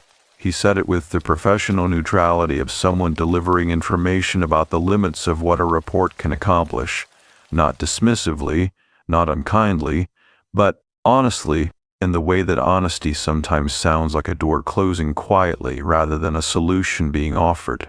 Laura thanked him. She hung up. She sat in the chair by the window for a long time without saying anything. Outside, Albuquerque was doing what Albuquerque does on a March evening. The Rio Grande Valley light going from amber to orange to the particular deep red that happens in New Mexico when the sun hits the sandy mountains at the right angle, the mountains turning the color the Spanish named them for, the color of watermelon flesh. A color so specific and so reliable that it happens every clear evening and still manages to look impossible every time. I watched it through the window and felt the beauty of it, and felt, alongside the beauty, something colder. The understanding that beautiful places are not safe places, that the high desert that had produced that light was the same high desert that had produced that morning, and that those two facts were not in contradiction with each other. The Chihuahuan Desert did not distinguish between them. It simply held both, the way it held everything, without preference, without judgment, without any investment in which version of itself you encountered on any given day. I had lived in New Mexico for 3 years. I had driven those roads many times. I had developed the specific confidence of a person whose prior experience of a place has always returned them safely, and I had let that confidence do the thing confidence does when it goes unexamined, which is to flatten risk into irrelevance, to make the familiar feel equivalent to the safe. Those two things are not the same. I understood this in Albuquerque with the clarity that had not been available to me that morning in the cabin in Ruidoso, drinking coffee with the mountain air coming through the window, feeling competent and prepared and entirely at ease in a landscape I believed I knew. In the days that followed, Laura and I talked about what had happened in the way that people talk about things that resist the usual frameworks of conversation. Circling, returning, approaching from different angles, never quite landing on a version of it that felt complete because no complete version was available to us. We did not know what the men on Route 55 had intended. We did not know whether they had done this before, though the practice quality of the coordination, the walkie-talkies, the U-turns that were too clean and too immediate to be spontaneous, suggested strongly that they had. We did not know whether the Park Service truck had intervened deliberately, whether its driver had seen something in the configuration of the three vehicles and made a decision, or whether its appearance had simply been the random good luck of a federal employee finishing his morning patrol at exactly the right moment. That not knowing had a texture. It was not the clean, resolved not knowing of a question that has been asked and answered with the answer being unknown. It was the other kind, the not knowing that lives in the body rather than the mind, the kind that shows up in the peripheral vision of ordinary moments, in the sudden alertness that arrives when a vehicle slows unexpectedly behind you on a highway, in the way your hands tighten on a steering wheel before you have consciously registered that anything has changed. I began to notice in the weeks after that drive the specific geography of my own fear. It was not what I would have predicted. I had expected the obvious things: a reluctance to drive remote roads, a heightened anxiety on highways, the standard catalog of post-event recalibration that the mind produces when it has been presented with evidence that the world contains more danger than its previous model allowed for. Those things were present, but they were not the primary thing.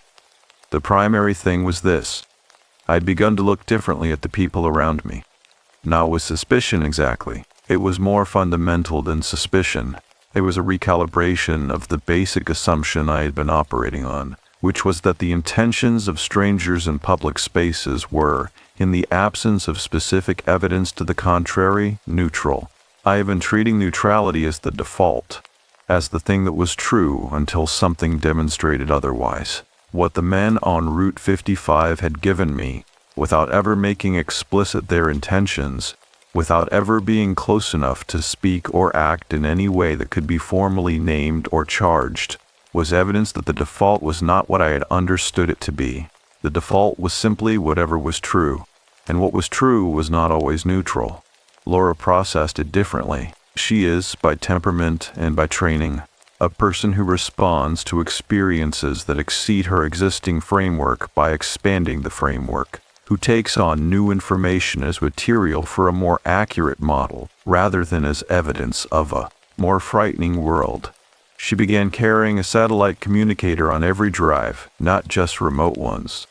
She began noting license plates, habitually, the way some people habitually note exits in unfamiliar buildings. She began telling people, specifically and with times, where she was going and when she expected to arrive.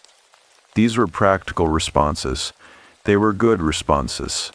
I adopted all of them, but I also carried something that the practical responses could not fully address, which was the memory of the moment in the truck when I had understood that we were being flanked, when the geometry had resolved into something that had a name, when I had said to Laura, "He is trying to box us in," and she had said, "I know," and the two of us had been in that knowledge together for the seconds before the sign appeared, and the blue truck pulled out of the dirt road, and in those seconds the desert had been enormous and indifferent on both sides of us, and the walkie-talkies had been talking in a frequency we could not hear. I carried the walkie-talkies particularly. There was something about the walkie-talkies that went beyond the practicality of what they represented. The coordination, the prearrangement, the evidence of a system rather than an impulse. It was the image of them, the specific image of a man turned in his seat to watch us pass, his body oriented entirely toward us, his lips moving, the information being transmitted in that moment about us, about our vehicle, about our direction and our speed, and whatever else he had assessed in the seconds of our passing, moving through the air on a frequency we had no access to a receiver we had not yet seen, toward an arrangement we did not know had been made.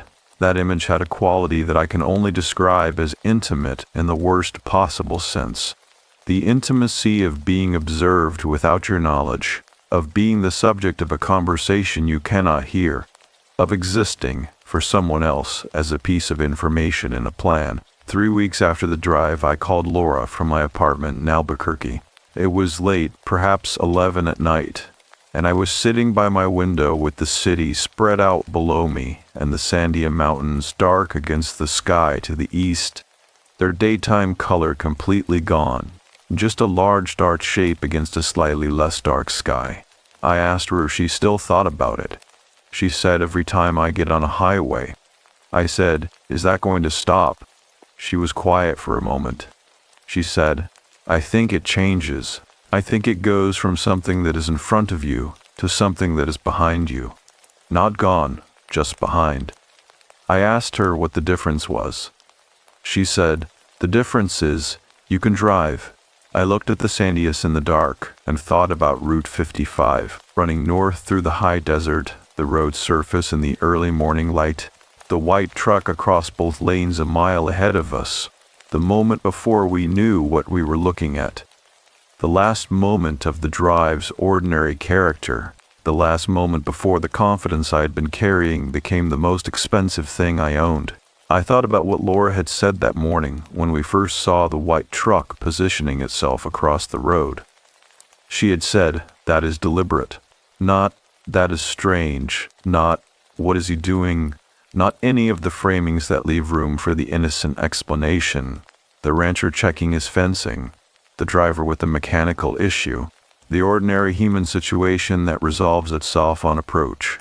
She had gone immediately to deliberate because she was a person who had spent enough time in remote places to understand that certain configurations do not have innocent explanations, that the body registers the difference between a coincidence and an arrangement before the mind has finished considering the possibility that it might be a coincidence. I had not gone there immediately. I had felt the wrongness of it, but I had not named it as deliberately as she had. Not in that first moment.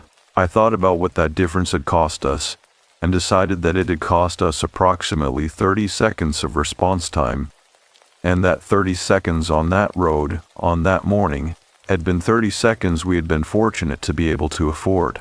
That was the thing I carried most specifically into the years that followed, not the fear, which did what Laura said it would do and moved from the front to the back, not gone, but behind me, drivable, but the education, the specific purchased education of a morning on a remote 2-lane highway that had taught me something about the difference between familiar and safe, between prior experience and reliable prediction, between the confidence that comes from having driven a road many times and the knowledge that no road is the same road twice. I carried that education the way you carry things that cost you something significant, carefully, with full awareness of the price, and with the understanding that the price means it belongs to you now, permanently, in a way that cheaper lessons do not. I moved back to New Mexico twice more in the years after that. Drawn back by the landscape the way people are drawn back to places that have formed them, even when the forming was not entirely gentle. I drove remote roads again, though not Route 55, and not alone, and not without the satellite communicator and the noted license plates and the specific precise text sent to a specific reliable person with the route and the expected arrival time and the instruction to call the county sheriff's office if they had not heard from me by a named hour. I drove those roads and I loved the desert the way I had always loved it. Fully, without sentiment, with the specific love you have for something that makes no concessions to your comfort. And I was afraid in a way I had not been before, and I held both of those things together as I drove, the love and the fear, because the morning on Route 55 had taught me that they were not opposites. They were the same thing, held at different temperatures. Outside my Albuquerque apartment, the Sandias were dark against the sky. The city hummed below me, its ordinary nighttime business. Traffic lights, the sound of people moving through a world that was mostly, for most of them, on any given night, exactly what it appeared to be, mostly, for most of them, on any given night. I sat with the phone in my hand after Laura and I hung up, and I looked at the mountains, and I thought about the desert between here and there. The high, flat, clear, enormous desert, running in every direction, indifferent and patient and full of roads that went places without guaranteeing what you would find on them. I thought about how much I still wanted to drive those roads, and I thought about what it meant that I still wanted to. Knowing what I knew, it meant I decided that the desert had not taken the wanting from me. It had simply made the wanting honest. I left New Mexico for the last time the following autumn, driving north to Portland through country I had never driven before, on roads I had no prior experience of, telling 3 separate people my route and my timeline. The satellite communicator charged and clipped to the dashboard. The mirrors checked at the interval Laura had taught me, every 30 seconds on a remote road, a discipline that looks like paranoia and feels, after a while, like simply paying attention. I paid attention all the way to Portland. And I have been paying attention in the specific way that morning on Route 55 taught me to pay it, every day since. 15 years is a long time to carry something without setting it down. I want to be precise about what carrying it has meant, because the word carry gets used for many things, for grief, for trauma, for the ordinary accumulation of experience that every person manages over life. And what I am describing is something more specific than the general category. What I carried from that morning on Route 55 was not a wound exactly. It was not the kind of thing that required healing in the way that a wound requires healing, the closing of a gap, the return to a prior state. There was no prior state to return to. The prior state had been the confidence I described, the flattened risk, the familiar equated with the safe. And that state was not something I wanted back. It had been comfortable, but it had been wrong, and wrong comfort is not a thing worth mourning. What I carried was closer to a shift in instrument. Before that morning, I had been reading the world with a particular set of tools, calibrated to a level of risk that my experience had told me was appropriate, adjusted to an ambient threat level that my prior years of desert driving had established as baseline. Those tools had been adequate for the world I had been moving through, right up until the moment they were not, and when they failed, when the white truck appeared across both lanes of the highway a mile ahead of us, and my calibration said strange, while Laura's said deliberate, I understood that my instrument needed adjustment, not replacement. Adjustment. A recalibration to a more accurate model of what the world actually contained, rather than what my experience of it had led me to expect. I have been thinking about this recalibration for 15 years, and I am still not finished thinking about it, which is perhaps the most honest thing I can say about it. I moved to Portland in the autumn following that march. I had been offered a position with a small environmental nonprofit working on public land access issues in the Pacific Northwest, a job that required, among other things, a great deal of driving on remote roads, because public land in the Pacific Northwest is not conveniently located relative to the cities where the people who care about it tend to live. I took the job knowing this. I took it in part because of this, because there was something in me that needed to demonstrate to itself that the morning on Route 55 had changed the terms of my relationship with remote roads without ending it, that the desert had adjusted my instrument without taking the instrument away. Portland was different from New Mexico in every physical respect. The Pacific Northwest in autumn is green in a way that the Chihuahuan Desert is not green in any season.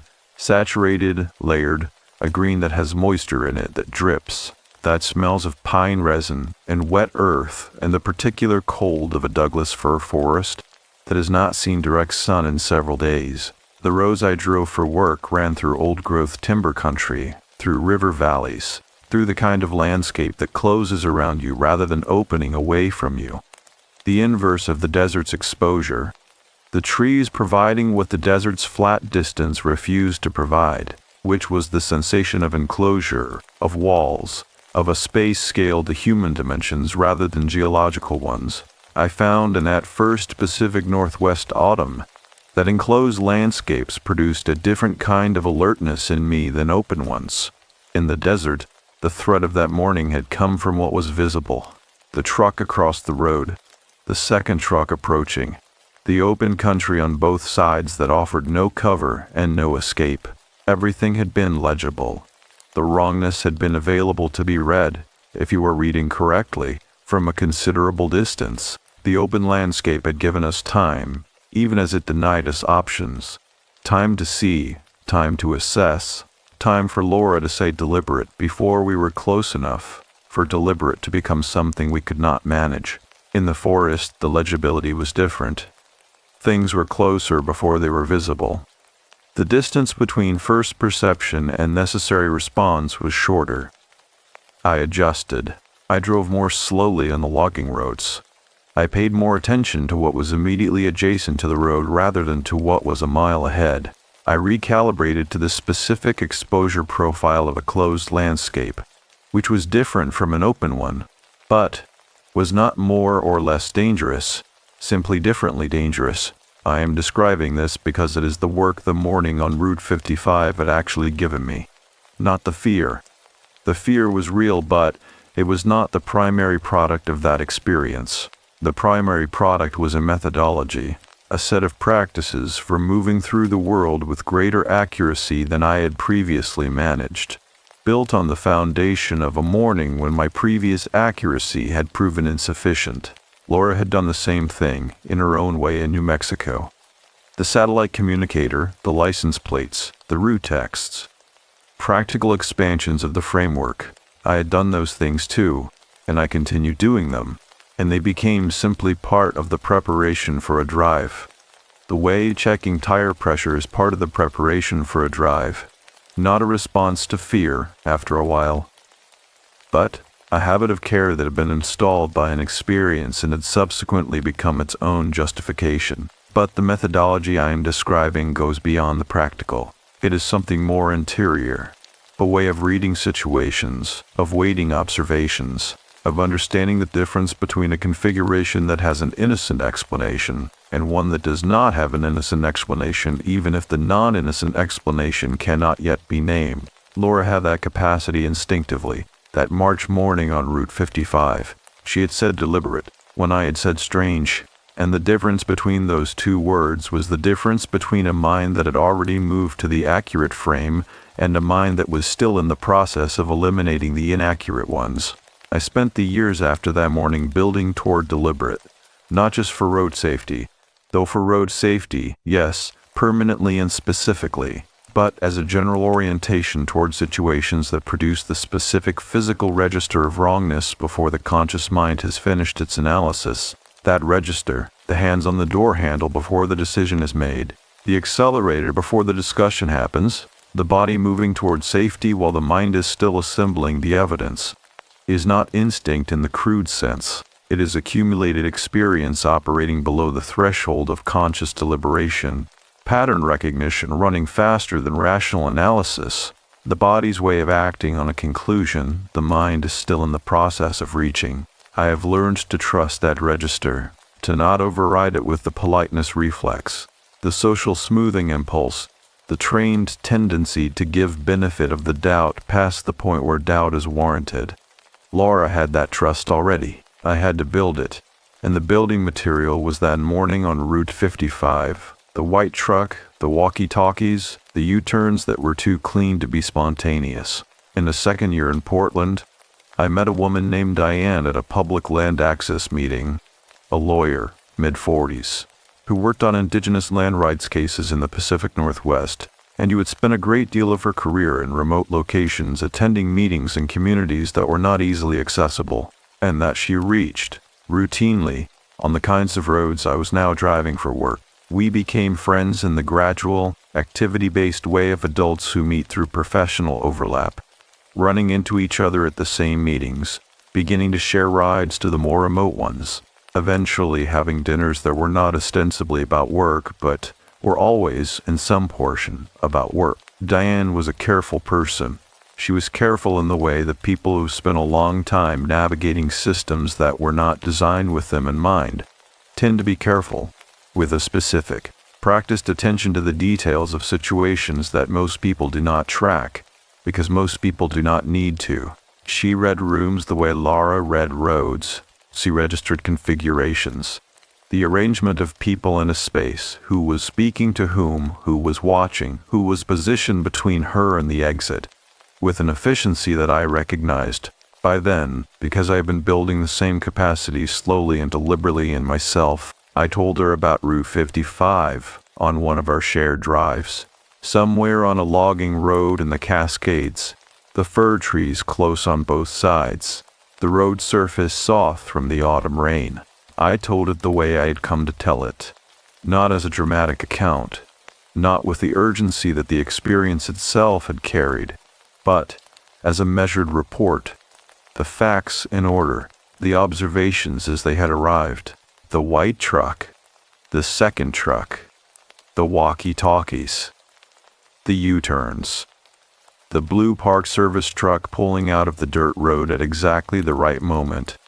Diane listened without interrupting. When I finished, she was quiet for a moment, her eyes on the road, her hands at the correct positions on the wheel. Then she said, "You know what saved you that morning?" I said, "The Park Service truck." She said, "Before that, I thought about it." I said, "Laura." Diane said, "Laura sang deliberate instead of strange." I sat with that. The trees went by on both sides, wet and enormous. I said, "Yes." She said, "Because deliberate is the word that requires response, and strange is the word that allows you to wait for more information." I said, "Yes, exactly that." She said, "The time between strange and deliberate is the most expensive time there is." I have thought about that sentence many times in the years since that drive through the Cascades. I have thought about it in the specific context of Route 55, the 30 seconds I estimated between Laura naming what the white truck's position meant, and the point at which I would have arrived at the same naming. The 30 seconds that had been, in the mathematics of that morning, affordable. I have thought about it in the larger context of how people, how women, specifically, in the specific ways that women are taught to manage threat, taught to give benefit of the doubt, taught to locate the innocent explanation and hold it steady until it becomes untenable. Spend the time between strange and deliberate absorbing cost. They should not have to absorb. Diane said, "The goal is to reduce that time to 0. I said, "Laura is already there." She said, "So learn from Laura." I have been learning from Laura for 15 years by the time I sat down to write this. Not just the satellite communicator, not just the route texts, not just the 30-second mirror check on remote roads. The whole methodology, the capacity to name what a configuration is rather than what it might innocently be, without waiting for the configuration to make the innocent explanation impossible before acting on the accurate one. It is not paranoia. I want to be clear about that, because the word paranoia gets used to describe exactly this kind of attention, this kind of pattern recognition, this kind of willingness to act on a conclusion before the evidence is complete. Paranoia is a pathology, a persistent, unfounded fear that distorts perception and produces responses disproportionate to actual risk. What I am describing is the opposite of that. It is perception that has been calibrated to actual risk, by an actual experience, producing responses that are proportionate to a world that actually contains the things that morning contained. It is simply paying attention, and paying attention in the specific and disciplined way that Laura paid it and Diane paid it, and I have been learning to pay it for 15 years, is not a burden. It is the most basic form of care a person can offer themselves. The trees went by on both sides. The road was soft from the rain. Diane drove with both hands on the wheel, and I watched the road ahead, and the mirrors at the correct interval, and the afternoon light came through the fir canopy in pieces, broken and green and cold, and the cascades held their enormous, indifferent patience around us, and we drove in silence for a while, in the comfortable silence of two people who do not need to fill the space between them, who have said the things that needed saying and are now simply present in the same vehicle on the same road, moving through the same landscape in the same direction. It was a good drive. It was the kind of drive the morning on Route 55 had taught me to have, fully attentive, fully present, the instrument recalibrated, the mirror checked, the route known to someone who would make a call if I did not arrive. Safe in the ways that safety is actually made, rather than the ways that confidence, prior experience, and the flattening of risk had once led me to believe it was made. The firs went by, enormous and wet and green, and the road ran on ahead of us, and I looked at it with a specific quality of attention that costs something to build and, once built, does not leave. I looked at it, and I drove. Portland received us that evening in the way Portland receives people in October, with rain and low cloud and the particular amber warmth of a city that knows how to be indoor when the outdoors is, doing what the Pacific Northwest outdoors does for 8 months of the year.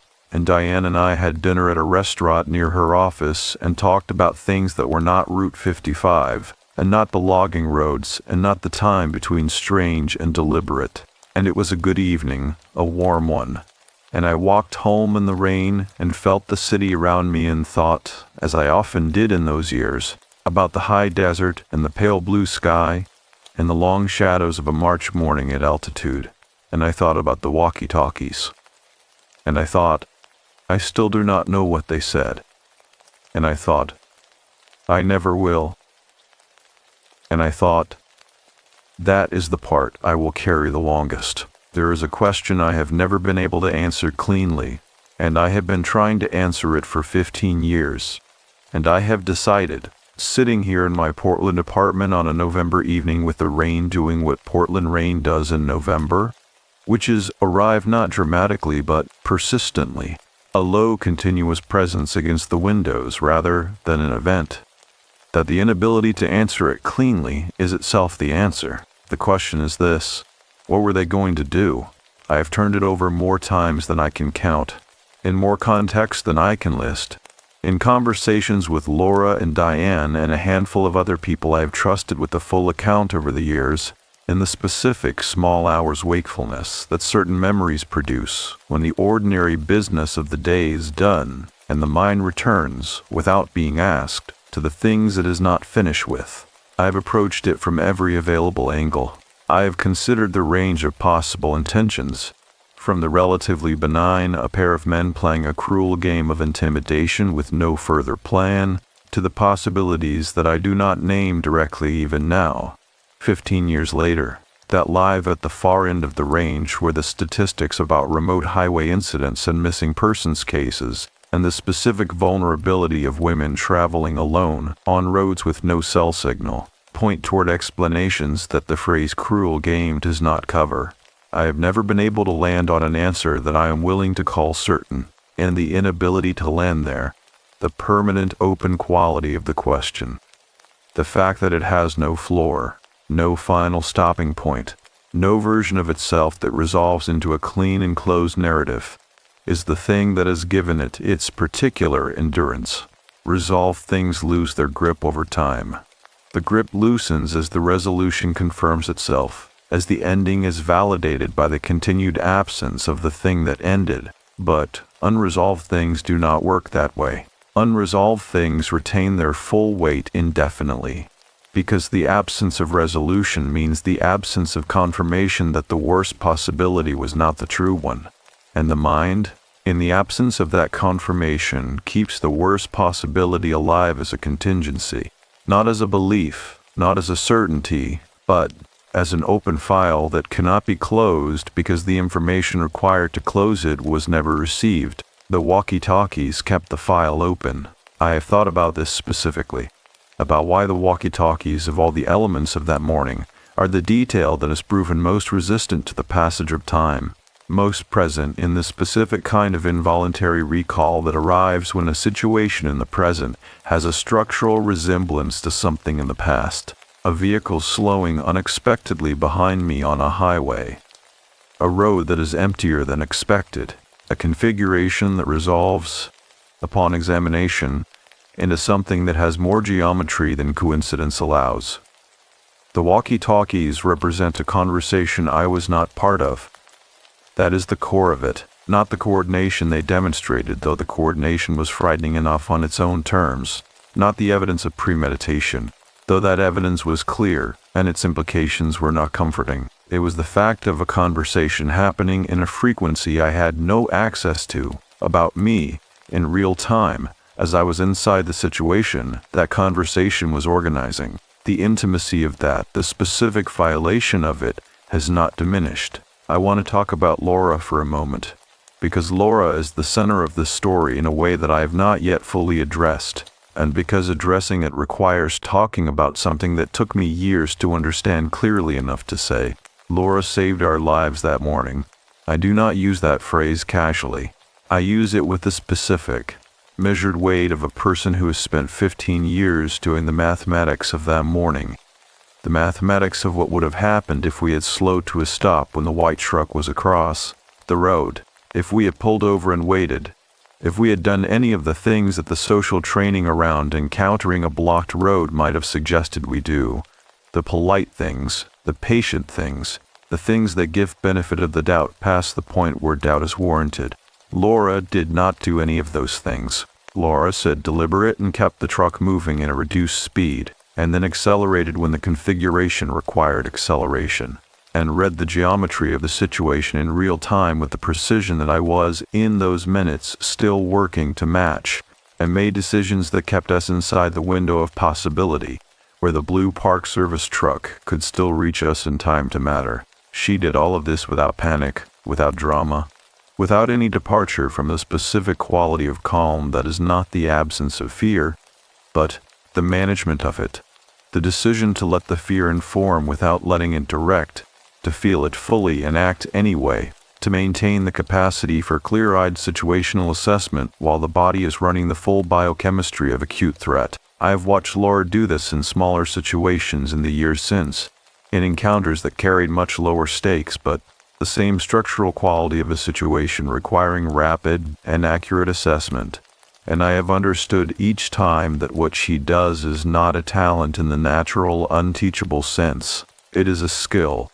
It has been built, deliberately, through a combination of experience and intention, and the specific kind of attention she has been paying to the world for as long as I have known her. She built it the way she built everything, through practice, through honest self-assessment, through the willingness to examine her own responses and refine them rather than simply accepting them as the responses she was going to have. I owe her my life and I have told her so, and she received that the way she receives most things, without deflection, but without inflation either, simply as information, something true that was being said and that she was willing to hear. The emotional weight of that debt is not something I carry as a burden. I carry it as a form of orientation, as the most concrete, most personal evidence I have for the value of the specific qualities Laura embodies, the qualities I have been building toward in myself for 15 years. Precision, accuracy, the willingness to name what a thing is, rather than what would be more comfortable for it to be. In the third year in Portland, I began running a monthly group for women who work in remote locations. Field researchers, environmental workers, park rangers, photographers, wildlife biologists, the particular community of women whose professional lives take them regularly to places that are beautiful and isolated, and that contain both the rewards and the exposure profiles that beauty and isolation produce. The group had no formal structure. It met at someone's apartment, it rotated. It was not affiliated with any organization. It was simply a group of people who shared a specific set of experiences and who had found that talking about those experiences with people who understood them from the inside was more useful than not talking about them. I started it because of Route 55, not as a direct response, not with the conscious intention of processing that specific morning, but because that morning had made visible to me something I had not previously understood clearly, which was the specific gap between the general conversation about safety and the particular granular experiential knowledge of what safety actually requires in remote locations, from the perspective of women who are regularly in those locations and who have developed, through necessity and experience, methodologies that the general conversation does not capture and often does not acknowledge. The group talked about those methodologies. We talked about the satellite communicators and the route texts, yes, but we also talked about the harder things, the decision calculus of when to trust a situation and when not to, the specific social pressure to give benefit of the doubt that women are trained into and that costs something real in the context of remote locations and uncertain configurations, the difference between the strange that allows you to wait and the deliberate that requires you to act. We talked often about the time between strange and deliberate. I told the Route 55 story in the group's third meeting, and what happened in the room while I told it was something I have thought about many times since. The women in that room, 8 of them, at that meeting, ranging in age from late 20s to early 50s, from a range of professional backgrounds and personal histories, listened with a quality of attention that was different from the attention of people hearing a story that is new to them. They listened with the quality of recognition, not recognition of the specific events. None of them had been on Route 55 that March morning, but recognition of the structure of it, the configuration, the geometry, the specific embodied knowledge of what it feels like to be on a remote road and understand, before you have finished understanding it, that the situation has changed. Several of them had their own versions. Different roads, different regions, different specifics. The same structure underneath. After that meeting, a woman named Ruth, a wildlife biologist who spent 4 months of every year in remote locations in the Oregon high desert, came up to me and said, "I have never told anyone mine." I asked her why. She said, because the person I would tell would want to know what happened. And what happened was nothing. We got away. And nothing feels like the wrong answer when you are trying to explain why something still sits in you the way it does. I said, nothing is not the wrong answer. I said, nothing is precisely the answer. I said, the nothing is what we carry, because the nothing is the open file, and the open file is the thing that has no floor. She looked at me for a moment, and then she nodded, slowly, with the quality of a person receiving a framing that fits something they have been holding without a frame for a long time. She told me her version the following month. I have heard in the years of that group 14 versions, 14 accounts of remote road incidents involving women traveling alone or in pairs. Configurations that resolve into something organized rather than coincidental. Moments when the time between strange and deliberate was the hinge on which the entire outcome turned. 14 open files. All of them different in their specifics and identical in their structure. All of them carried by women who are still on those roads, still doing that work, still paying the specific attention that their experiences have calibrated them to pay. 14 accounts, and not one of them with a floor. I think about the 14 often. I think about what it means that they exist, that 14 women in one small group in one city have versions of that morning, and that those 14 are a sample of something much larger, something that the statistics about highway incidents in remote areas and the specific vulnerability of women traveling alone gesture toward without fully capturing, because what the statistics capture is the incidents that resolve into reportable events, and what they do not capture is the open files. The mornings that ended with U-turns and Park Service trucks, and the shaking hands and the police report with the politely thorough officer and the professional neutrality about the limits of what a report can accomplish. I think about Diane's sentence. The time between strange and deliberate is the most expensive time there is. I think about it in relation to the 14.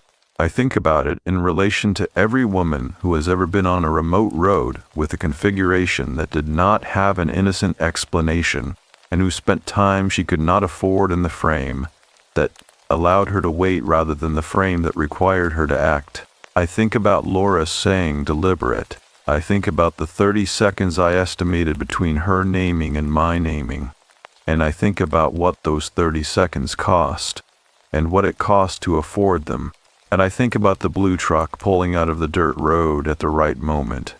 And I think about what a different morning would have looked like, what it would have required, in terms of timing and luck, and the specific intervention of a random federal vehicle on a patrol that did not know we existed. For those 30 seconds to have been unaffordable. I sit with that thought the way I have learned to sit with unresolvable things. Fully present inside it.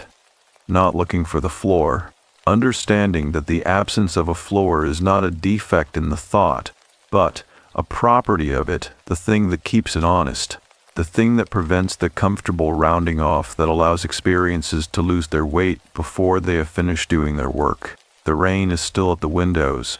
Portland in November holds its particular quality of interior warmth. The lamp on the desk, the radiator doing its steady work, the mug of tea at the corner of the page. These small comforts are not nothing. They are the sanctuary that makes the cold feel colder, the warmth that makes the darkness more legible by contrast, the specific human gift of a warm room in a wet season. I am grateful for the warm room. I am grateful for the 15 years. I am grateful for Laura, who said deliberate, and for Diane, who named the cost of the time between words, and for Ruth, and for the other 13, and for the blue truck that appeared at the right moment on a remote 2-lane highway in far west Texas on a March morning 15 years ago, and I am still carrying the walkie-talkies. I expect I always will. The group met again the following week, and Ruth brought a woman she worked with, a botanist named Sarah, early 30s, who had been on a remote road in eastern Oregon 6 months prior, and had not told anyone. And Sarah sat in a circle of women in that Portland apartment, with the rain at the windows and the lamps, making their warm light. And she told her version, and it had the same structure as all the others, and when she finished she said, "I thought I was overreacting." And every woman in that room said at the same moment, without consulting each other, "You were not." And the word landed in the room the way true things land when they are finally said aloud to people who already know they are true. Like something that has been waiting a long time to be put down. The group met for 4 years before I moved away from Portland. In that time it grew from 8 women to 23, which was not a number I had planned for and which required at a certain point that we find a larger space and develop a loose structure, where before there had been none. A loose structure, I want to be clear, not a formal one, not an institution, because the thing that made the group work was precisely the absence of institutional framing. The fact that what happened in those rooms was conversation rather than program, testimony rather than curriculum, the specific texture of women talking to women about things that the formal structures around safety had not been built to hold. I want to talk about what those 4 years gave me, because the 4 years are not separate from Route 55, they are its continuation, the ongoing form of what that morning deposited in me. The way that an experience which gives you something real does not stop giving it at the moment of the experience, but goes on distributing it across the years that follow, in ways and contexts and applications you could not have predicted from inside the original event. But I want to talk about it by way of a specific conversation, because the specific is always more honest than the general, and because this particular conversation is the one that clarified something I've been working toward for a long time without quite reaching. In the group's second year, a woman named Claire joined us. Claire was 47, a park ranger who had spent 22 years working remote trails in the Mount Hood National Forest and the Columbia River Gorge. She was a compact, direct person with close-cropped gray hair and a way of speaking that was unhurried and precise. The speech pattern of someone who has spent a great deal of time in places where words have to carry, more weight than usual, because there are fewer of them and less ambient noise to cushion them. She had come to the group through Ruth, who had worked with her on a land management project the previous summer, and she arrived at her first meeting in the particular way of people who have been convinced by someone they trust to attend something they are not certain they need. By the end of the first meeting, she was certain she needed it. Her version was different from mine in almost every particular. Different landscape, different configuration, different specifics. But it had the same essential structure, the same open file, the same unresolvable quality. She had been on a trail in a remote section of the gorge alone, conducting a routine survey, when she had encountered a man whose behavior had produced in her the precise bodily register of wrongness. The hands, the weight, the specific quality of attention paid by someone who has already made a decision about you, and she had managed the encounter and walked away and filed nothing, because the encounter had produced nothing reportable, no overt act, no explicit threat, only the configuration and the register and the knowledge, accumulated over 22 years of working remote locations, that the configuration was not innocent. She said, "I have been doing this work for 22 years, and I have had that register go off perhaps a dozen times." She said, "Every time it goes off, it is right." She said, "Not approximately right, not directionally right, right." I asked her how long it had taken her to trust it completely. She looked at me for a moment with the specific patience she used when a question had an obvious answer that she was deciding how to deliver. She said, "I trusted it from the first time it went off." I said, "And you have always acted on it immediately?" She said, "No." She said, "For the first several years I acted on it after a delay." She said, "The delay got shorter over time until eventually there was no delay." I said, "What shortened the delay?" She said, "Experience." She said, "The accumulation of evidence that the register was reliable." She said, "And the understanding that the delay was not skepticism. It was not my rational mind appropriately checking the register's output against available evidence." She said, "The delay was social. It was the trained politeness response, the benefit of the doubt response, the do not overreact response, the are you sure response. None of those responses were mine. They have been installed in me by a culture that had very specific ideas about how women should manage their own threat perception, and those ideas were organized around the comfort of the people who might be falsely suspected, rather than around the safety of the women doing the suspecting." She said, "Once I understood that, the delay went away." The room was quiet for a moment after she said this. The particular quiet of a room in which something has been said that required saying and which everyone present has recognized as such, and which is now settling into the space the way true things settle. Without fanfare, without the need for elaboration, simply taking up the room it has earned. I thought about the 30 seconds between Laura's deliberate and my deliberate on Route 55. I thought about what Claire had named the trained politeness response, the benefit of the doubt response, and I thought about whether those responses had been operating in me in those 30 seconds. And I thought, yes, probably. I thought, not consciously, not as a named internal debate, but as the ambient social weight of a lifetime of being told in 1,000 different registers that the accurate reading of a threatening situation is not yours to make until the situation has made itself undeniable, that the cost of a false positive, the discomfort of a man who turns out to be a rancher checking his fence, outweighs the cost of a delayed true positive, which is what those 30 seconds represented. Claire said, "The cost accounting is wrong." She said it as though she had been following my thought, which she had not. She was speaking generally, in the flow of the conversation, but the timing of it landed with the precision of a direct address. She said, "The cost of a false positive is embarrassment at worst." She said, "The cost of a delayed true positive is everything." Everything. I held that word the way I'd held Diane's sentence about the time between strange and deliberate. 2 different women, 2 different conversations, 2 different cities. The same essential mapping of the same essential problem. The systematic undervaluation of women's threat perception, built into the social fabric at a depth that makes it invisible until something happens to make it visible. until a white truck appears across a highway, and the choice between strange and deliberate becomes the hinge on which everything turns. The group talked about Claire's framework for several meetings after that, not because we'd assigned it as a topic, but because it kept surfacing, the way ideas surface in conversation when they have touched something that people were already thinking about and had not yet found the language for, the cost accounting. The false positive versus the delayed true positive. The installation of the delay by a culture organized around the wrong cost. A woman named Margot, a hydrologist, mid-30s, who traveled regularly to remote water monitoring sites in eastern Oregon, said, at one of those meetings, "I have spent my entire career being told that I am too cautious." She said it with a flatness that was not bitterness. Not exactly. It was the tone of someone reporting a long-standing condition that they have accepted as a feature of their landscape rather than an injustice, because the energy required to treat it as an injustice every time it manifests is energy that is not available for other things.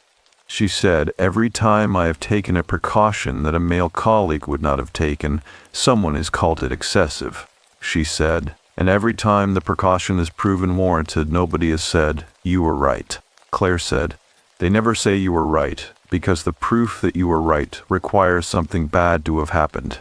And the precaution prevented the bad thing from happening, which means the proof is not available, which means the precaution looks like it was excessive after all." She said, "This is the structure of the argument. It is designed to be unfalsifiable." The room held that for a moment. Outside, the Portland rain was at the windows, as it reliably was in those evening meetings from October through April, the low continuous presence of it providing, over those 4 years, a kind of auditory wallpaper for the specific conversations that happened in those rooms, the honest ones, the ones that required the safety of enclosure and the company of people who understood the territory from the inside. I thought about my own version of Margot's experience, the ways in which, in the years after Route 55, the practices I had adopted, the satellite communicator, the route texts, the 30-second mirror check, had been received by people outside the group as excessive, as anxious, as evidence of a fearfulness that was disproportionate to the actual risk of the roads I was traveling. I thought about how I had responded to those assessments, and I thought poorly at first. I had defended myself. I had explained Route 55. I had produced the evidence for the calibration I had done, laid it out, made the case that my practices were proportionate responses to a documented experience. And the people I had explained it to had nodded and said they understood, and then had continued, in the quiet ongoing way of people who have not updated their model, to treat my precautions as excessive. At some point, I had stopped explaining, not because the explanation was wrong, because I had understood by then that the explanation was not the thing that was going to change the other person's model. The explanation was evidence, and evidence is only useful to a person who is already operating in a framework that values it. The people who had called my precautions excessive were not operating in that framework. They were operating in the framework that Claire had described, the one organized around the wrong cost, the one in which the embarrassment of a false positive outweighs the weight of a delayed true positive, the one in which the precaution that prevents the bad thing makes the bad thing's prevention look like evidence that the precaution was unnecessary. I had stopped explaining and I had kept the precautions. That was the right order of operations. The group met for 4 years, and in those 4 years I watched 23 women sharpen their instruments, not just the practical ones, the communicators and the root texts and the mirror disciplines, but the interior ones, the ones that Claire had named, the register and the response to the register and the removal of the delay that the wrong cost accounting had installed. I watched women who had arrived uncertain of their own perception leave certain of it.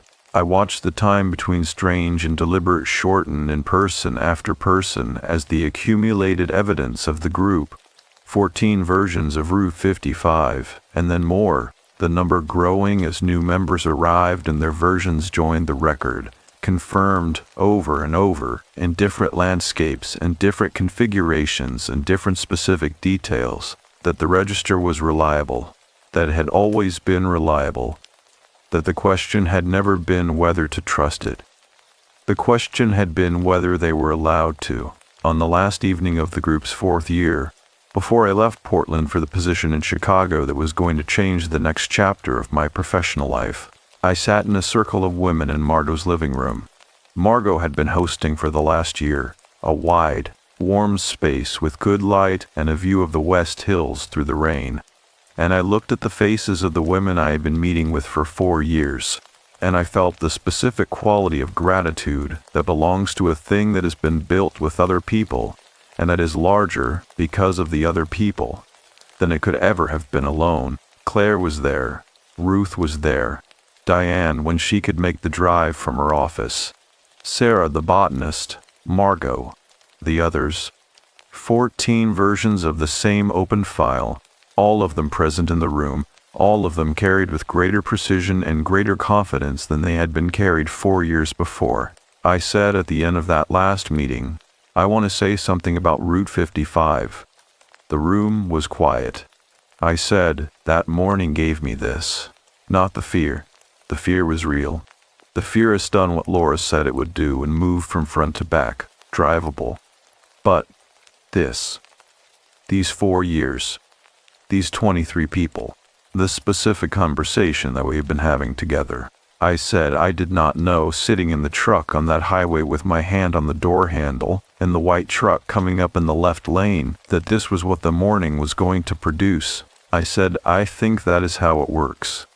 I said, the thing that happens to you is not the last word on what it means. The meaning keeps arriving in installments over years, in forms you could not have predicted from inside the original event.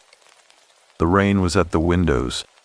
The lamp was warm. The women in that room held what I had said in the particular way of people who recognize something as true, not because it is new, but because it names something they have been living. Claire said after a moment, in her unhurried and precise way, that is correct.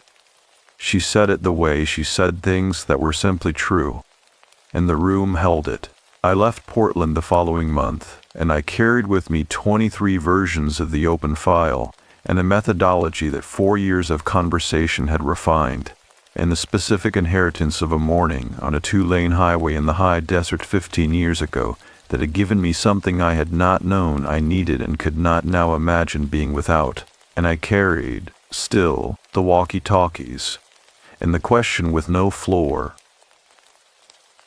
and the 30 seconds, and Laura, always Laura. I drove Route 55 again 10 years after the first time. I want to be precise about the decision, because precision is what this account has always required, and because the decision was not simple, and I do not want to make it sound simple. It was not a return born of bravado, not the completion of some arc of recovery that required me to go back to the location and stand in it and declare myself healed or unafraid or otherwise restored to a prior condition. It was not therapy, not performance, not the dramatic revisiting that makes for a tidy narrative. It was more deliberate and more quiet than any of those things. And it arrived not as an impulse but as a conclusion, reached over a period of months, that the drive was something I needed to do with full knowledge of what it was, and without requiring it to be anything other than what it was. A road I had driven once, a long time ago, on a morning that had changed something in me. A road I was going to drive again. Laura came with me. There was never a question about that. She had moved from New Mexico to Tucson in the years between, the desert still, just a different section of it. The Sonoran rather than the Chihuahuan, Saguaro country rather than Creosote country, a landscape that was adjacent to the one we had driven through on that March morning, but distinct from it in the way that adjacent things are always distinct from each other, even when they share the same general character. We drove down from Tucson in her truck, a newer one than the truck from that morning, though she still drove with both hands on the wheel in the attentive way she had always driven, still checked the mirrors at the correct interval, still had the satellite communicator mounted to the dashboard, and the kid in the bed and the 3 people who had the route and the timeline and the instruction to call the county sheriff if they had not heard from her by a named hour. Some things do not change, and should not change, and the fact that they do not change is not a failure to move on, but a successful integration of something real into the permanent operating structure of a life. We drove south from Tucson on a Tuesday in March, 10 years to the month, though not the exact day, and the desert came up around us in the way the desert does when you have been away from it and return, which is all at once, the smell of it arriving before the landscape fully resolves, the particular dry clarity of Sonoran arid altitude carrying a creosote smell, and the warmth of rocks that have been collecting sun since early morning in the thin, clean edge of the high desert sky. I sat in the passenger seat and felt the desert arrive in me, and felt, alongside it, the specific mixture of emotions that I had been carrying toward this drive for months. Not fear exactly, not the acute fear of that first morning, but something adjacent to it. Something that shared the same family of sensation without having the same character. Anticipation, maybe.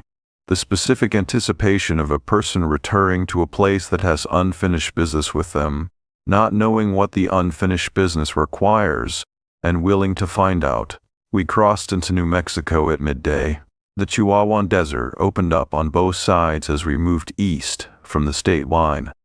The landscape changing from the saguaro country to the lower, more open country of the Tularosa Basin, the flat alkaline expanse of it, the white sands visible in the distance as a pale shimmer at the base of the San Andres Mountains, the sky enormous and cloudless, and the particular New Mexico blue that I had not seen in several years, and that arrived in me like something returning to its correct position after a long displacement. We stopped in Carrizozo for fuel and coffee, a small town on US 380, the junction for Route 55, the last town before the route north. The fuel station had a small attached diner that served breakfast all day, and we sat at the counter on vinyl stools and drank coffee that was strong and slightly burnt in the way of coffee at small highway diners, the best kind, and looked out the window at the street in the mountains beyond and did not talk about where we were going, because we did not need to, and because the coffee was good, and the morning was clear, and some things are better held in silence than in words. Laura wrapped both hands around her mug and looked at the mountains. She said, "How are you doing?" I said, "I am doing all right."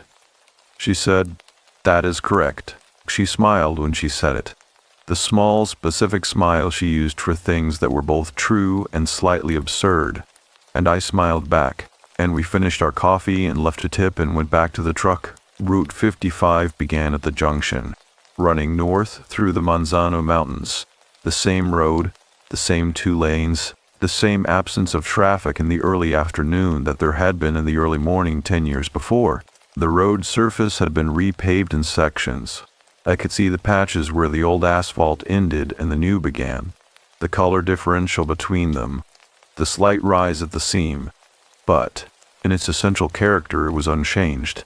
The same width, the same relationship to the mountain slope on the left and the valley on the right, the same quality of open, legible country that gave you distance and denied you cover in equal measure. I watched it go by through the passenger window and felt the specific quality of double perception that comes with returning to a place that holds a significant memory. The present road and the remembered road existing simultaneously. The eye taking in the actual landscape while the mind overlays it with the landscape of 10 years ago. The two versions occupying the same space without quite resolving into each other. I looked at the road ahead and I looked in the mirror and I thought about the morning 10 years before. And I felt, running beneath everything else, the low continuous register that Claire had described, the body's awareness of the territory, the instrument doing its quiet work, taking in input and processing it, and returning its assessment without drama and without urgency. The assessment was, this is an empty road and open country in the middle of the day. The assessment was, nothing is wrong. I trusted the assessment completely. That was the thing I had not been certain of before we left Tucson, whether the trust would be available to me on this road, or whether the road itself, the specific geography of it, would produce an interference that the 15 years of recalibration had not fully resolved. whether the body's memory of that first morning would override the instrument's current reading in a way that I could not manage. It did not. The instrument read clearly. The road was an empty road in open country. The mountains were to the left. The valley was to the right. The sky was the enormous New Mexico sky. Nothing was wrong. We drove north through the section of road where it had happened. I knew the approximate location by the landmarks I had memorized from the police report and from the many subsequent reviews of the map I had done over the years. The low-rise, the sight line to the north, the particular configuration of the terrain that had made the white truck visible from a mile away. And I looked at that section of road as we passed through it and felt what I felt and noted what I felt and did not require it to be anything other than what it was. What it was this a sustained, clear-eyed recognition of the place where something had happened, accompanied by the full weight of what that something had meant and continued to mean, held without flinching and without the need for resolution, carried through the geography that had produced it with the specific quality of attention that 15 years of practice had made available to me. Not closure. Something more honest than closure. Acknowledgement. I looked at the road where the white truck had been and I said, quietly, to no one in particular, not to Laura, not aloud, in the interior register where the real accounting happens. I know what you gave me, I said. I know what it cost and I know what it produced. And I have been living inside both of those things for 15 years, and I will keep living inside them. I said, that is enough. Laura did not ask what I was thinking. She knew, or she understood, that what I was doing required the interior space to do it, which amounts to the same thing in practice. She drove with both hands on the wheel and gave me the silence I needed, and watched the road with the quality of attention she had always watched roads with. Complete, specific, present, the instrument fully engaged and reading clearly. We came over the low-rise and the road ran north ahead of us, empty and clear. No white truck. No old truck. No old truck. No walkie-talkies speaking in a frequency we could not hear.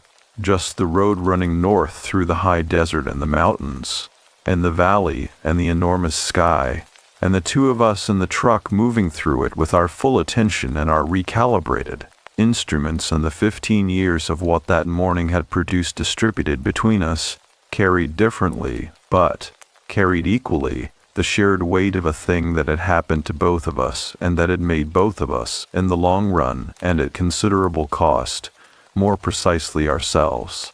We passed the junction where the dirt road had come in from the left. The road the Park Service truck had pulled out of. The road that had delivered the blue truck and the United States Park Service plates at the exact moment the geometry of the situation had required them. I looked at the junction as we passed it and thought about the driver of that truck, the unknown federal employee who had ended his morning patrol at a moment he could not have known was significant, who had pulled onto the highway without any awareness that his presence was the variable on which two women's morning turned. I thought about what it means to be the Park Service truck, to move through the world in a way that is, simply by virtue of what you are, and where you are, and when you arrive, the thing that changes the outcome of a situation you know nothing about, to be present at the right moment without knowing it is the right moment, to intervene without knowing you are intervening. I thought about the 14 women in the Portland group. I thought about Claire and Diane and Ruth and Margot and Sarah. I thought about the 23 versions of the open file that those 4 years had collected and held and worked with and refined. I thought about whether any of those 23 women had, in the years since, been the Park Service truck for someone else, had been present in the right place at the right moment, had intervened without knowing they were intervening, had changed an outcome by simply being where they were when they were there. I thought, yes, probably. I thought, that is also how it works. The road ran north and we drove it, and nothing happened and everything was fine, and the desert held us in its enormous indifferent patience, and the sky was the blue of a clear afternoon in March at altitude. And the mountains were to our left, and the valley was to our right, and I looked in the mirror at the appropriate intervals, and the mirror showed me an empty road, and I trusted what it showed me. We reached Mountain Air in the mid-afternoon. Laura pulled into the parking lot of a small grocery store on the main street and turned off the engine, and we sat in the truck for a moment without saying anything, the engine ticking as it cooled, the small-town sounds of the street coming through the windows. A dog, a radio from somewhere, the sound of a screen door. She said, "Well?" I said, "Well?" She looked at me. I looked at her. The 15 years were present in both of us and entirely visible to each other in the way that things are visible between people who were inside the same event and have been inside the same 15 years of its aftermath. She said, "How was that?" I said, "It was what it needed to be." She nodded. She looked at the steering wheel for a moment, then out through the windshield at the small town street, the mountains visible at the end of it, the afternoon light on everything, warm and direct and entirely ordinary. She said, "I am glad we did it." I said, "So am I." She said, "Coffee?" I said, "Yes." We got out of the truck and walked down the main street of Mountain Air, New Mexico, in the afternoon light of a March day, and found a place that was open and went inside. And the coffee was strong, and the seats were warm, and the mountains were visible through the window, and the desert was all around us, indifferent and patient and enormous and ours. We drove back to Tucson that evening on a different route, not the reverse of Route 55, but a western route, through Socorro and down the Rio Grande Valley, a road I had never driven before. New country, no memory to overlay on it. Just the present road and the present light and the river dark beside us in the dusk, and the truck moving south through a landscape that held nothing for me yet but was already, in the way that all landscapes begin their work on you the moment you enter them, beginning to hold something. I fell asleep somewhere south of Socorro, which I had not done in a moving vehicle in 15 years, which is to say since the last time I had felt entirely safe in one. Laura drove. I slept. I arrived in Chicago in the late summer of the year I left Portland, driving my own car this time. A sensible, well-maintained sedan that was entirely inadequate for remote desert roads and entirely adequate for the urban and near-urban driving that my new life was going to require, which was itself a form of transition, the exchange of one landscape's demands for another's. The position was with an organization that worked on what its mission statement called systemic barriers to outdoor access for women and girls, a phrase that covered a great deal of territory, from trail safety resources to mentorship programs for young women entering environmental professions to policy work on the infrastructure of public lands in relation to the specific safety needs of women traveling alone in remote locations. It was, in a way that I had not fully understood when I accepted the offer, the professional version of the Portland group, the institutionalized form of the same conversation, with funding and staff, and the capacity to reach beyond a circle of 23 women in a living room to something considerably larger. I had been hired to direct the Safety Resources Program. I understood, on my first day in the Chicago office, sitting in a meeting room with 3 colleagues I had not yet learned to read, and a stack of program documentation that was well-intentioned and somewhat theoretical and had clearly been written by people who had not spent time on the specific roads the program was meant to address, that I was going to be doing the same work I had been doing in Portland, at a larger scale and with more resources, and that the additional resources were going to be useful, and the larger scale was going to be complicated, and both of those things were going to be true at the same time, for as long as I was doing this work. That assessment proved accurate. Chicago itself was an adjustment that I had anticipated intellectually and experienced bodily in ways that the intellectual anticipation had not fully prepared me for. I had lived in cities before. Albuquerque is not a small place, and I had spent time in Portland, which has its own urban density. But Chicago in late August is a specific and total experience that requires full sensory recalibration. The scale of it, the sound of it, the particular quality of light between tall buildings that is entirely different from the quality of light in the desert or the forest. A light that has been negotiated through glass and steel and concrete before it reaches you and carries the marks of that negotiation. I found an apartment on the north side, 3rd floor, the windows facing east over a street of gray stone buildings and mature elms that were beginning in that late August to hint at the autumn color that would arrive fully in October. The apartment was quiet for the neighborhood, which was not particularly quiet. The street below was residential, but active. The sounds of the city reaching the 3rd floor in a continuous, layered way that was nothing like the bayou sounds of my grandmother's house, or the rain-on for canopy sounds of Portland, with a thin, clear silence of the high desert at altitude. I put a lamp on the desk by the east window and looked at the street for a long time on the first evening, listening to the city, and thought about the specific process of becoming resident in a new place. The way you take a location that is entirely external to you, a set of streets and buildings and ambient sounds that belong to nobody, and begin the slow work of making it interior, of building the kind of familiarity that eventually produces the body knowledge of a place, the automatic navigation, the instinctive awareness of what belongs and what does not. I had done this in several places. I was good at it by then. The organization's safety resources program had been running for 3 years before I arrived, and it had produced a set of materials, guides, workshops, a website with downloadable resources that were solid in their practical content and limited in their depth. They covered the satellite communicator, the route texts, the check-in protocols. They covered the practical infrastructure of safe remote travel, the things you carry and the people you inform and the systems you activate when the systems are needed. They were good as far as they went. They did not go far enough. What they did not cover, what I had spent 15 years learning could not be left uncovered, was the interior dimension, the register, the cost accounting, the time between strange and deliberate, and the specific social installation of the delay that lived in that time, the trained politeness response, and the benefit of the doubt response, and the are you sure response, and all the other responses that had been put into women by a culture organized around the wrong cost. The practical infrastructure was necessary. It was not sufficient. The first thing I did, in the first month, was convene a working group of women who had direct experience of remote location incidents.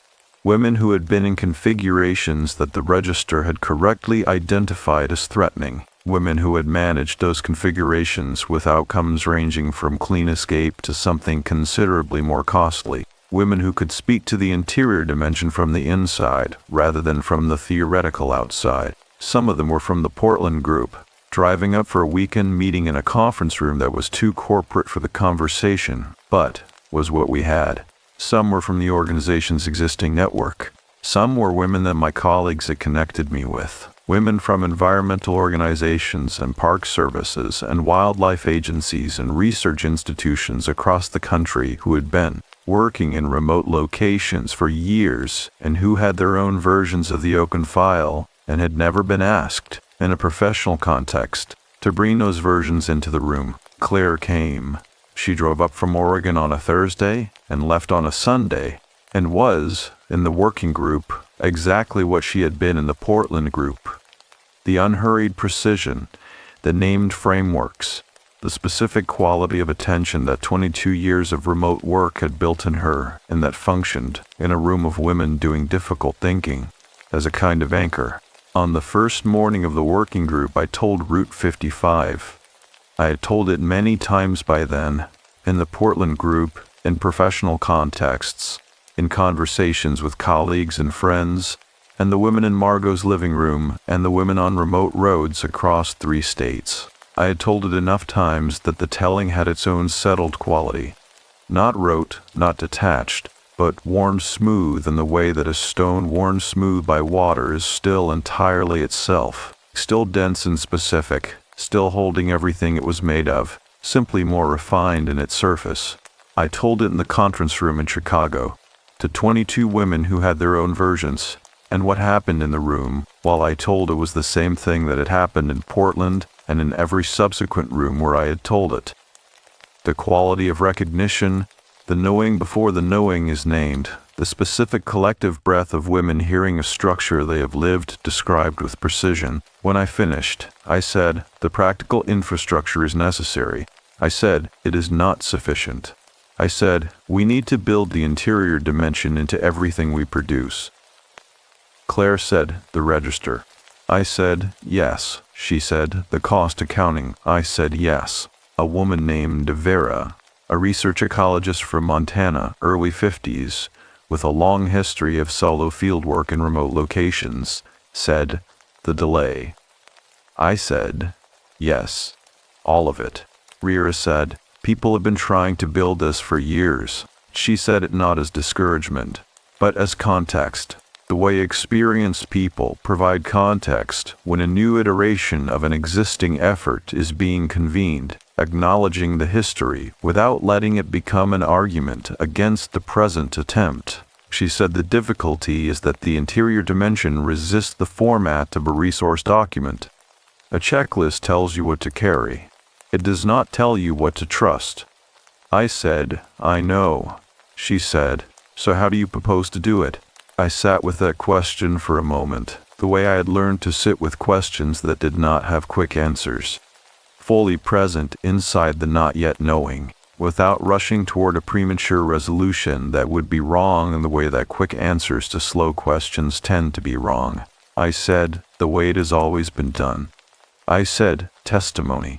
I said, the specific, particular, first-person account of what the register feels like and what it produces, and what it costs to override it, and what it costs not to override it, told by women who've been inside those experiences, in a form that other women can receive and recognize and use. I said, the Portland group scaled. Vera looked at me for a moment. She said, that is not a document. I said, no.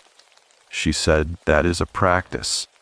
I said, yes. She nodded slowly, with the quality of someone revising their model in real time, not reluctantly but honestly, with the specific openness of a person who has been doing serious work for a long time and who recognizes, when a better frame appears, that updating to it is simply the work continuing. We spent the rest of that weekend building the practice, not the finished product. The practice takes years to build, and we were at the beginning of it, laying the foundation, identifying the principles, working out the architecture of how the interior dimension could be transmitted in a form that was scalable without losing the specificity that made it work. The specificity was everything. The general did not work here. The general was what the existing resource documents had been doing, and the general was necessary and insufficient. What worked was the specific, the individual account, the particular road, the exact configuration, the precise weight of the 30 seconds between strange and deliberate. The story. There was always the story.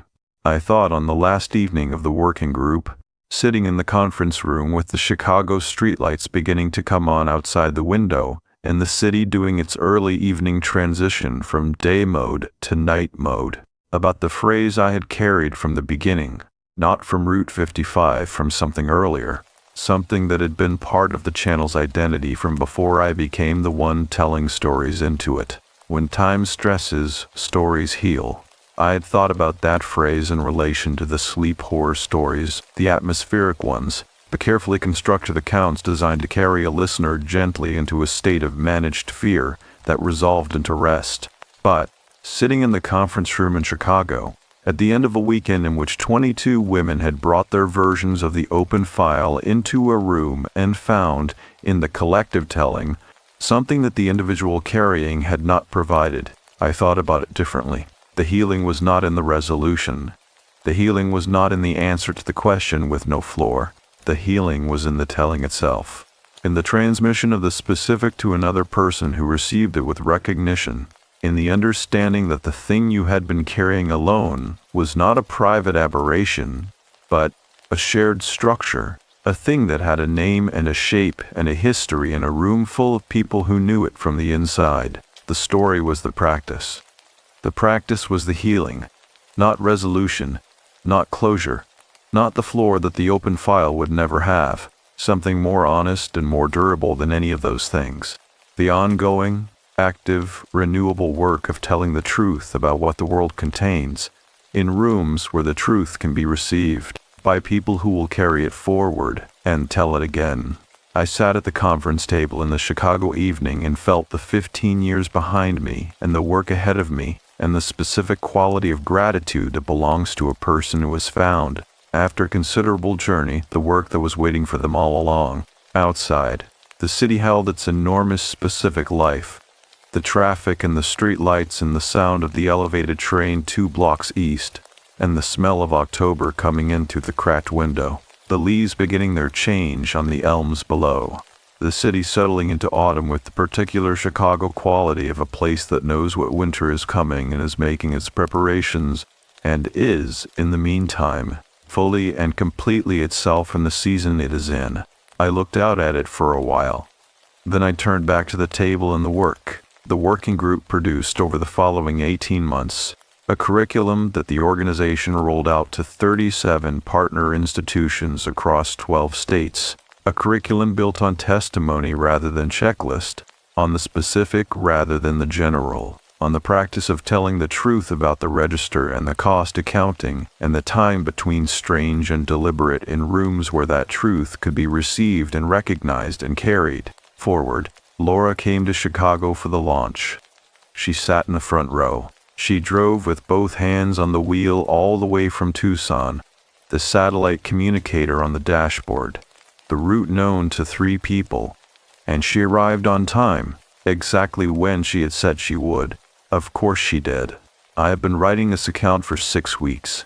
I want to say that plainly at the start of this part because the time it has taken matters, not as a complaint, not as a comment on the difficulty of the material, though the material has had its difficult passages, but as information about the nature of what this kind of writing requires, and what it produces when you stay inside it long enough to let it do its full work. 6 weeks of returning to a specific morning on a specific road in far west Texas, to the white truck and the walkie-talkies and Laura's hands on the wheel, and the 30 seconds in the blue truck pulling out of the dirt road at the right moment. 6 weeks of building outward from that morning through the 15 years that followed. Portland, Chicago, the working group, the curriculum, the 22 women in the conference room, the ongoing daily work of the organization, the specific and undramatic and underfunded business of trying to transmit something true about the interior dimension of safety to women who need it and who have always needed it, and who have been, in the absence of it, developing their own versions through the expensive method of direct experience. 6 weeks, and I am not finished. I am close to finished. This is the second to last section, and the last section is already present in me, waiting to be written. I can feel its shape, which is different from the shape of the earlier sections, quieter in construction, shorter in sentence, the arc of calm that the long form requires as it moves toward its close. But this section is not that section. This section is the accounting, the honest reckoning with what the 15 years have built, and what they have cost, and what the daily shape of the life they have produced actually looks like from the inside. At 38 years old, on a November evening in Chicago with the rain at the windows and the lamp on the desk and the elevated train going by 2 blocks east at the intervals, I have learned to expect. I know the intervals now. That is what being resident in a place eventually means. You know the intervals, the rhythms, the specific texture of ordinary time in this location, the train every 8 minutes during the day and every 12 at night. The garbage truck on Tuesdays before I am up, the particular sound the building's heating system makes when the temperature drops below a certain point, a low metallic groan that arrives in October and stays until April, and that I found alarming in the first winter and now find, inexplicably, comforting in the way that all reliable sounds eventually become comforting, because they are evidence of a system functioning, of the ordinary world maintaining its ordinary schedule, of nothing being wrong. Nothing being wrong is not nothing. I want to say that clearly because it is something the 15 years have taught me that I did not know before them or did not know with this specificity. The absence of the bad thing is a form of the good thing. The morning that passes without incident on a remote road is not a null event. It is the product of preparation and attention and the recalibrated instrument doing its work, and it deserves to be recognized as such rather than taken as the default, the baseline, the thing that was always going to happen. Every ordinary morning is the morning the blue truck appeared at the right moment. I live with that understanding now, and it has changed the texture of ordinary time in a way that I find, on balance, an improvement on the texture it had before. The pre-Route 55 texture, the confident one, the one that flattened risk into irrelevance and treated every uneventful morning as evidence that uneventful mornings were the reliable condition rather than the achieved one. The work of the organization has changed in the 4 years since the working group. The curriculum that came out of that weekend has reached through the 37 partner institutions and their networks, and the networks of those networks, somewhere in the range of 4,000 women working in remote locations across the country. That number is not a boast.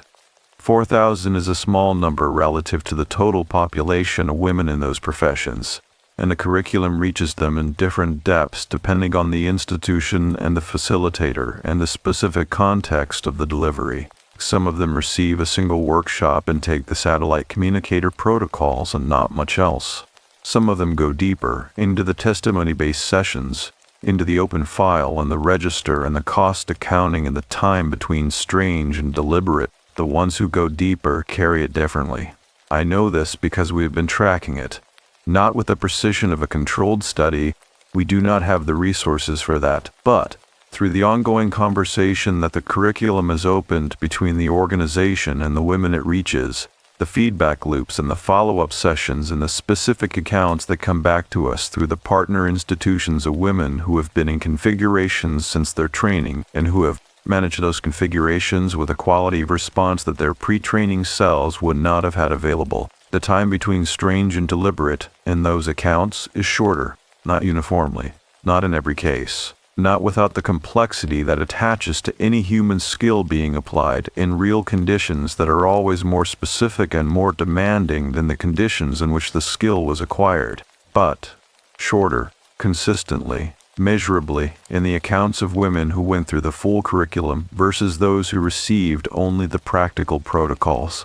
Diane reviewed the data with me when she visited Chicago last spring. She sat at my kitchen table with the numbers on her laptop and looked at them for a long time, with the quality of attention she brought to evidence she wanted to assess accurately rather than quickly. Then she said, "This is the thing you went to Route 55 to find."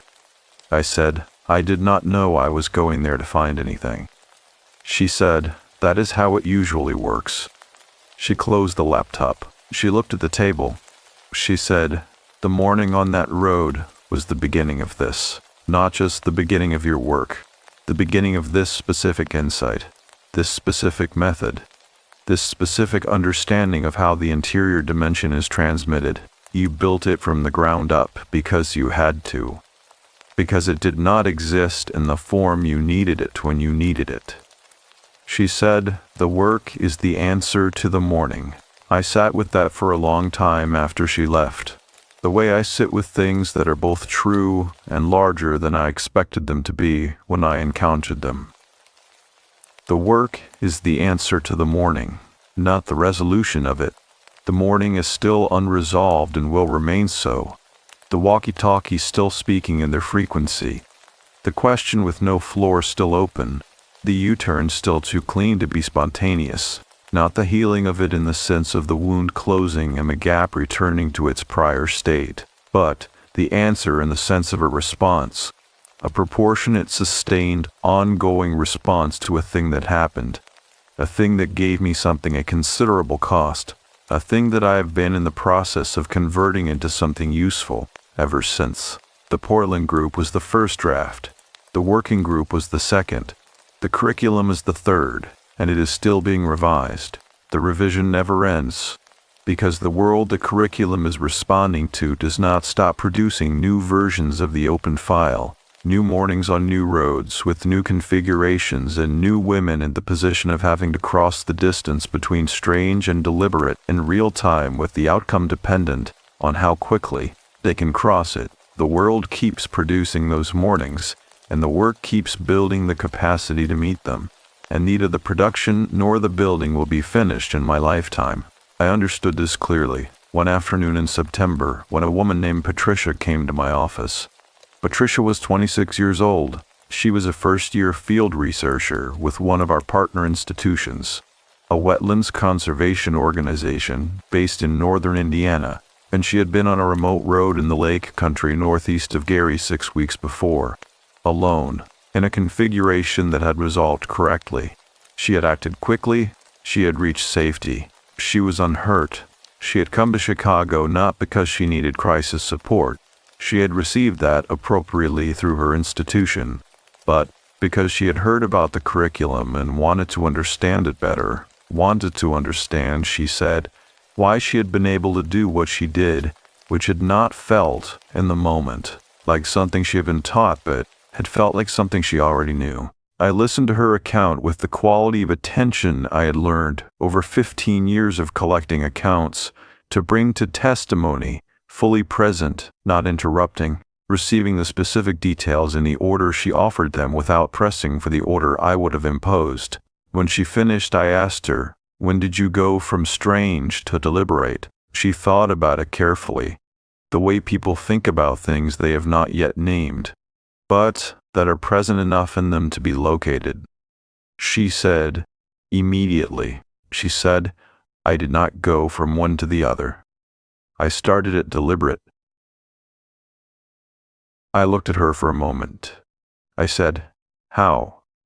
She said, I grew up hearing my mother talk about paying attention. She said, my mother drove remote roads for her work for 20 years, and she told me, from the time I was old enough to understand, that the time you spend deciding whether something is a threat is time you cannot spend managing the threat. She said, she told me the delay was installed. She said, she told me it was not mine, and I did not have to keep it. I said, who told your mother? Patricia looked at me. She said, she went through a training program about 6 years ago. She said, she talked about it for months afterward. She said it changed the way she understood something she had already known, but had not had language for. She named the organization. She named the curriculum. I sat in my office and felt the specific quality of something completing itself, not ending completing, which are different things in the way that a circle completing is different from a line ending. Because a circle completing is also a beginning, the point of completion and the point of origin occupying the same location, the thing that started here returning here and finding itself in a different form but recognizably continuous with what it was when it left. Patricia's mother had been through the curriculum 6 years ago.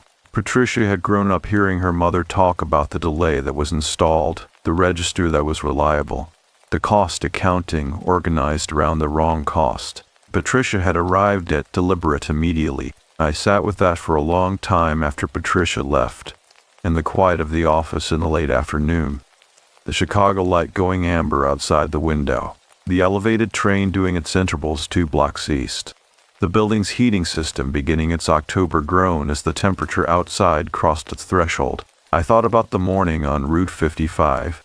I thought about Laura saying deliberate. I thought about the 30 seconds I had spent in strange while she was already in deliberate, and about what those 30 seconds had cost, and what it had cost to afford them, and about the fact that the cost had been affordable that morning and might not be affordable on a different morning for a different woman on a different road.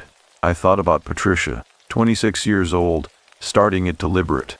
I thought, this is the answer to the morning, not the resolution, the answer, the ongoing, iterative, never-finished answer, the transmission of something true from one person to another, across time, across distance, through the specific medium of testimony and the specific channel of recognition, building something in the aggregate that no single account could build alone, the story traveling forward, finding the people it needed to find, arriving sometimes before the morning it was built to meet. The lamp was warm on the desk. The train went by at its evening interval. The city held its November patience outside the window, the elms on the street below long since stripped of their autumn color, standing in their winter form, the specific bare clarity of a Chicago tree in November that is not absence. but structure, the essential shape of the thing revealed by the loss of its seasonal covering. I thought, Laura is in Tucson right now, probably at her desk, probably with the light she prefers in the evening, which is warm and from the left. I thought, I will call her when I finish this section. I thought, she will answer on the second ring. I thought, I will tell her about Patricia, and she will listen without interrupting, and when I finish, she will be quiet for a moment, and then she will say something precise and true that I have not yet thought of, and that I will carry forward. She always does. That is who she is. That is who she has always been. From the moment she turned off the main highway on an afternoon in my first New Mexico autumn, and drove us into the desert on a road made of packed red dirt, and said nothing for 40 minutes while the landscape filled me up completely and quietly with itself. She showed me the desert. The desert showed me what it contained. What it contained showed me what I needed to build. And what I built is still being built. And the building is the answer. And the answer is enough. The rain came back to the windows as Portland rain had come to the windows, as Chicago November rain comes reliably and without announcement, low and continuous and patient.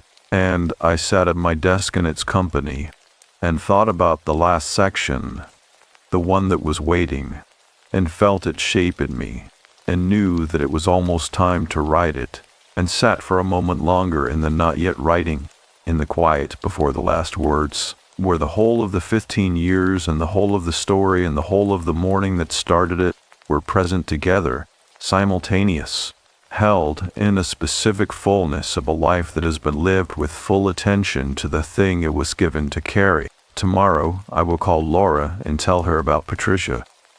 Tonight I will finish this. I called Laura before I wrote the last word. I want to say that first, because the order of it matters. The call before the writing, the voice before the silence, the person before the page.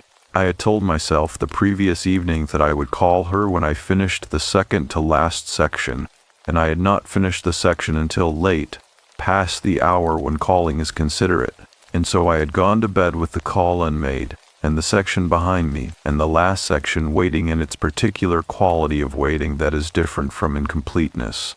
The waiting of something that is ready, that has everything it needs, that is simply holding its shape until the time is right. The time was right in the morning. She answered on the second ring as I had known she would. The Tucson morning was in her voice. A quality of air that is different from the Chicago November air, drier, warmer, the specific acoustic property of a desert morning that carries even through a phone connection in a way that is identifiable if you have spent enough time in both places to know the difference. I had spent enough time. I told her about Patricia. I told it the way I had told things for 15 years. In order, with precision, without embellishment, the facts given room to do their own work, without being pushed. The 26-year-old field researcher. The remote road in the lake country. The immediate deliberate. The mother who had gone through the curriculum 6 years before. The circle completing itself in the chair across from my desk on a September afternoon. Laura listened without interrupting. When I finished, she was quiet for the specific interval she used for things that required her to absorb fully before she responded. Then she said, very simply, "There it is." I said yes. She said, that is what it was for. Not a question, a statement of the thing that was true, delivered in the register she used for true things. Without inflation, without sentiment, simply placing it where it belonged, in the air between us, where it could be received and held and recognized for what it was. I said, I am going to write the last section today. She said, I know. I said, I wanted to tell you about Patricia first. She said, I know that too. We stayed on the phone for a little while longer. Not about Patricia. Not about the account. About Tucson. About the light she had been photographing that week in the desert outside the city. About a bird she had seen on a morning drive that she could not identify and had been looking up since. About the small, specific texture of an ordinary life being lived with full attention. I listened to the Tucson morning in her voice and felt, from Chicago, the desert I had loved, and the roads I had driven, and the landscape that had formed me in the ways that landscapes form you when you let them, which is completely, and without gentleness, and for keeps. We said goodbye the way we always said goodbye. Without ceremony, without extended leave-taking, simply the end of the conversation arriving and being acknowledged, and the line going quiet. I sat at my desk for a moment after I put down the phone. The Chicago morning was gray, as Chicago mornings in November are reliably gray. The low cloud cover that arrives in October and does not leave until March. The particular flat light that comes through it, diffuse and directionless. The light of a sky that has made a decision about the season and is committed to it. The elms on the street below were bare. The elevated train went by at its morning interval. The building's heating system was doing its work. Nothing was wrong. I put my hands on the desk and felt the specific solidity of it.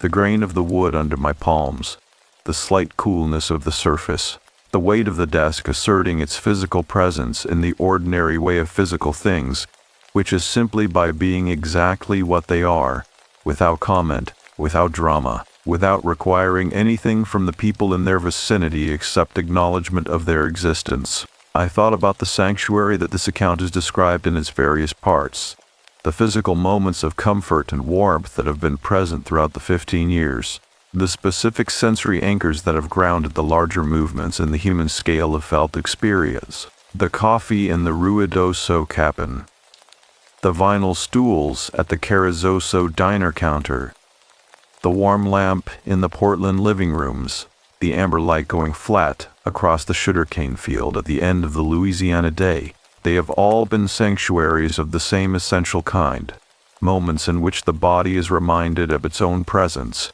its own warmth, its own capacity for simple physical ease, even when the mind is elsewhere, even when the larger situation is demanding things that the body cannot fully process in real time. The lamp on the desk, the coffee going warm in the cup, the specific weight of a mug in both hands.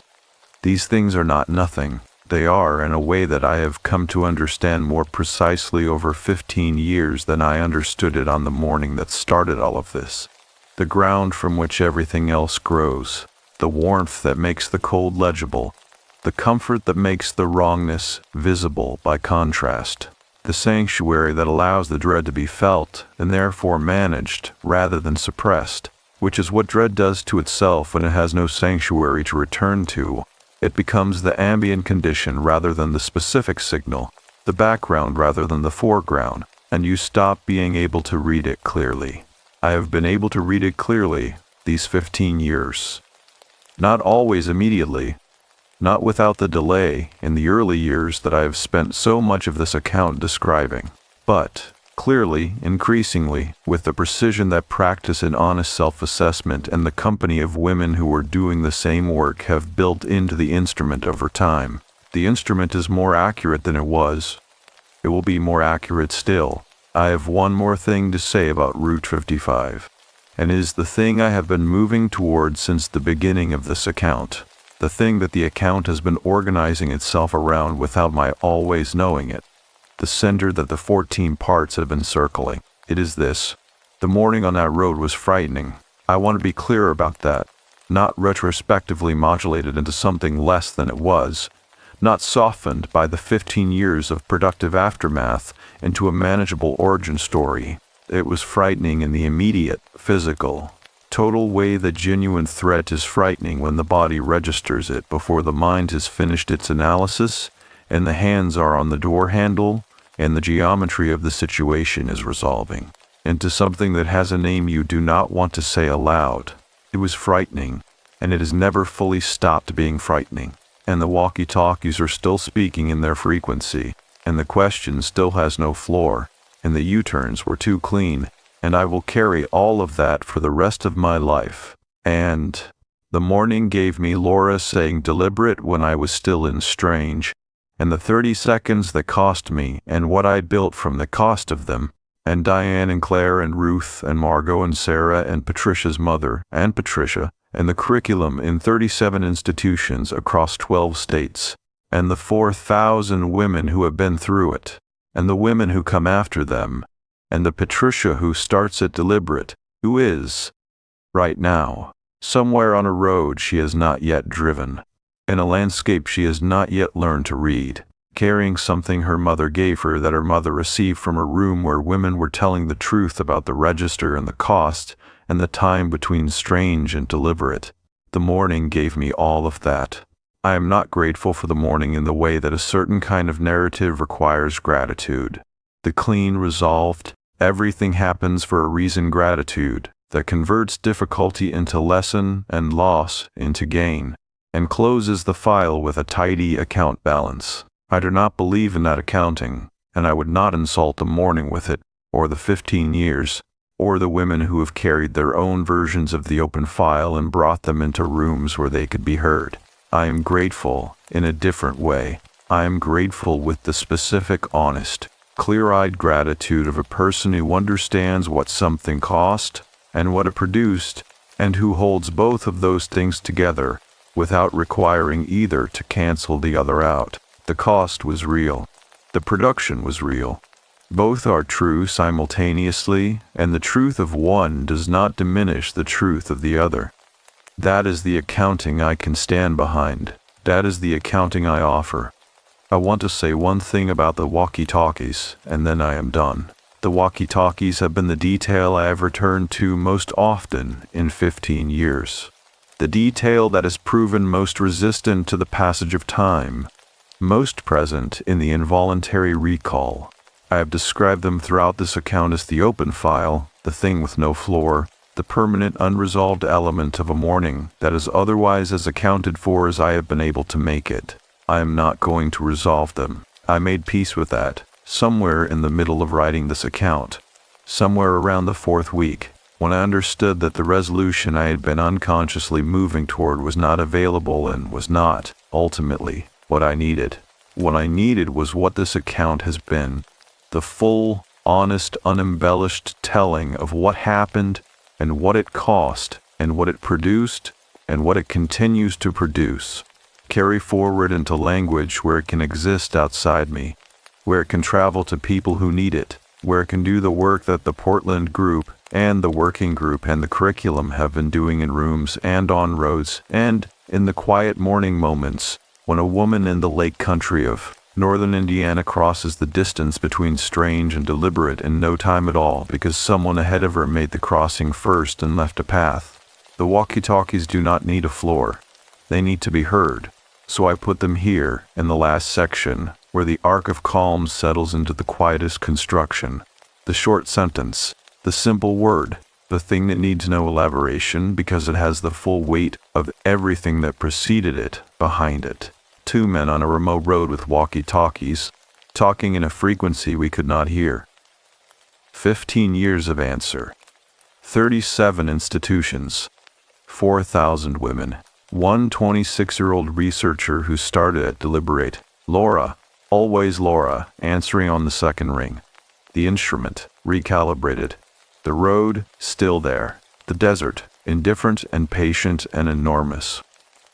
And the work, continuing, as it will, as it must.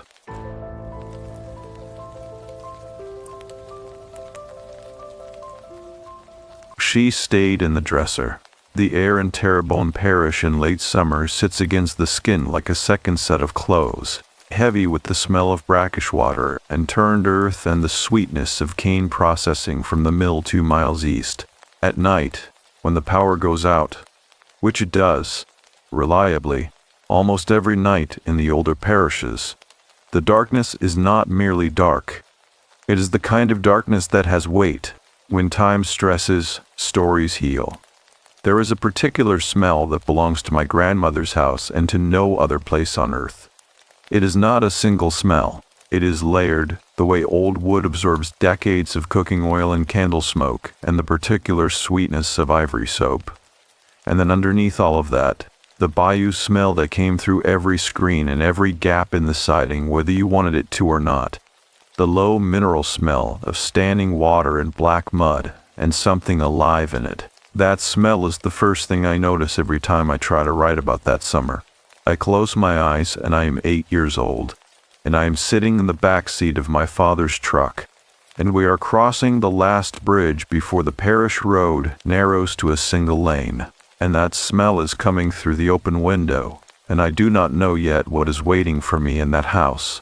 My father drove me down to Terrebonne Parish in late July 1994. He was working pipeline contracts out of Houston that summer, long stretches away, weeks at a time, and he did not want me alone in our apartment with only the neighbors checking in. I was 8 years old. He was 29. He was doing the math he had to do, and the math said Louisiana. It said his parents' house. It said his mother's cooking and his father's front porch and the kind of safety that comes from a family that has lived in the same place for 60 years. I did not fight him on it. I had been to my grandparents' house twice before, and both times it had seemed like a different country. The good kind of different. The kind where everything was slower and louder and more colorful, and the food was better, and nobody seemed to care what time it was. My grandmother met us at the door with her arms already open. She was a small woman, barely 5 feet, with hands that were strong from a lifetime of work she never named and never stopped doing. My grandfather stood behind her on the porch, one hand on the rail, watching my father with the specific look fathers give their sons when they want to say several things at once and choose to say none of them. They loved each other. They were just not a family that performed it. My father stayed one night. He ate dinner, he slept on the couch, and he left before I woke up. I found the note he left on the kitchen table. He called me by my nickname. He told me to be good. He told me he would call on Saturdays. The phone was mounted on the kitchen wall, and it had a cord long enough to reach the back door. But not much further. I stood there for a while, holding the note, and my grandmother came up behind me and put one hand on my shoulder and said nothing, which was exactly the right thing. The house was wood-framed, built in the early 1940s on a low rise of land that my grandfather's father had spent 20 years filling and leveling to keep it above the water table.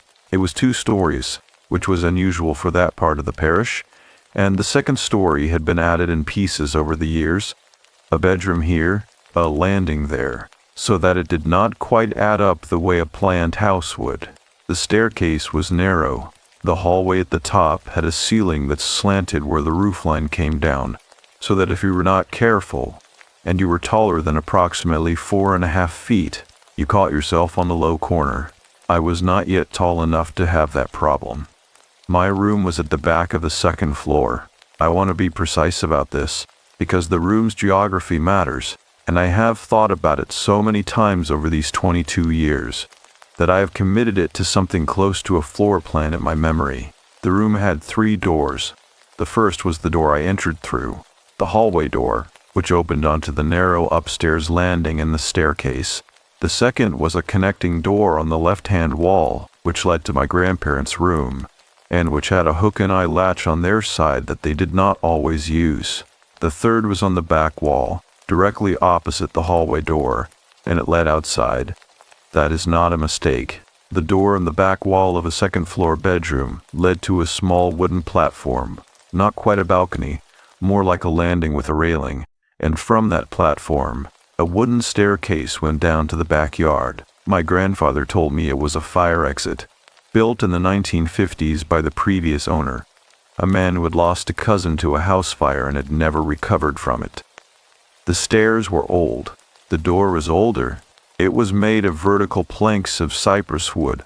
The planks fitted together tightly enough that you could not see through them in daylight, but loosely enough that at night you could see thin lines of moonlight between them, and in hurricane season you could feel the air pressure change when the weather was building, and the door would breathe.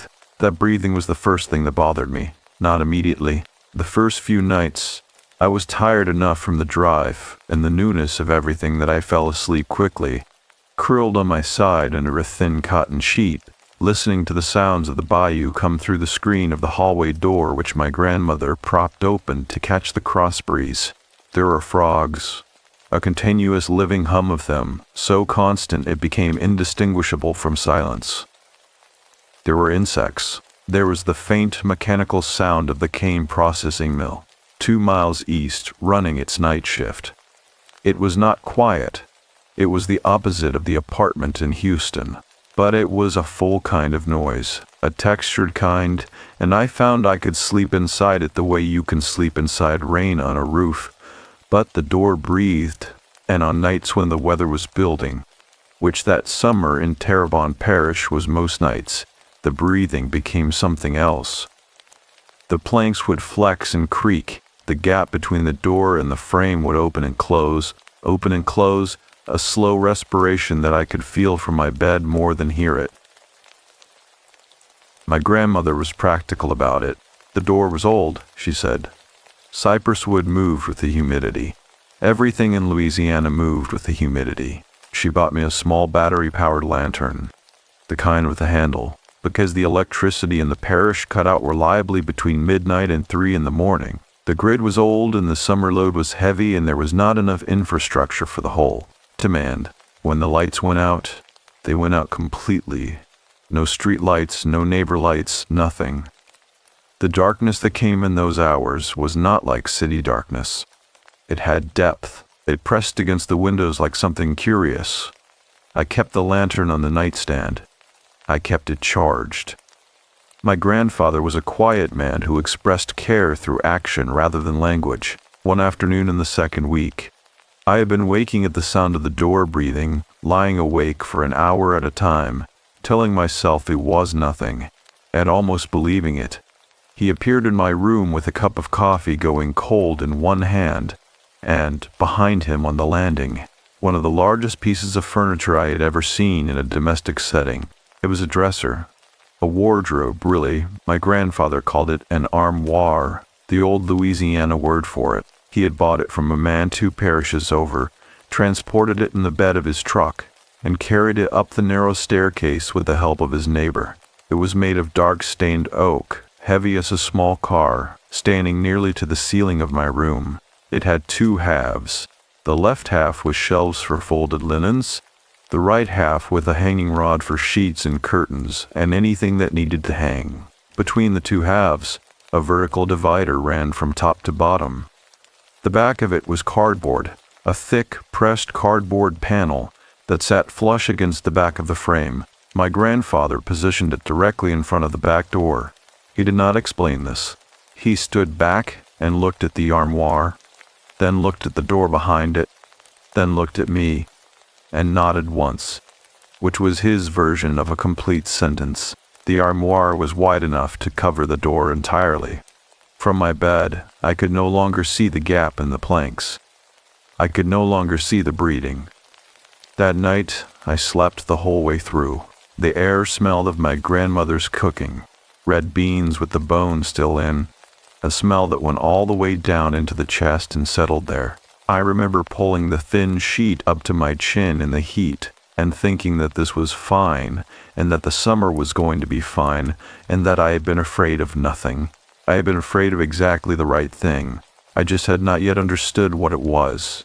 The armoire stood in front of the door, and the door stood behind the armoire, and in the first weeks after my grandfather placed it there, the sounds I had been hearing from the back wall went entirely quiet, which I took as confirmation that the door had been the problem all along, that the old cypress wood, no longer able to flex and breathe against the open air, had simply gone still. It was only later that I understood the sounds had not stopped.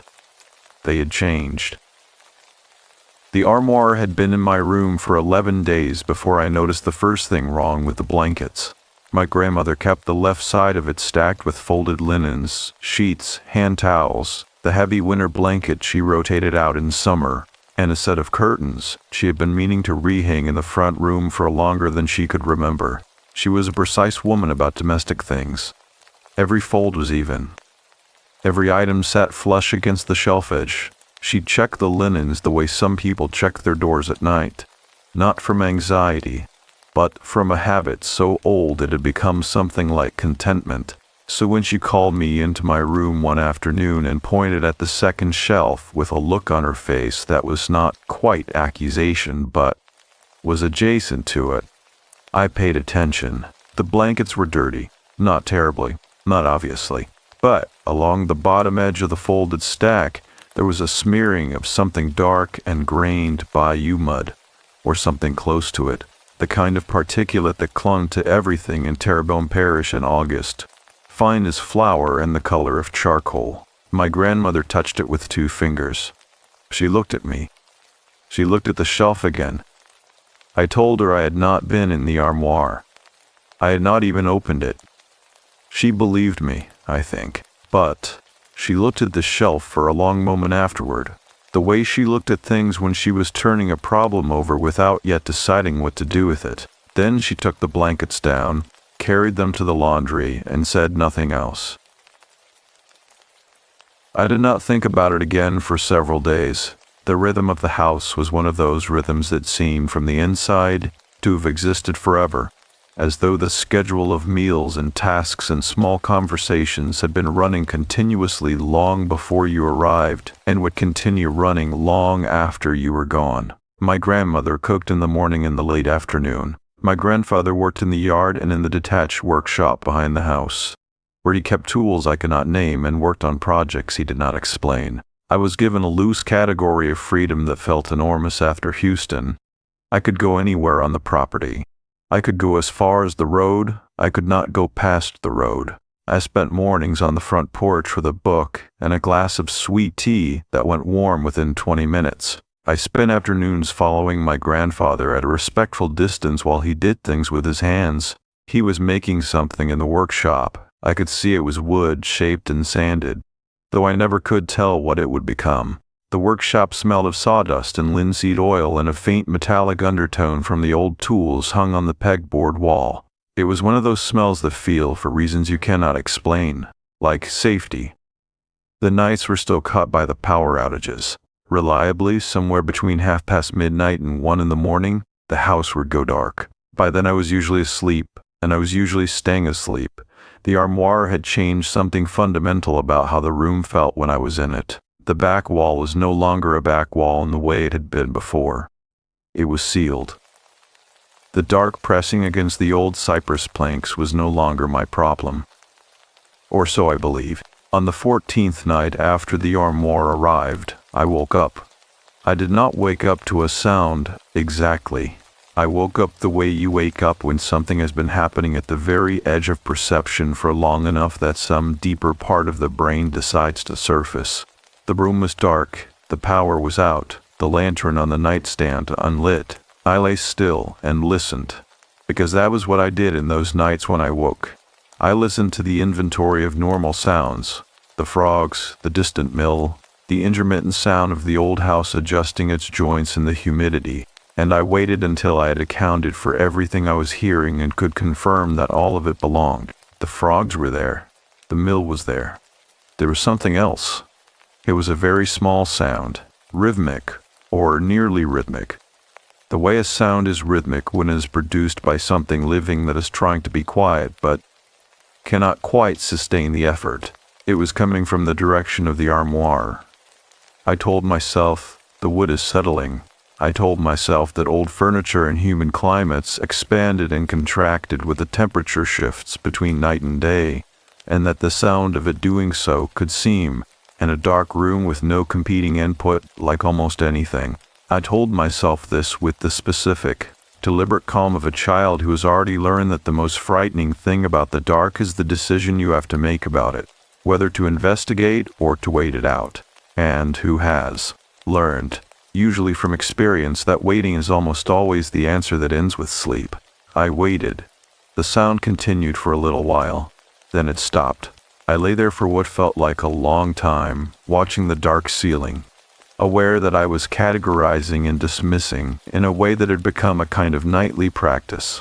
I thought about the fact that I had not called my father on Saturday because I had been outside when he rang and had missed it, and that I needed to be inside next Saturday, near the wall phone. That thought, the ordinary mechanical worry of it, the simple calendar task of it, settled over the dread in me like a hand smoothing a sheet, and I fell back asleep. In the morning I did not mention it, but I noticed things, in the days that followed, that I had not been collecting as a connected set of observations until the morning my grandmother found the dirty blankets for the second time.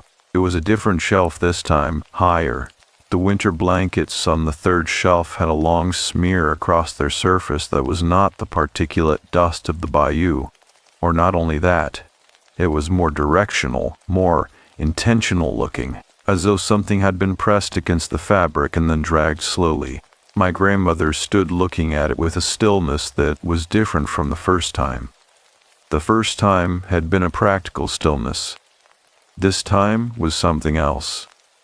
She looked at the shelf. She looked at the back of the armoire, the pressed cardboard panel that formed the rear wall of the interior. She pressed her fingers flat against it the way you press your palm to a wall when you are checking whether a sound is coming through it. She said very quietly, and to nobody in particular, "Something is getting in here." She meant insects, or a mouse. She was doing what adults do, which is locate the most manageable explanation and hold it steady while they gather more information.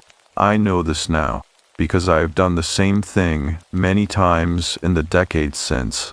At the time I simply stood behind her in the doorway and felt the particular coldness that comes not from temperature but from the moment when two separate things you have noticed separately become suddenly the same thing. The sounds at night, the dirty blankets. My grandmother removed the linens, took them downstairs, and spent that afternoon going through the right side of the armoire, the hanging side, checking the curtains and the spare sheets for the same kind of soiling. She found nothing. She cleaned the shelves.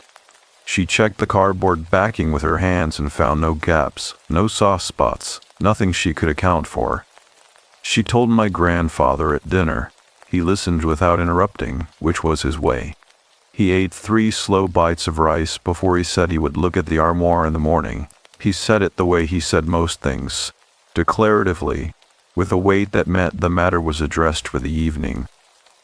That night I lay in bed with my lantern on, which I did not usually do. The light it threw was warm and yellow, and just barely reached the near side of the armoire. The armoire's surface was dark and flat, and gave nothing back. I lay there reading the same paragraph of a book 4 or 5 times without understanding it, listening to the house, listening to the bayou outside, thinking about nothing in particular, whether my grandmother would make biscuits in the morning, which she sometimes did on Thursdays, and whether they would still be warm by the time I came downstairs. I do not know when I fell asleep. I know that when the power went out and the lantern went with it, I was still in the room, still in the bed, and still alone. Or at least, that was what I believed.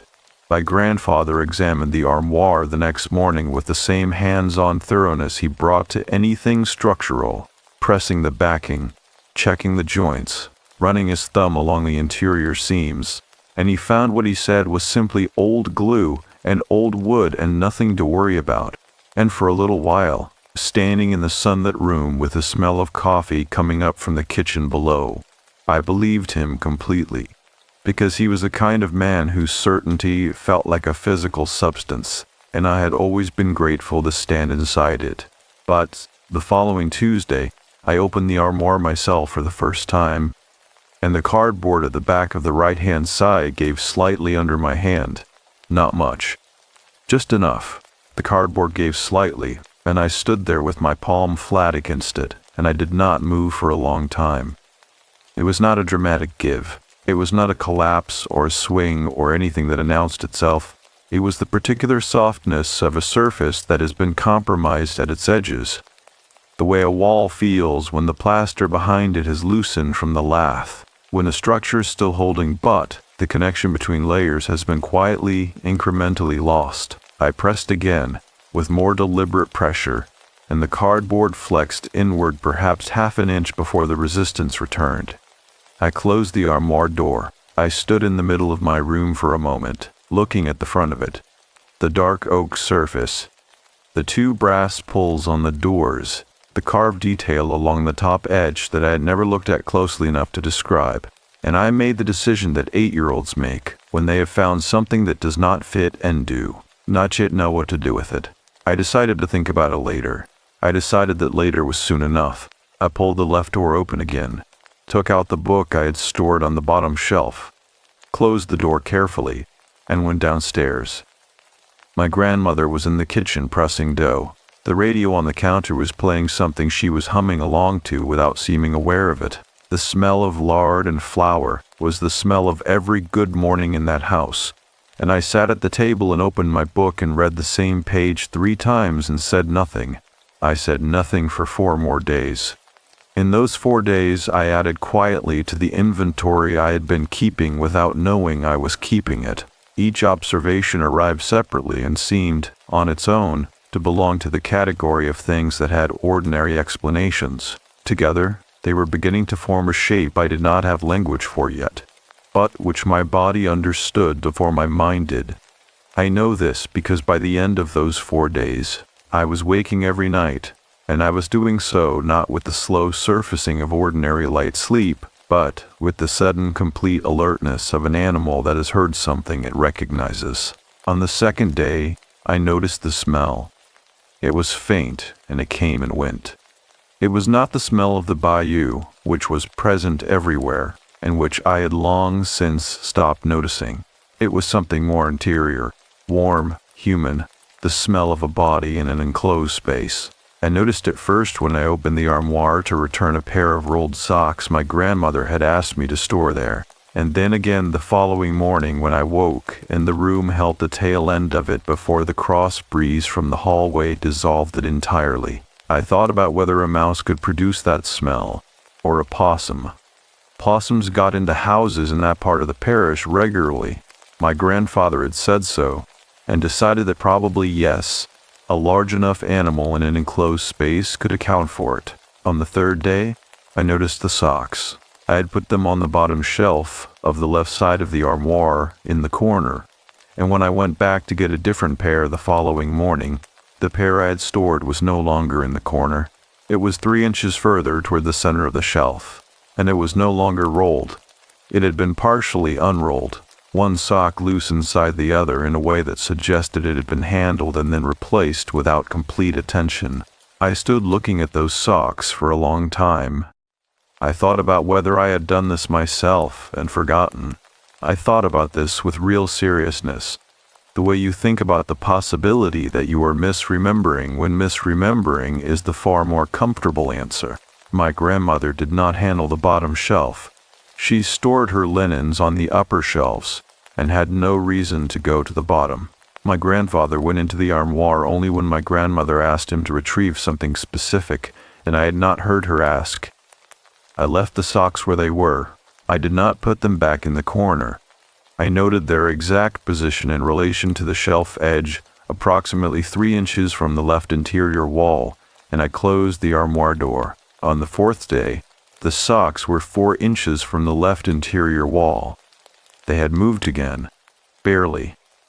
But they had moved. I sat on the edge of my bed and looked at the armoire and felt something arrive in my chest. That was not quite fear in the way I understood fear. Not the sharp immediate thing, but something slower and colder. Something that had been building across all of those days of quiet observation and was only now making itself legible. It was the feeling of a pattern. It was the feeling of something happening on a schedule I could not see, according to a logic I could not access, in a space I had been told was simply old furniture in a room that was mine for the summer. That night, I told my grandmother. I sat across from her after dinner while my grandfather was still on the porch, and I told her about the cardboard give and the smell and the socks. I told her in the precise sequential way that children tell things when they have been rehearsing the telling for days and want to be believed. I was careful not to exaggerate. I was careful to say what I had actually observed and not what I suspected, because I understood instinctively that suspicion would be harder to defend than fact. My grandmother listened the entire way through without interrupting. This alone was significant. She was a woman who completed people's sentences out of efficiency, who had no patience for slow storytelling when the point could be reached more quickly, and her sustained silence through my account had a quality of weight to it that told me she was taking it seriously before she had said a single word. She asked me, which shelf did the cardboard give on? I told her, the right side, the hanging side, the lower portion. She sat with that for a moment, Then she asked me whether the give had happened at the center of the panel or at the edge. I thought about it carefully and told her. The edge. The right edge, where the cardboard met the interior frame of the armoire. She nodded in a slow, continuous way, as though something was being confirmed rather than introduced. She said, "I want you to sleep in our room tonight." She said it without drama and without explanation, which was more frightening than any explanation would have been. She did not say it is probably nothing. She did not say you have an overactive imagination. She said it the way she said things that were already decided, and she got up from the table and went to the back door and called my grandfather in from the porch, and I sat at the kitchen table with my hands flat on the oilcloth surface and listened to the low, continuous sound of them talking in the doorway in a way that was clearly meant to exclude me from the specifics. I slept in their room that night, on a pallet my grandmother made on the floor beside the bed, with 3 folded quilts and a pillow that smelled of cedar from the chest she kept at the foot of the bed. The cedar smell was deeply comforting, a clean, dry smell entirely unlike the layered humidity of the rest of the house. I lay on that pallet and listened to my grandfather's breathing above me become slow and even, and I focused on that sound deliberately. The simple, regular fact of it. A person asleep, a person entirely unafraid, and I let it pull me down.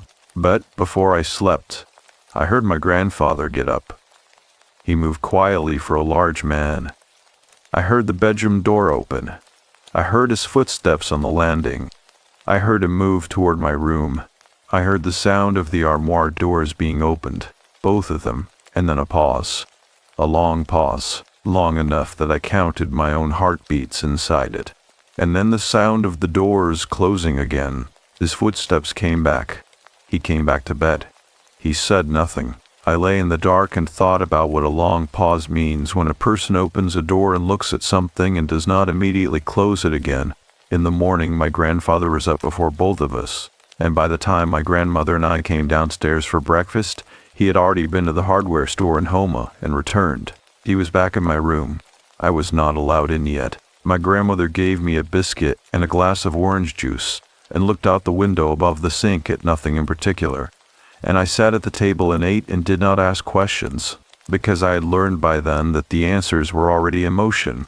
Later that morning, my grandfather came downstairs without the expression I had expected, without relief, without resolution, and instead sat at the table with his coffee going cold in front of him, and looked at the surface of the table for a long moment before he said, very quietly, that he had found where the cardboard had been cut, not buckled, not softened, not failed from age.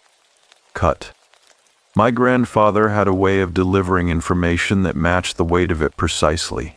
He did not raise his voice. He did not lower it. He simply spoke at the same steady register he used for everything. For telling you the weather was turning, for telling you supper was ready, for telling you that the cardboard at the back of the armoire had been cut from the inside with something small and sharp, working along the right-hand edge where the panel met the interior frame, cut in a vertical line approximately 18 inches long, from a point about 8 inches above the floor to a point about 2 feet up, a cut that had then been folded back into place so that it sat flush and looked whole from any casual inspection. He said all of this to my grandmother. I was sitting at the table and he was not speaking to me, but he did not lower his voice either, which I understood was its own kind of decision. My grandmother set down her coffee cup. She looked at him. She said, "From the inside." He said, "From the inside." The kitchen was very quiet for a moment. Outside, the sugarcane in the field across the road moved in a slow, collective wave from a breeze that was not strong enough to reach us through the screen door. The mill smell was heavier than usual that morning, the sweetness of it almost medicinal, the kind of sweetness that is too concentrated to be pleasant. My grandfather told my grandmother that he had gone into the right side of the armoire and moved the hanging curtains and sheets to one side, and that behind them, in the lower right corner of the interior, he had found the cut. He told her the cut had been made carefully, not in one movement but in many, scored repeatedly until the material gave. He told her that when he pressed the cut section back and folded it flat, it disappeared. From the outside, pressing with one hand, you would feel the give before you would see the cut. From the inside, looking at it straight, you would see exactly what he was describing. He did not yet say what was on the other side of the cut. I sat at the table and thought about the fact that I had not called my father on Saturday, and had also not called him the Saturday before that. The thought arrived without invitation and sat there in the middle of everything else. The plain domestic worry of it. The simple fact of the missed calls. The way my father's voice sounded on the phone when he was relieved, and trying not to show it. I focused on that for a moment. The way you focus on a fixed point when the room is tilting.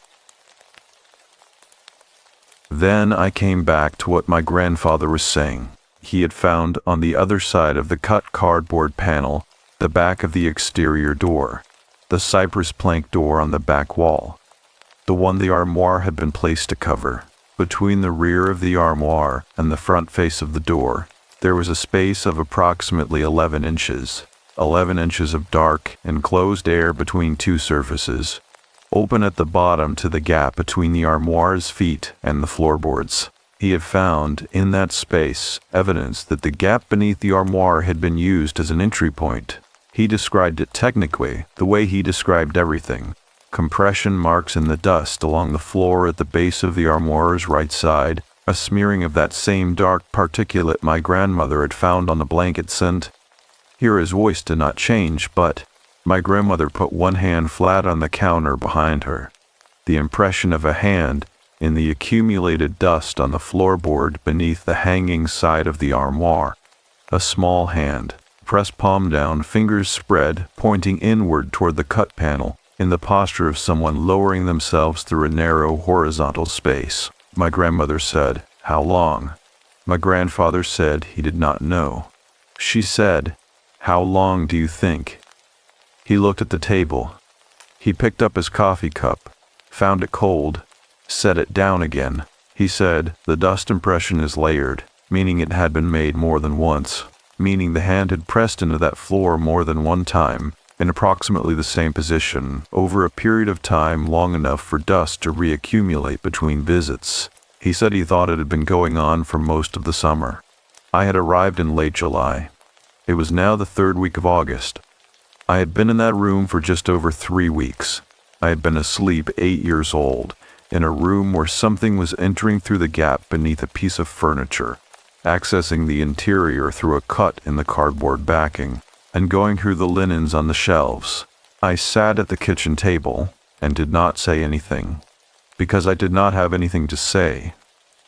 I was not crying, which surprised me even at the time. I was doing something else. I was going back through every night of those 3 weeks and placing this information inside each one of them, understanding each night differently in the light of it. The sound I had heard and attributed to the wood settling. The smell I had dismissed. The socks. The socks had been moved by a hand. My grandmother came over to the table and sat beside me and put her arm around my shoulders and held me in a brief, firm way that was different from her usual demonstrations of affection, which were also brief and firm, but warmer. This one had something else in it, something she was managing inside herself while she held me, something that I could feel in the slight excess of pressure in her grip. She asked me if I was all right. I told her I was. I was telling the truth and also not telling the truth, which is something I have done regularly since that morning whenever someone asks me that question in the aftermath of something. My grandfather spent the rest of that morning examining the exterior door from the outside, going down the fire stairs, standing in the yard below the back platform, inspecting the base of the door and the underside of the platform and the space between the armoire's feet and the floorboards as viewed from below. He found what he found and reported it to my grandmother when he came back in, and the two of them had a conversation in the doorway again. The low one, the one that was not for me. What I learned later, pieced together from overheard fragments and from a single direct conversation my grandmother had with me several days after, was this. The gap beneath the armoire was 4.5 inches at its narrowest point. where the ornate carved feet raised the cabinet from the floor unevenly. On the right side, the gap was closer to 5.5 inches, enough for a person of very slight build, lying flat, to work their way through from the exterior door side, provided the planks at the base of the exterior door had been sufficiently loosened to allow entry from outside. My grandfather found, on the exterior face of 2 of the lower cypress planks, that the nails holding them to the door frame had been worked loose, not removed, but backed out of the wood enough that the planks could be flexed inward from outside, creating a gap at the bottom of the door, below the armoire's clearance height, through which a body could pass if that body was small enough and willing enough. Someone had been doing this. Someone had been doing this repeatedly over a period of weeks, and accessing the interior of the armoire and going through the linens on the shelves, and doing whatever else they did in that dark enclosed space between the cardboard backing and the cypress door, and the 11 inches of hidden air and the middle of a room where a child was sleeping 3 feet away. My grandfather nailed the cypress planks back into place that afternoon. New nails, longer ones seated deep. He nailed the cut cardboard panel shut from the exterior, driving small tacks through the flap at intervals close enough that no hand could work it open from the other side. He did not move the armoire. He said he wanted it to stay where it was, covering the door, and that nobody was to touch it until he had spoken to certain people. I went back to sleeping in my own room the following night. I want to be honest about why. It was not bravery. It was not because I felt safe. The nails my grandfather had driven into that door that afternoon were a comfort. But comfort and certainty are different things, and I was old enough to understand the difference.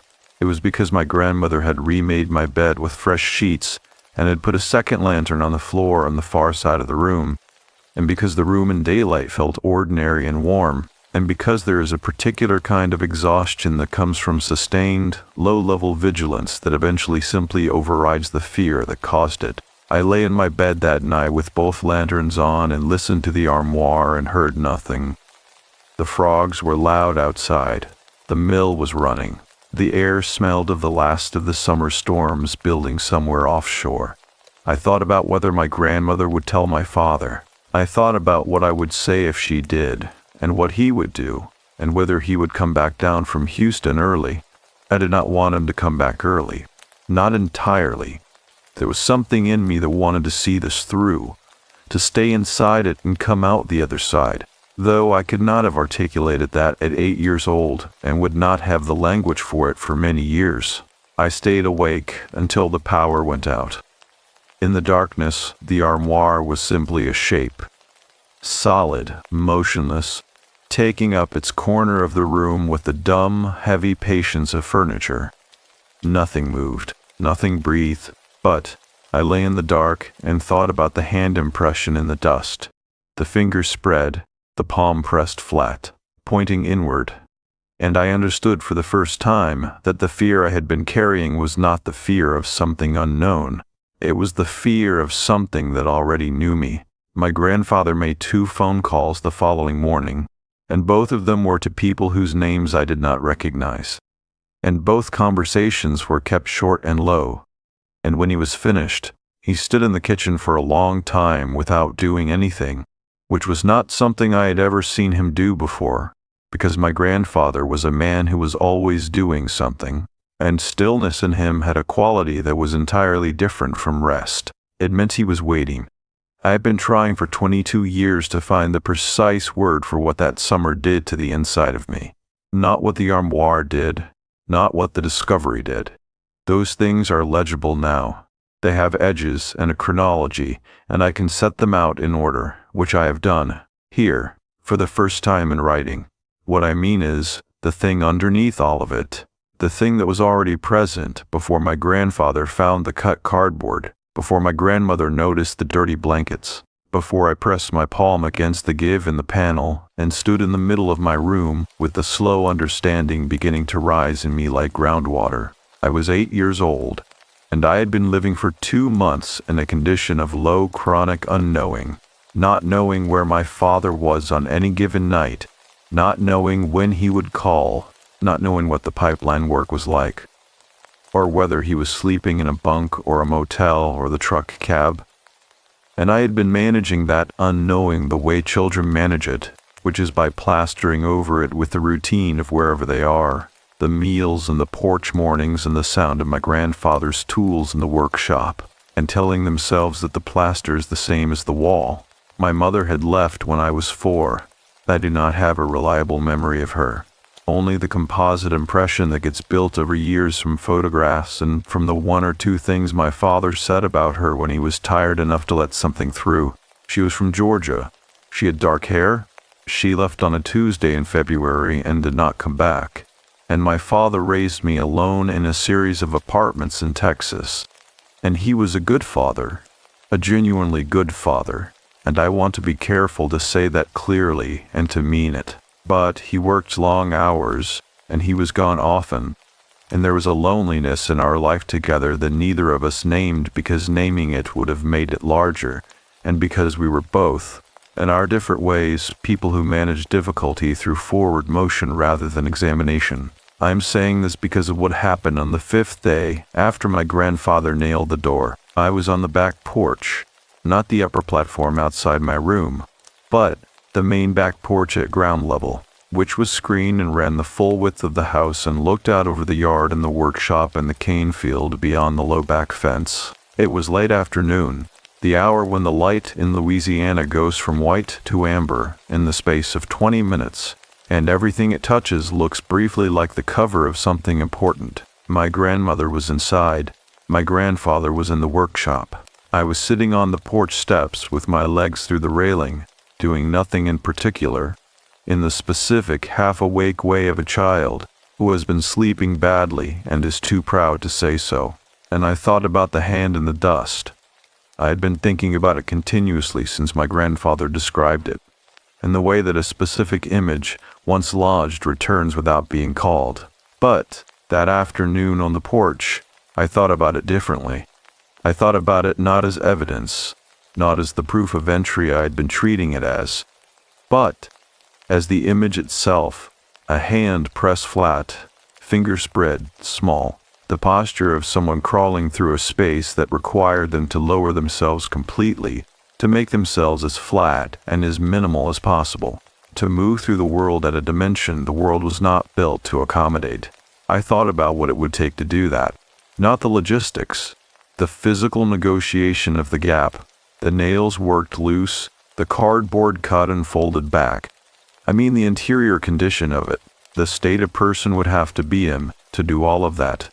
The desperation that would make a gap beneath a piece of furniture look like shelter. It arrived in me slowly, the way the dread had arrived, the way everything in that summer arrived, not as a sudden understanding, but as a gradual one. The way cold settles into a room before you register that you are cold. I sat on those porch steps and felt the amber light on my arms and heard my grandfather's tools going quiet in the workshop and thought, she was not there to hurt me. I did not know it as a certainty. I want to be precise about that. I had no information that confirmed it. I had only the shape of the thing, the way the blankets had been handled gently enough that they could be refolded and replaced, the way the socks had been moved and then carefully replaced, the way the cut in the cardboard had been scored in small increments rather than forced, all of it suggesting a presence that was operating as invisibly as it could manage, that was trying, in some essential way, not to be found, not to frighten, to survive. That distinction settled into me and did not leave. I thought about my mother then, not deliberately. I was not a child who thought about her often or productively, because there was nothing to think toward, no destination for the thinking. But she arrived in me that afternoon the way she sometimes did, sideways and unbidden, the composite impression with the dark hair and the Tuesday in February, and for a moment she and the hand in the dust occupied the same space inside me, which is not something I could have explained at 8 years old, and is only barely something I can explain now. They were both absences that had left a shape behind. I went inside and sat at the kitchen table, and my grandmother, without being asked, poured me a glass of sweet tea and set it in front of me, and then went back to what she was doing, and I wrapped both hands around the cold glass and felt the condensation wet my palms and sat there in the kitchen light, and felt, alongside everything else, alongside the accumulated dread and the sleeplessness and the particular chill of knowing that the room you have been sleeping in has not been entirely yours. Something that I could only call, even now, a sorrow that was not entirely my own. I was carrying something that the summer had placed in me, something about the limits of shelter and the forms the desperation takes and the particular invisibility of people who have run out of all other options. I did not have those words at 8 years old. I had only the feeling wide, strange, and heavier than I had expected. Feelings to be able to get at that age. My grandfather came in from the workshop at 6 and washed his hands at the sink. He dried them on the dish towel. He stood at the counter for a moment and looked at me in the way he looked at things when he was assessing without wanting to appear to be assessing. And then he said, I heard back from Raymond. Raymond was the name I had heard him use on one of the phone calls. I did not know who Raymond was. My grandfather said that Raymond had spoken to people in the parish, and that there were 1 or 2 things that were worth knowing about the situation, and that he would tell us about it at dinner. He said it plainly and without theater, but I noticed that he did not look at me when he said it.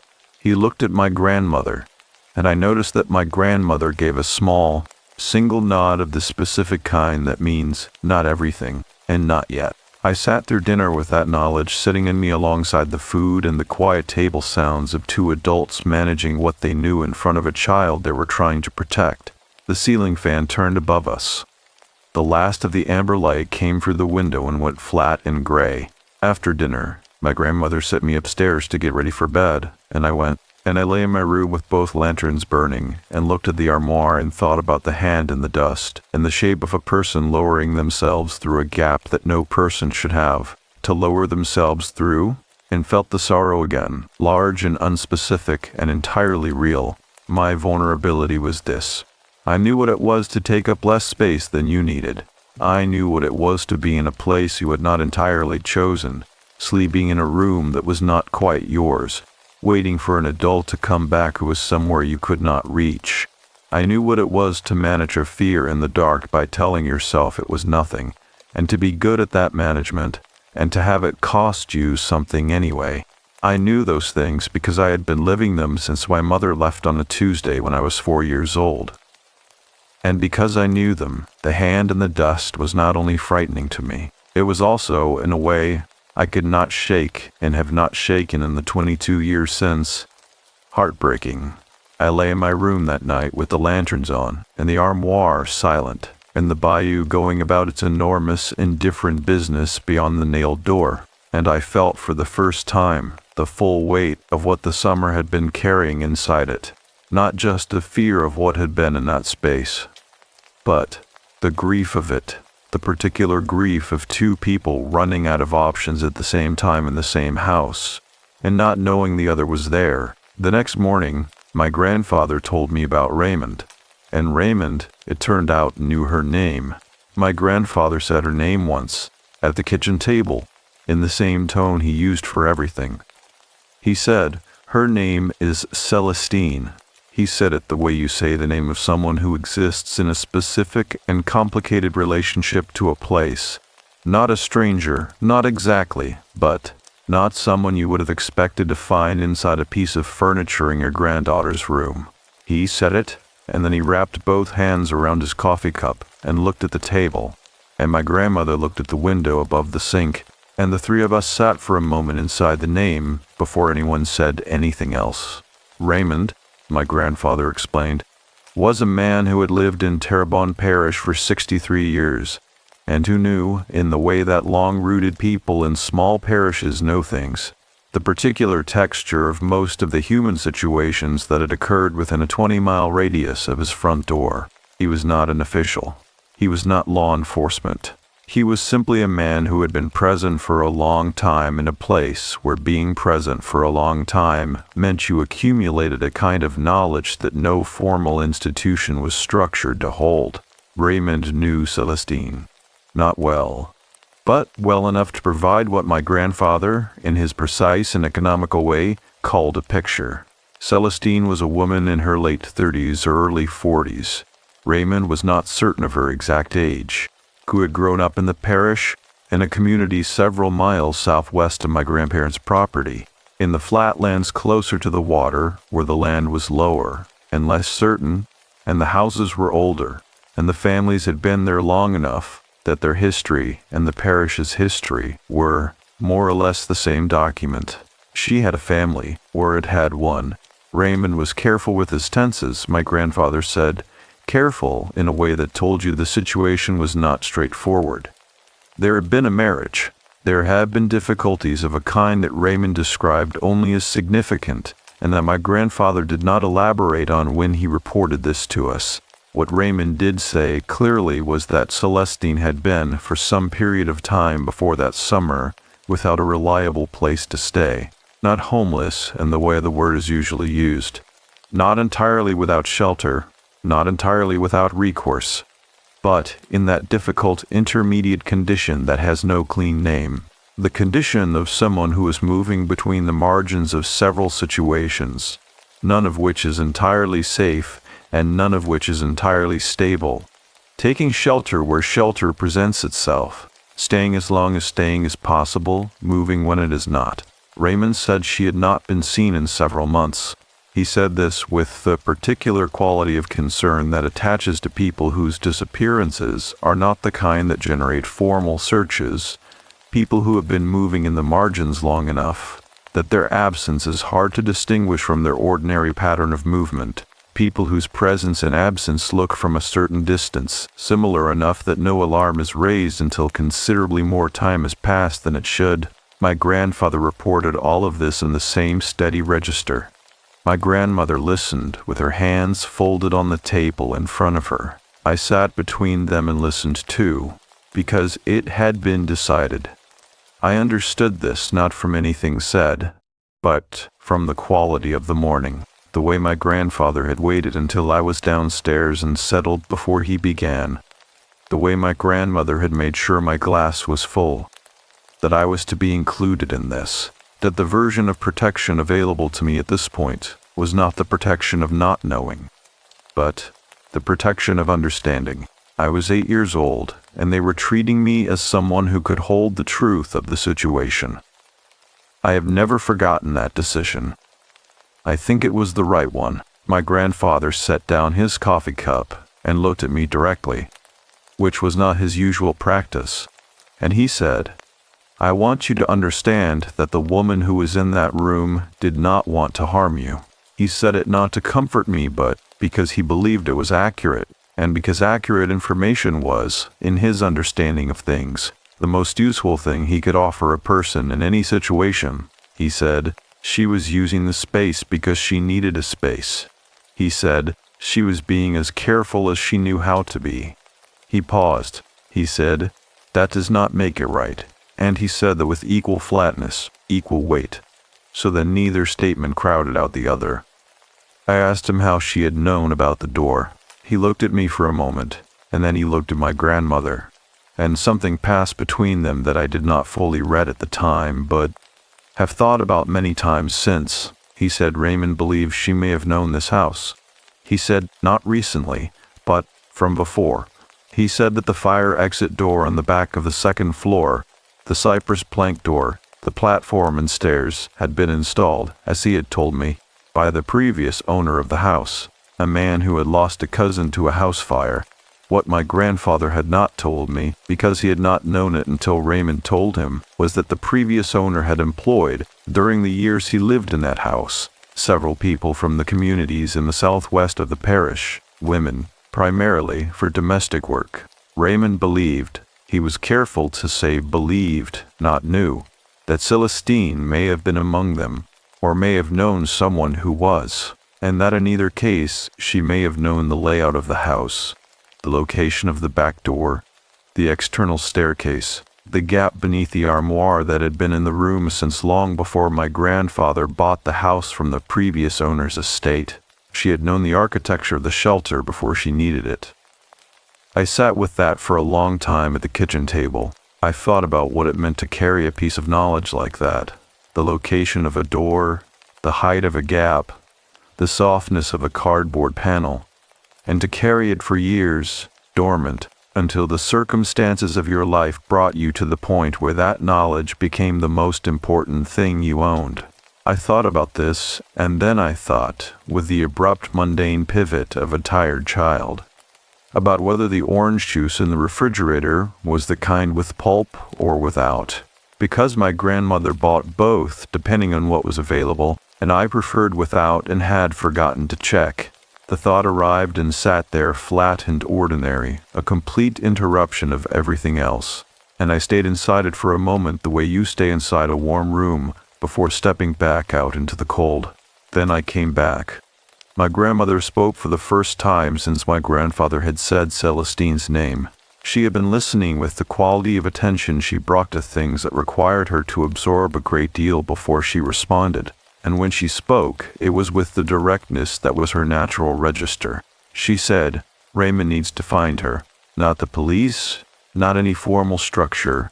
My grandmother was a woman who understood, from a lifetime in a parish where the formal structures had not always been structured for everyone equally, which situations belonged to institutions and which belonged to people who knew how to move through the human geography of a place. She said Raymond needs to find her. And she said it with a finality that meant this was not a suggestion, but a conclusion she had reached, and that she expected to be acted upon.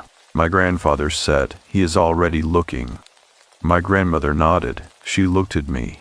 She said, "Celestine is a person who needed help and did not know how to ask for it in a way that anyone could hear." She said this plainly, without sentiment, in the tone of someone establishing a fact that she wanted to make sure was established correctly before the conversation moved on. She said that is the saddest kind of situation there is.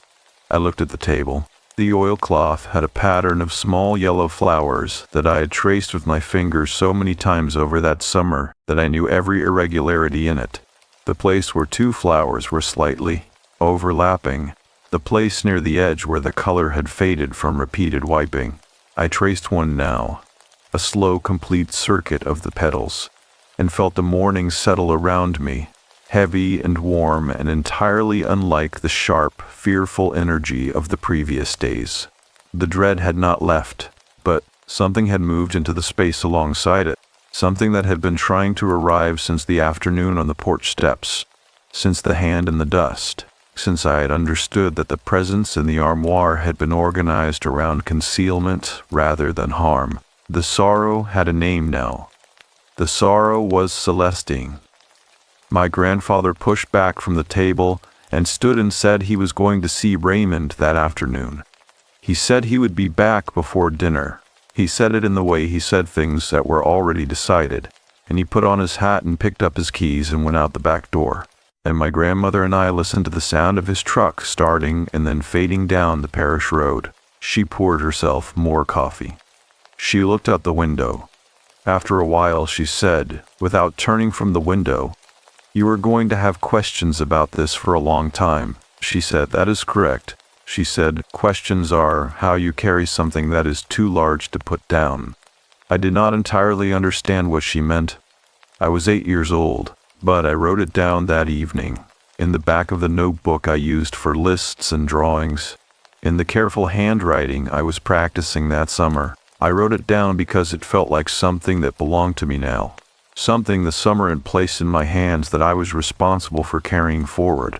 I still have the notebook. My grandfather came back from Raymond's before dinner, as he had said he would, and he came back with his hat in his hands rather than on his head, which was the only external signal he ever gave that something had affected him.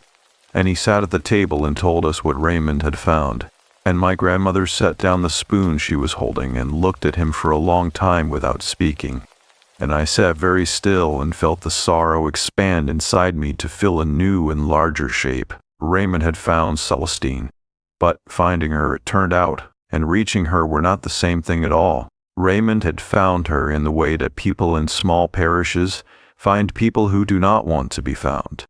Not through any formal search, not through any institution, but through the slow, patient movement of a man who knew which doors to knock on and which not to, who knew which conversations to have directly and which to have sideways, who understood that the human geography of Terrebonne Parish was a document written in a language that only certain people had spent long enough in one place to read. She was staying in a structure on the southwest edge of the parish, closer to the water, in the low-lying country where the land became uncertain, where the line between solid ground and marsh shifted with the season and the rain, where the houses sat on pilings and the roads sometimes went under in a bad storm, and sometimes did not come back. The structure was not a house, not precisely.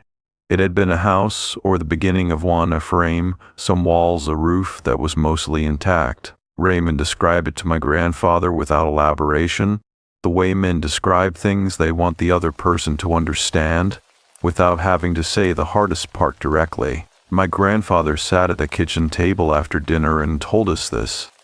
And then he was quiet for a while, and my grandmother was quiet too. And I sat between them in the particular silence that exists when adults are absorbing something together and do not yet know what to do with it. He said Raymond had not spoken to Celestine directly. He said she had been inside the structure when Raymond arrived, and that she had not come to the door. Raymond had heard movement inside, a careful stilling of whatever small sounds the interior had been producing, the specific quality of quiet that is not emptiness, but concealment. He had called her name once from outside. The concealment had continued. He had left. He had left because he knew, my grandfather said, that arriving with an intention, even a good one, even the intention of help, was not the same as being received, and that forcing a reception when none was offered was not help. It was something else. My grandmother said, "She is frightened." My grandfather said, "Yes." My grandmother said, "She has been frightened for a long time." My grandfather said nothing, which was also yes. I sat at the table and thought about Celestine in that structure on the southwest edge of the parish, in the low country, listening to Raymond's truck arrive, and then going entirely still and waiting. The way she had gone, still in my room when the noise from the house changed, when a footstep landed differently on the landing above, when the quality of the night shifted in a way that required absolute, motionless silence. I thought about what it meant to be that practiced at stillness. How long it must have taken to develop that precision. What the learning of it had cost. The amber evening light was almost gone from the window. My grandmother's hands were folded on the table. My grandfather's hat was on the chair beside him. He said, "Raymond is going to try again tomorrow." He said he is going to bring someone she may know, a woman from the southwest communities who has known Celestine's family for many years, who Raymond believes Celestine may be willing to receive. My grandmother asked the woman's name. My grandfather told her. My grandmother looked at the table and said, "Odette." She said it with the quality of recognition that attaches to a name from a long time ago. Not intimate recognition, not the warmth of a close connection, but the acknowledgement of an existence that has been present in the parish long enough to have accumulated a known shape. She said, "Odette will know how to do it." My grandfather said, "Raymond thinks so too." I went to bed that night with something different in the room than had been there any previous night of that summer. Not the armoire. It stood where it had always stood, sealed now, its brass pulls dull in the lantern light, its dark oak surface giving nothing back. Not the sounds, which were the ordinary sounds of the bayou evening, the frogs in the mill and the distant offshore weather building and releasing. Something else, something in the quality of the waiting. Because the room had been a waiting room all summer, I understood that now, a room in which something had been waiting, and now the nature of the waiting had changed. It was no longer the waiting of concealment. It was the waiting of what happens next. I lay in my bed with one lantern on and looked at the ceiling and thought about Celestine going still inside that structure. When Raymond's truck arrived, the deliberate cessation of movement, the held breath, the practice management of presence. And I thought about myself in this room, in these weeks, lying still in the dark with my lantern off, listening to the sounds from the direction of the armoire and telling myself it was the wood, it was the humidity, It was anything that belonged to the category of things that did not require action. Two people in the same house managing their fear through stillness. Two people who had not known the other was there. I thought about this until the power went out at midnight, and the lantern went dark with everything else.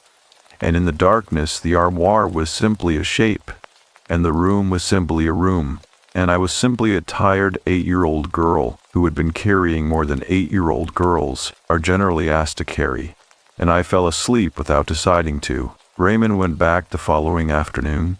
He went with Odette, as he had said he would, and Odette went to the door of that structure in the low country, and she did not knock the way Raymond had knocked.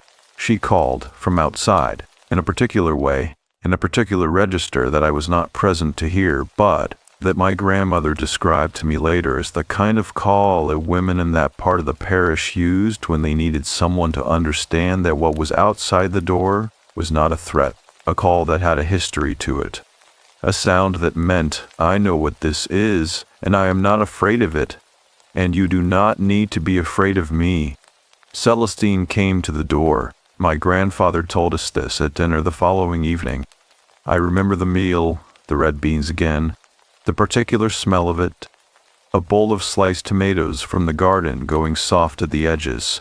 He told it in pieces, the way he told things that had layers to them, giving each piece enough space to settle before adding the next. He said Odette had spoken with Celestine for a long time, outside the structure and the flat, late afternoon light of the southwest parish. He said Celestine had been, in his word, diminished, and he used that word carefully, with the precision of a man who understood its weight, who meant by it not a diminishment of the person, but a diminishment of the circumstances she had been surviving inside. He said she had been ill, in the way that people become ill when they have been living in insufficient shelter through a Louisiana summer. The heat, the damp, the accumulated physical cost of a body operating at the absolute margin of what a body can sustain. He said she was afraid. He said she was afraid of many specific things, and also of the general shape of what had happened. The discovery, the nails in the door, the understanding of the space she had been using was no longer available, and that the people whose house it was now knew her name. Odette had told her, my grandfather said, that knowing her name was not the same as wishing her harm. Odette had told her that the family whose house it was wanted her to receive help, and that they were prepared to make sure that help was available, and that no other action, no report, no formal involvement of any kind was being contemplated, that this was a decision the family had made, and that it was final. I sat at the kitchen table and listened to this and felt something move through me that was large and warm and entirely unfamiliar. I did not have a word for it at 8 years old. The closest I can come to it now, 22 years later, is this. It was the feeling of a right thing being done. Not a dramatic thing, not a heroic thing, a quiet, specific, human thing. The decision to respond to a desperate situation with the resources available to you, and without requiring that the desperate person perform their desperation in a way that satisfied the expectations of any institution or authority. My grandmother had decided this. I understood that, sitting at the table, the decision not to call anyone, the decision to send Raymond, the decision to send Odette, these had been her decisions, made in the doorway conversations I had been excluded from, made with the knowledge she carried from a lifetime in a parish where she understood which decisions belonged to people and which to systems, and what the difference cost. She did not look at me while my grandfather spoke. She looked at her bowl, but, when he finished, she reached across the table and put her hand over mine, just for a moment, briefly, the way she did everything. And then she took it back and picked up her spoon. That was the whole of it. That small, warm pressure, her hand over mine. I have carried that moment for 22 years, alongside everything else the summer placed in me. It is the lightest thing I carry from that time. I reach for it still when the other things get heavy. Celestine, through Odette, accepted the help. She did not come to the house. Nobody asked her to come to the house, which was its own kind of understanding. The understanding that the house was now complicated for her, that its architecture held a record she did not need to walk back inside.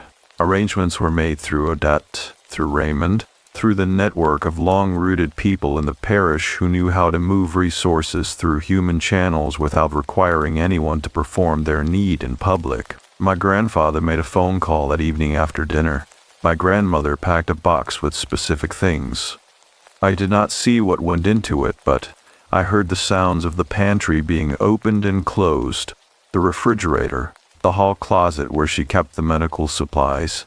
The box was in the truck the next morning when my grandfather left early, before I was up. The room where Celestine had sheltered, in the partial structure in the Low Country, was addressed. That is the word my grandmother used when I asked, years later, what had happened to the place. Addressed, which meant made more livable, or made safer, or made something. She did not say exactly what, and I did not push, because I had learned by then that some words were chosen for their width rather than their precision, and that a dressing was wide enough to hold what it needed to hold. I went back to my room that night and lay in my bed and looked at the armoire, which stood where it had always stood, dark and heavy and silent, and felt the room settle around me with a quality I had not had before. Not the quality of a room that has been secured exactly, but the quality of a room that has been understood. The armoire stood in front of the sealed door.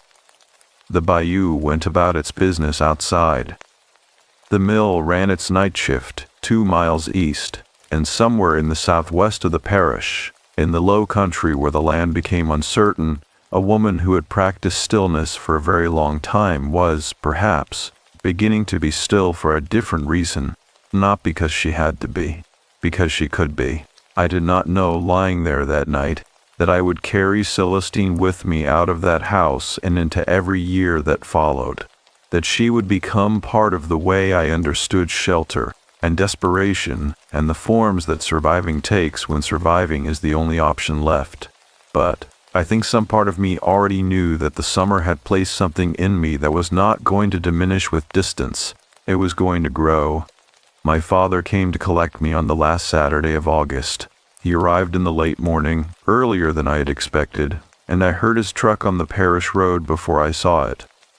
The particular sound of that engine, the way it sat in a slightly lower register than my grandfather's, a sound I had been hearing my whole life from the specific angle of waiting for it. I was on the front porch with my book when he turned into the drive, and I put the book down and watched him park and get out. And he looked the same as he always looked, except that he was wearing a shirt I had not seen before, which meant he had bought something new while he was away, which meant the pipeline work had been paying. He hugged me on the porch steps. He smelled of coffee and road and the particular soap from whatever motel he had stopped at the night before. He held on for a moment longer than usual, which told me my grandmother had spoken to him on the phone, at least in general terms, at least enough. He did not ask me about it immediately. He went inside and had coffee with my grandparents, and they talked about the pipeline and the parish and the weather and the late summer storm activity in the Gulf. And I sat at the table and listened and felt the morning move through its ordinary paces. And I understood that the conversation about the summer, the real one, the full one, was being held for the drive home, for the privacy of the truck cab and the long flat hours of highway between Louisiana and Houston. My grandmother packed my things while my father and grandfather went out to look at something in the workshop that my grandfather wanted to show him. I sat on my bed and watched her move through the room with the efficient, unhurried attention she brought to all physical tasks, folding and stacking and placing with the precision that was simply her nature, and I looked at the armoire while she worked. It stood where it had always stood, sealed, silent. The brass pulls were dull in the morning light coming through the window. The dark oak surface held the room's reflection in the vague, imprecise way of old wood. Not a mirror, just a suggestion of the shapes present in the room, blurred and amber-toned. I asked my grandmother if she was going to move it. She stopped folding. She looked at the armoire for a moment, with the particular quality of attention she gave to questions that deserved more than a quick answer. She said, "Not yet." I asked her why. She said, "Because it is doing something useful where it is." She meant the door. She meant the sealed cypress plank door behind it, The nails my grandfather had driven deep into the frame, the cardboard panel tacked shut from the exterior. The armoire was still covering all of that, and she was leaving it where it was, because the door was there whether the armoire was in front of it or not, and the armoire's presence was a form of acknowledgement, of the door, of what had moved through it, of the fact that the room had held more than one story that summer. I understood this without being able to say I understood it. I nodded. She went back to folding. She tucked something into the outside pocket of my bag before she closed it. I did not see what it was until we were an hour outside of Houma, on the highway, the flat Louisiana land opening up around us, and my father driving with one hand on the wheel and the radio on low. I unzipped the pocket and found a small object wrapped in a piece of cloth. A square of the cotton fabric she used for dish towels, the blue checked kind, folded over several times and tied with a piece of kitchen twine. I unwrapped it in my lap. It was a key. Old, not decorative. A plain brass skeleton key of the kind used in older furniture, worn smooth at the bow from years of handling. I turned it over in my fingers. The metal was warm from being inside the bag, which had been in the sun through the back window of the truck. My father glanced over. He looked at the key. He looked back at the road. I asked him if he knew what it was for. He said, "Your grandmother's mother's armoire. The one she grew up with." He said, "She gave that key to everyone she trusted with something." I wrapped the key back in the cloth and put it in my pocket and looked out the window at the passing flatland. The sugar cane giving way to open pasture, giving way to the first sprawl of the city's edge, and felt the summer settling behind me the way things settle when you are moving away from them, taking on the quality of a distance that is not yet memory, but is becoming one. My father drove. The radio played something low and country that neither of us was listening to. The truck smelled of road and coffee, and the new shirt smell that I had already decided I did not mind. He asked me after a while if I was all right. I said, yes. He looked at me sideways, the way he did when he wanted to know if yes was the complete answer, or only the available one. I looked back at him. I said, "I will tell you about it. Not right now, but I will tell you." He nodded. He put his hand on my head for a moment, briefly, and then put it back on the wheel. He did not push, which was one of the things about my father that I've always been grateful for. He understood the difference between a person who needed to be drawn out and a person who needed to be given time, and he'd always known which one I was. I reached into my pocket and held the key through the cloth while the highway unrolled ahead of us. In Houston, a week later, I told him in the kitchen of our apartment, at the table, on a Sunday evening when the light was going flat outside and the city was doing its Sunday evening thing of winding down around us. The traffic quieter, the air a degree cooler than it had been. I told him the whole of it. The sounds, the blankets, the socks, the cardboard, the hand in the dust, Raymond, Odette, Celestine, the low country structure, the box my grandmother had packed and my grandfather had taken in his truck before I was up. He listened the entire way through without interrupting. When I finished, he sat for a moment with his hands flat on the table. He looked at the window. He said, "Your grandmother told me some of it." I asked which part. He said, "Enough to know you handled it well." I did not know how to receive that at 8 years old. I sat with it for a while, turning it over the way I had turned the key over in the truck. Then I got up and went to my room and took the key from the cloth square on my nightstand and held it in my palm and looked at it. It was a plain thing. Worn, smooth, unremarkable in every visible way. But it was the kind of object that had been handled by people who were carrying something when they handled it. And that accumulation of hands, of moments, of the particular weight that comes from trusting someone with a thing you cannot quite say directly, had given it a quality that plain objects do not usually have. I put it on the windowsill. The Houston light came through and fell on it. Different from the Louisiana light, harder, more direct, without the amber softness of the bayou afternoons. I looked at it for a while. Then I went back to the kitchen and helped my father make dinner, which was pasta from a box and a jar of sauce and a salad that was mostly iceberg lettuce, and we ate it at the table and talked about school starting in 2 weeks and whether I needed new shoes. And the conversation was so ordinary and so complete in its ordinariness that it felt like a gift, the specific gift of a life resuming its regular dimensions after a period of existing at a larger, more demanding scale. After dinner, I called my grandmother from the wall phone in the kitchen. The Houston version, shorter cord, no back door to reach. She answered on the second ring. I told her I had found the key. She said, "Good." I asked her how things were. She said, "Things are fine." She said, "Raymond says Celestine is doing better." I held the phone and looked out the kitchen window at the Houston evening. The apartment complex across the street, the parking lot light coming on as the sky went dark, the ordinary American texture of it, so different from the bayou flatlands and the amber light, and the smell of brackish water and turned earth. I said, "I am glad." My grandmother said, "So am I." She said it quietly and simply, and it landed in me with the weight of everything the summer had carried, the dread and the sorrow and the hand in the dust and the key warm from the sun, and my grandfather's hat in his hands, and the brief firm pressure of my grandmother's hand over mine at the kitchen table. I am glad. 3 words. The smallest possible container for the largest possible feeling. I held them for a long time after I hung up the phone. The key lived on my windowsill for the rest of that school year, and I looked at it every morning when the light first came through the window and caught its worn brass surface. And I thought each time about the room in Louisiana and the armoire and the sealed door behind it, and about Celestine somewhere in the low country of the parish.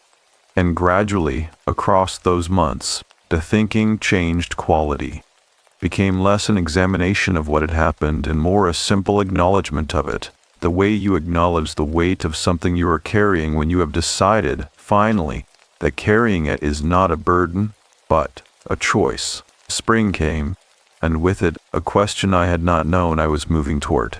Spring came the way it comes to Houston. Not gradually, not with a slow build of a northern season turning, but suddenly, as though a decision had been made overnight, and the city had simply agreed to it. One morning in late March, the air was different. Warmer, yes, but more than that.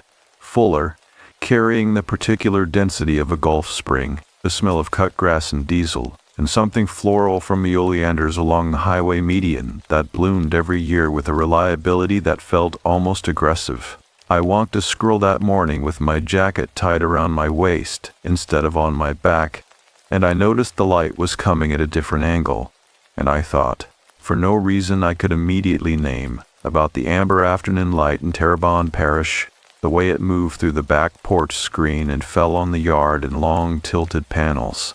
I thought about Celestine. I had been thinking about her all winter in the background way that certain things occupy the peripheral vision of the mind, not constantly present, not demanding, but there when you turn toward that part of yourself, steady and unmoving. I had not talked about her again after the Sunday kitchen conversation with my father.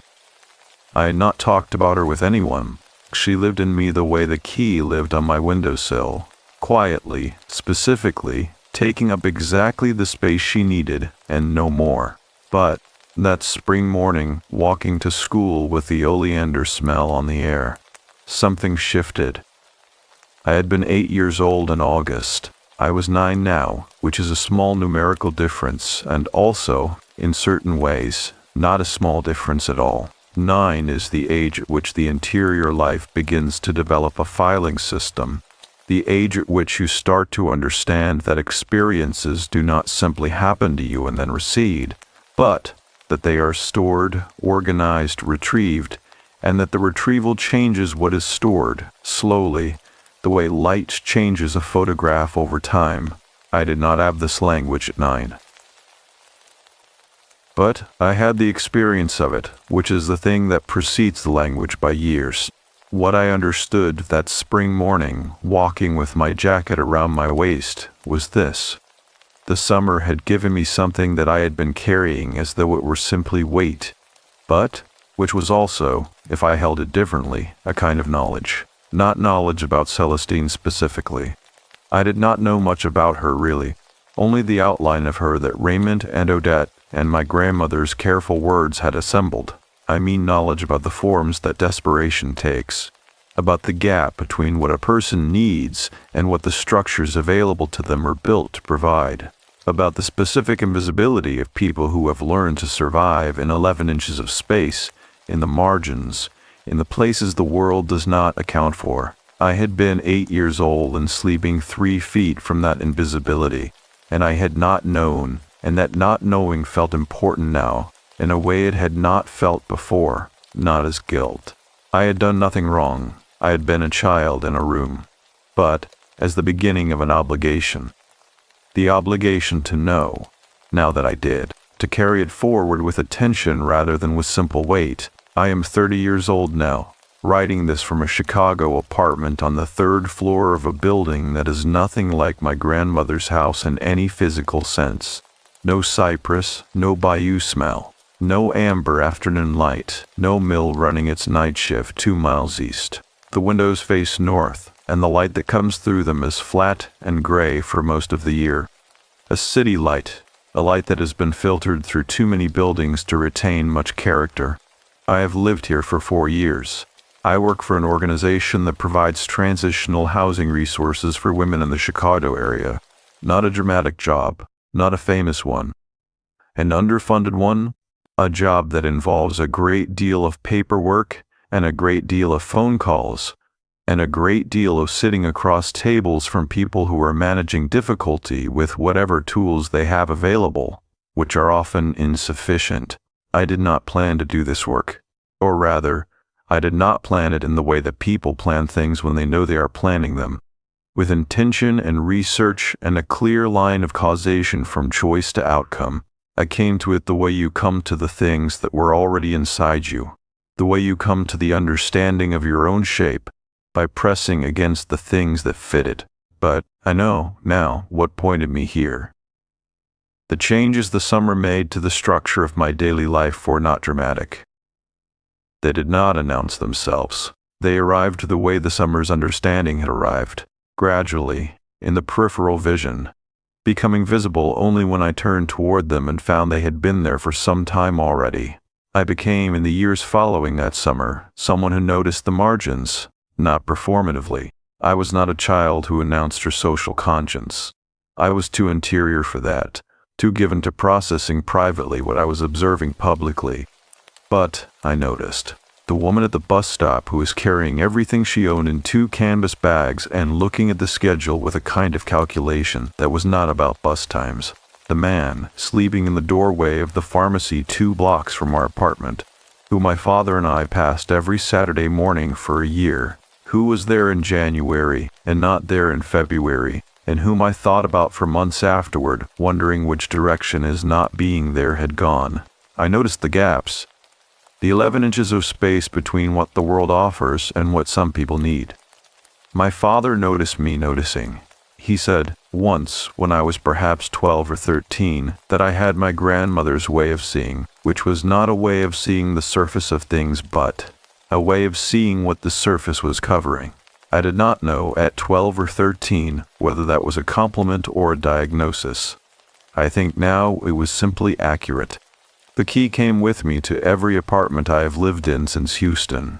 It lived on windowsills and nightstands and the tops of bookshelves, moving with me through college in Austin and graduate school in Cincinnati and the first 2 years in Chicago when I was in a studio so small that the windowsill was the only horizontal surface, not covered by something functional. It is on my windowsill now, in the Chicago apartment, in the flat gray northern light. I look at it every morning. I called my grandmother every Sunday for 21 years. From the wall phone in the Houston kitchen, and then from dorm room phones and cell phones, and, for the last 4 years, from the Chicago apartment where the signal is good and the connection clear. I called her every Sunday until the Sunday I could not, which was 14 months ago, which was the Sunday after she died on a Thursday in November, quietly, in the house in Terrebonne Parish, in her own bed, my grandfather beside her, the bayou going about its business outside. I flew down for the funeral. I had not been back to the house since I was a child. My grandfather was smaller than I remembered. This is the thing that happens with grandparents when you have not seen them in person for a long time. The image you have been carrying, refreshed only by photographs and phone calls, has preserved them at a fixed point, and the reality of them has been moving forward without updating the image, and the gap between the two becomes visible only when you are standing in the same room. He was smaller, he moved more carefully, but his hands were the same hands, large, deliberate, capable. And when he held mine at the funeral, he held them with the same brief, firm pressure that was his family's native language of affection. The house smelled the same. This was the thing that undid me. Finally, after holding myself together through the service and the gathering afterward and the long afternoon of people coming and going with food and careful conversation, I walked into the kitchen alone late in the day when most people had gone, and the smell of the house arrived in me all at once. Wood and cooking oil and candle smoke, and underneath it all, faint as a memory of a memory, the bayou. And I stood at the kitchen table and put my hands flat on the oilcloth surface, the yellow flowers, the place near the edge where the color had faded from decades of wiping, and I cried finally, for a sustained and necessary time. My grandfather found me there. He stood in the doorway and said nothing, which was the right thing. And then he came in and sat at the table across from me and put his hands on the oilcloth too. And we sat like that for a while, both of us with our hands flat on the table, the kitchen light going warm above us. After a while he said, "She was proud of the work you do." I said, "I know." He said, "She said it was the right work for you." I said, "I know that too." He looked at the table. He said quietly, "Celestine died some years back." He said he had not known how to tell me, or whether it was his to tell. He said she had been better for a time. The help that had been arranged through Raymond and Odette had held for several years, and she had been more stable, more housed, more present in the world in the ways that matter. But the situation had been complex, he said, using that word the way my grandmother had used, addressed, wide enough to hold what it needed to hold, and eventually the complexity had outpaced the resources available to it, which was a thing that happened, he said, which was a thing that happened too often. I sat with that for a long time. I thought about the hand in the dust, the fingers spread, the small palm pressed flat, the posture of someone making themselves as minimal as possible in order to fit through a space the world had not designed for them. I thought about my grandmother's hand over mine at the kitchen table, brief and firm. 22 years ago, I thought about the word addressed, and what it covered, and what it could not cover, and the distance between those two things, which was the distance I had been trying to close, in small and insufficient ways, for most of my adult life. The kitchen light held us. The bayou was outside, doing what it had always done. My grandfather said she would want you to keep going. I said, "I know." He said, "So do I." I put my hand over his on the oilcloth, the way my grandmother had put her hand over mine all those years ago at this same table, and held it there for a moment, brief, firm, the full weight of the gesture, and then I let go. Outside, the last of the November light was going flat across the sugarcane field, the color draining from it evenly, the way color drains from things at the end of a day that has asked a great deal of you and given a great deal back. The mill was still running 2 miles east. I could hear it through the kitchen window. I stayed 2 more days in the house after the funeral, sleeping in the room I had slept in as a child, in the bed I had lain awake in all those August nights listening to the armoire. And on the last morning I woke before dawn and lay in the familiar dark and listened to the bayou and thought about everything the room had held, all the summers and all the stories layered inside the wood in the walls and the old oak surface of the armoire that still stood, after all these years, in front of the sealed door, on the morning I left. I did something I had been thinking about for 22 years. 7:09 p.m., I got up before my grandfather was awake. The house was in that particular pre-dawn condition that old houses have. Not quite silent, not quite still. The wood making its small adjustments to the temperature shift between night and early morning. The particular creak of a landing outside my room that had been there for as long as I could remember, and that I had stepped over, automatically, without thinking, on my way to the bathroom the previous 2 nights. I stepped over it again now, by instinct, and then stopped on the other side of it, and stood in the dark hallway and thought about that instinct. The way the body holds knowledge that the conscious mind has long since filed away, the way a house you have not been inside for decades is still, in some cellular register, completely known to you. I went back into my room. The armoire stood where it had always stood. 22 years, and it had not moved. My grandfather had not moved it. I do not know whether this was practical. It was, as I remembered, extremely heavy. A 2-person job at minimum to shift even a few inches. Or whether it was something else. The same quality of decision that had led my grandmother to say not yet when I asked her if she was going to move it. The understanding that an object in a specific position is doing something, even when what it is doing is invisible, even when what it is doing is simply the work of acknowledgement. The brass poles were dull in the pre-dawn dark. The oak surface was the same dark, flat plane it had always been, reflecting nothing clearly. I had brought something with me from Chicago. I had known when I packed for the funeral that I was going to bring it, not with a fully articulated plan, not with a clear sense of what I was going to do, but with the understanding that it belonged here, in this room at the end of this particular trip, in the way that certain objects belong to certain moments and spend years waiting for the moment to arrive. I reached into the inside pocket of my jacket, hanging on the chair by the door.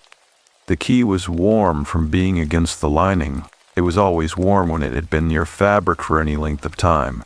The brass held heat the way old metal does, gently and for longer than you expected. I held it in my palm and looked at it in the dim light from the window. The pre-dawn Louisiana light that was just beginning at the edges. The sky going from black to the deep blue-gray that precedes color. I crossed the room to the armoire. I stood in front of it for a moment.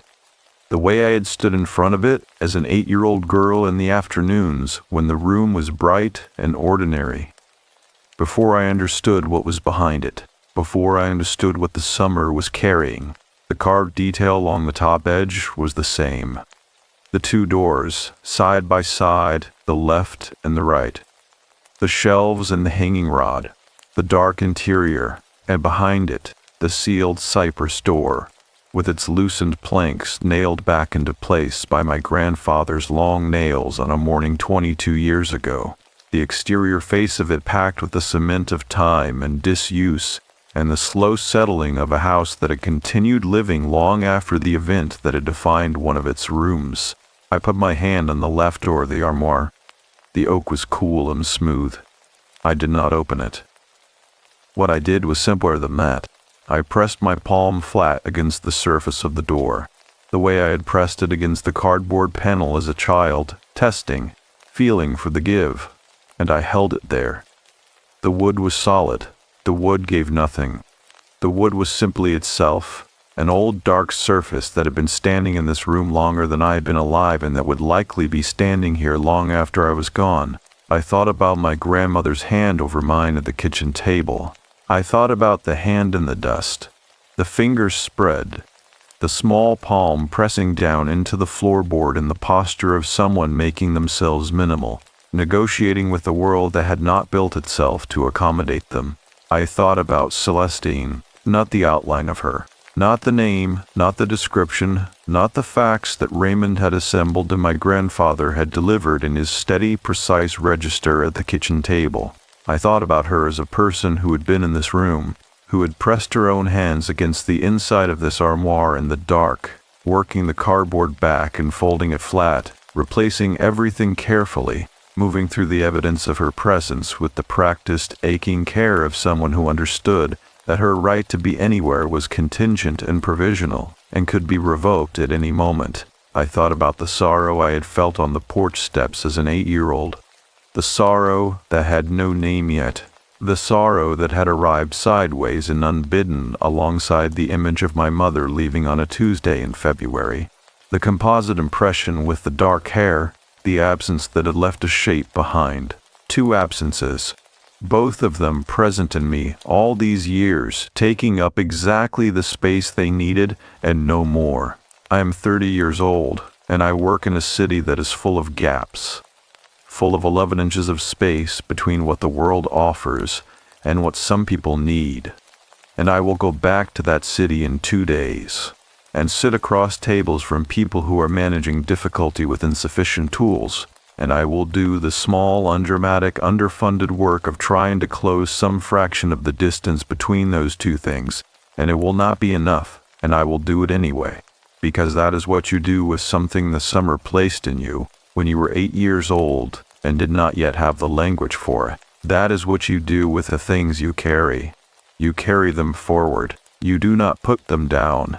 You find the work they point toward, and you do that work, and you understand that the work will outlast you, and you do it anyway, because Celestine pressed her hands against a cardboard panel in the dark and made herself as small as possible in order to survive another night. And she deserved better than that. And the woman I spoke to on the phone last Tuesday deserved better than that. And the woman I will speak to next Tuesday deserves better than that. And knowing this is not the same as fixing it, but it is not nothing either. It is the beginning of not nothing. It is where the work starts.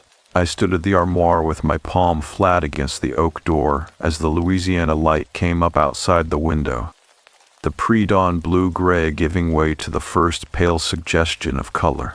The sugarcane field across the road emerging slowly from the dark. The mill smell arriving on the morning air, faint and sweet, 2 miles east, the night shift ending. I held the key in my other hand. I thought about giving it back, placing it on top of the armoire, leaving it in this room, returning it to the house it had come from. But I stood with that thought for a long while and understood, finally, that it was not what my grandmother had intended when she tucked it into the pocket of my bag on the last morning of that summer. She had not given it to me so that I would eventually bring it back. She had given it to me so that I would carry it until I understood what it opened. It did not open the armoire. The armoire had no keyhole. It opened something that had no physical location, something in the interior, something that had been waiting for the right understanding, the way a lock waits for the right key, patient and entirely without urgency, certain that the fit would eventually arrive. I understood, standing in the pre-dawn room with my palm against the oak and the key warm in my other hand, that I had been carrying the right key for the right lock for 22 years, and that the lock was not in this room and had never been in this room, but that this room was where I had first been given it, and that coming back here to understand that was the thing the morning had been asking of me. I stepped back from the armoire. I looked at it one last time, the brass pulls, the carved top edge, the dark oak surface that reflected nothing clearly but held the shape of everything present. And I felt, for the first time since I had walked back into this house for my grandmother's funeral, something that was not grief. Not exactly.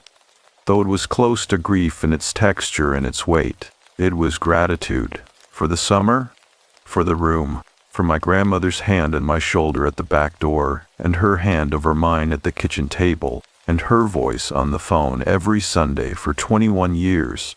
For my grandfather's steady register and his hat in his hands, and his long nails driven deep.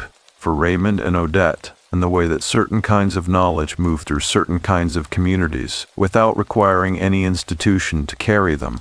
For Celestine, who had known the architecture of a shelter before she needed it, and who had moved through a child's room with such careful, staid, aching attention that the child had almost not known she was there. Almost. I went downstairs and put the kettle on and waited for my grandfather to wake, and listened to the bayou and the mill and the first birds of the morning beginning their inventory of the day, and held the key in my closed hand, warm and worn and entirely mine, and did not try to name what I was feeling, because some things are larger than their names, and the right response to them is not language. It is simply to stay inside them for as long as they last, and to carry them, quietly, when you go.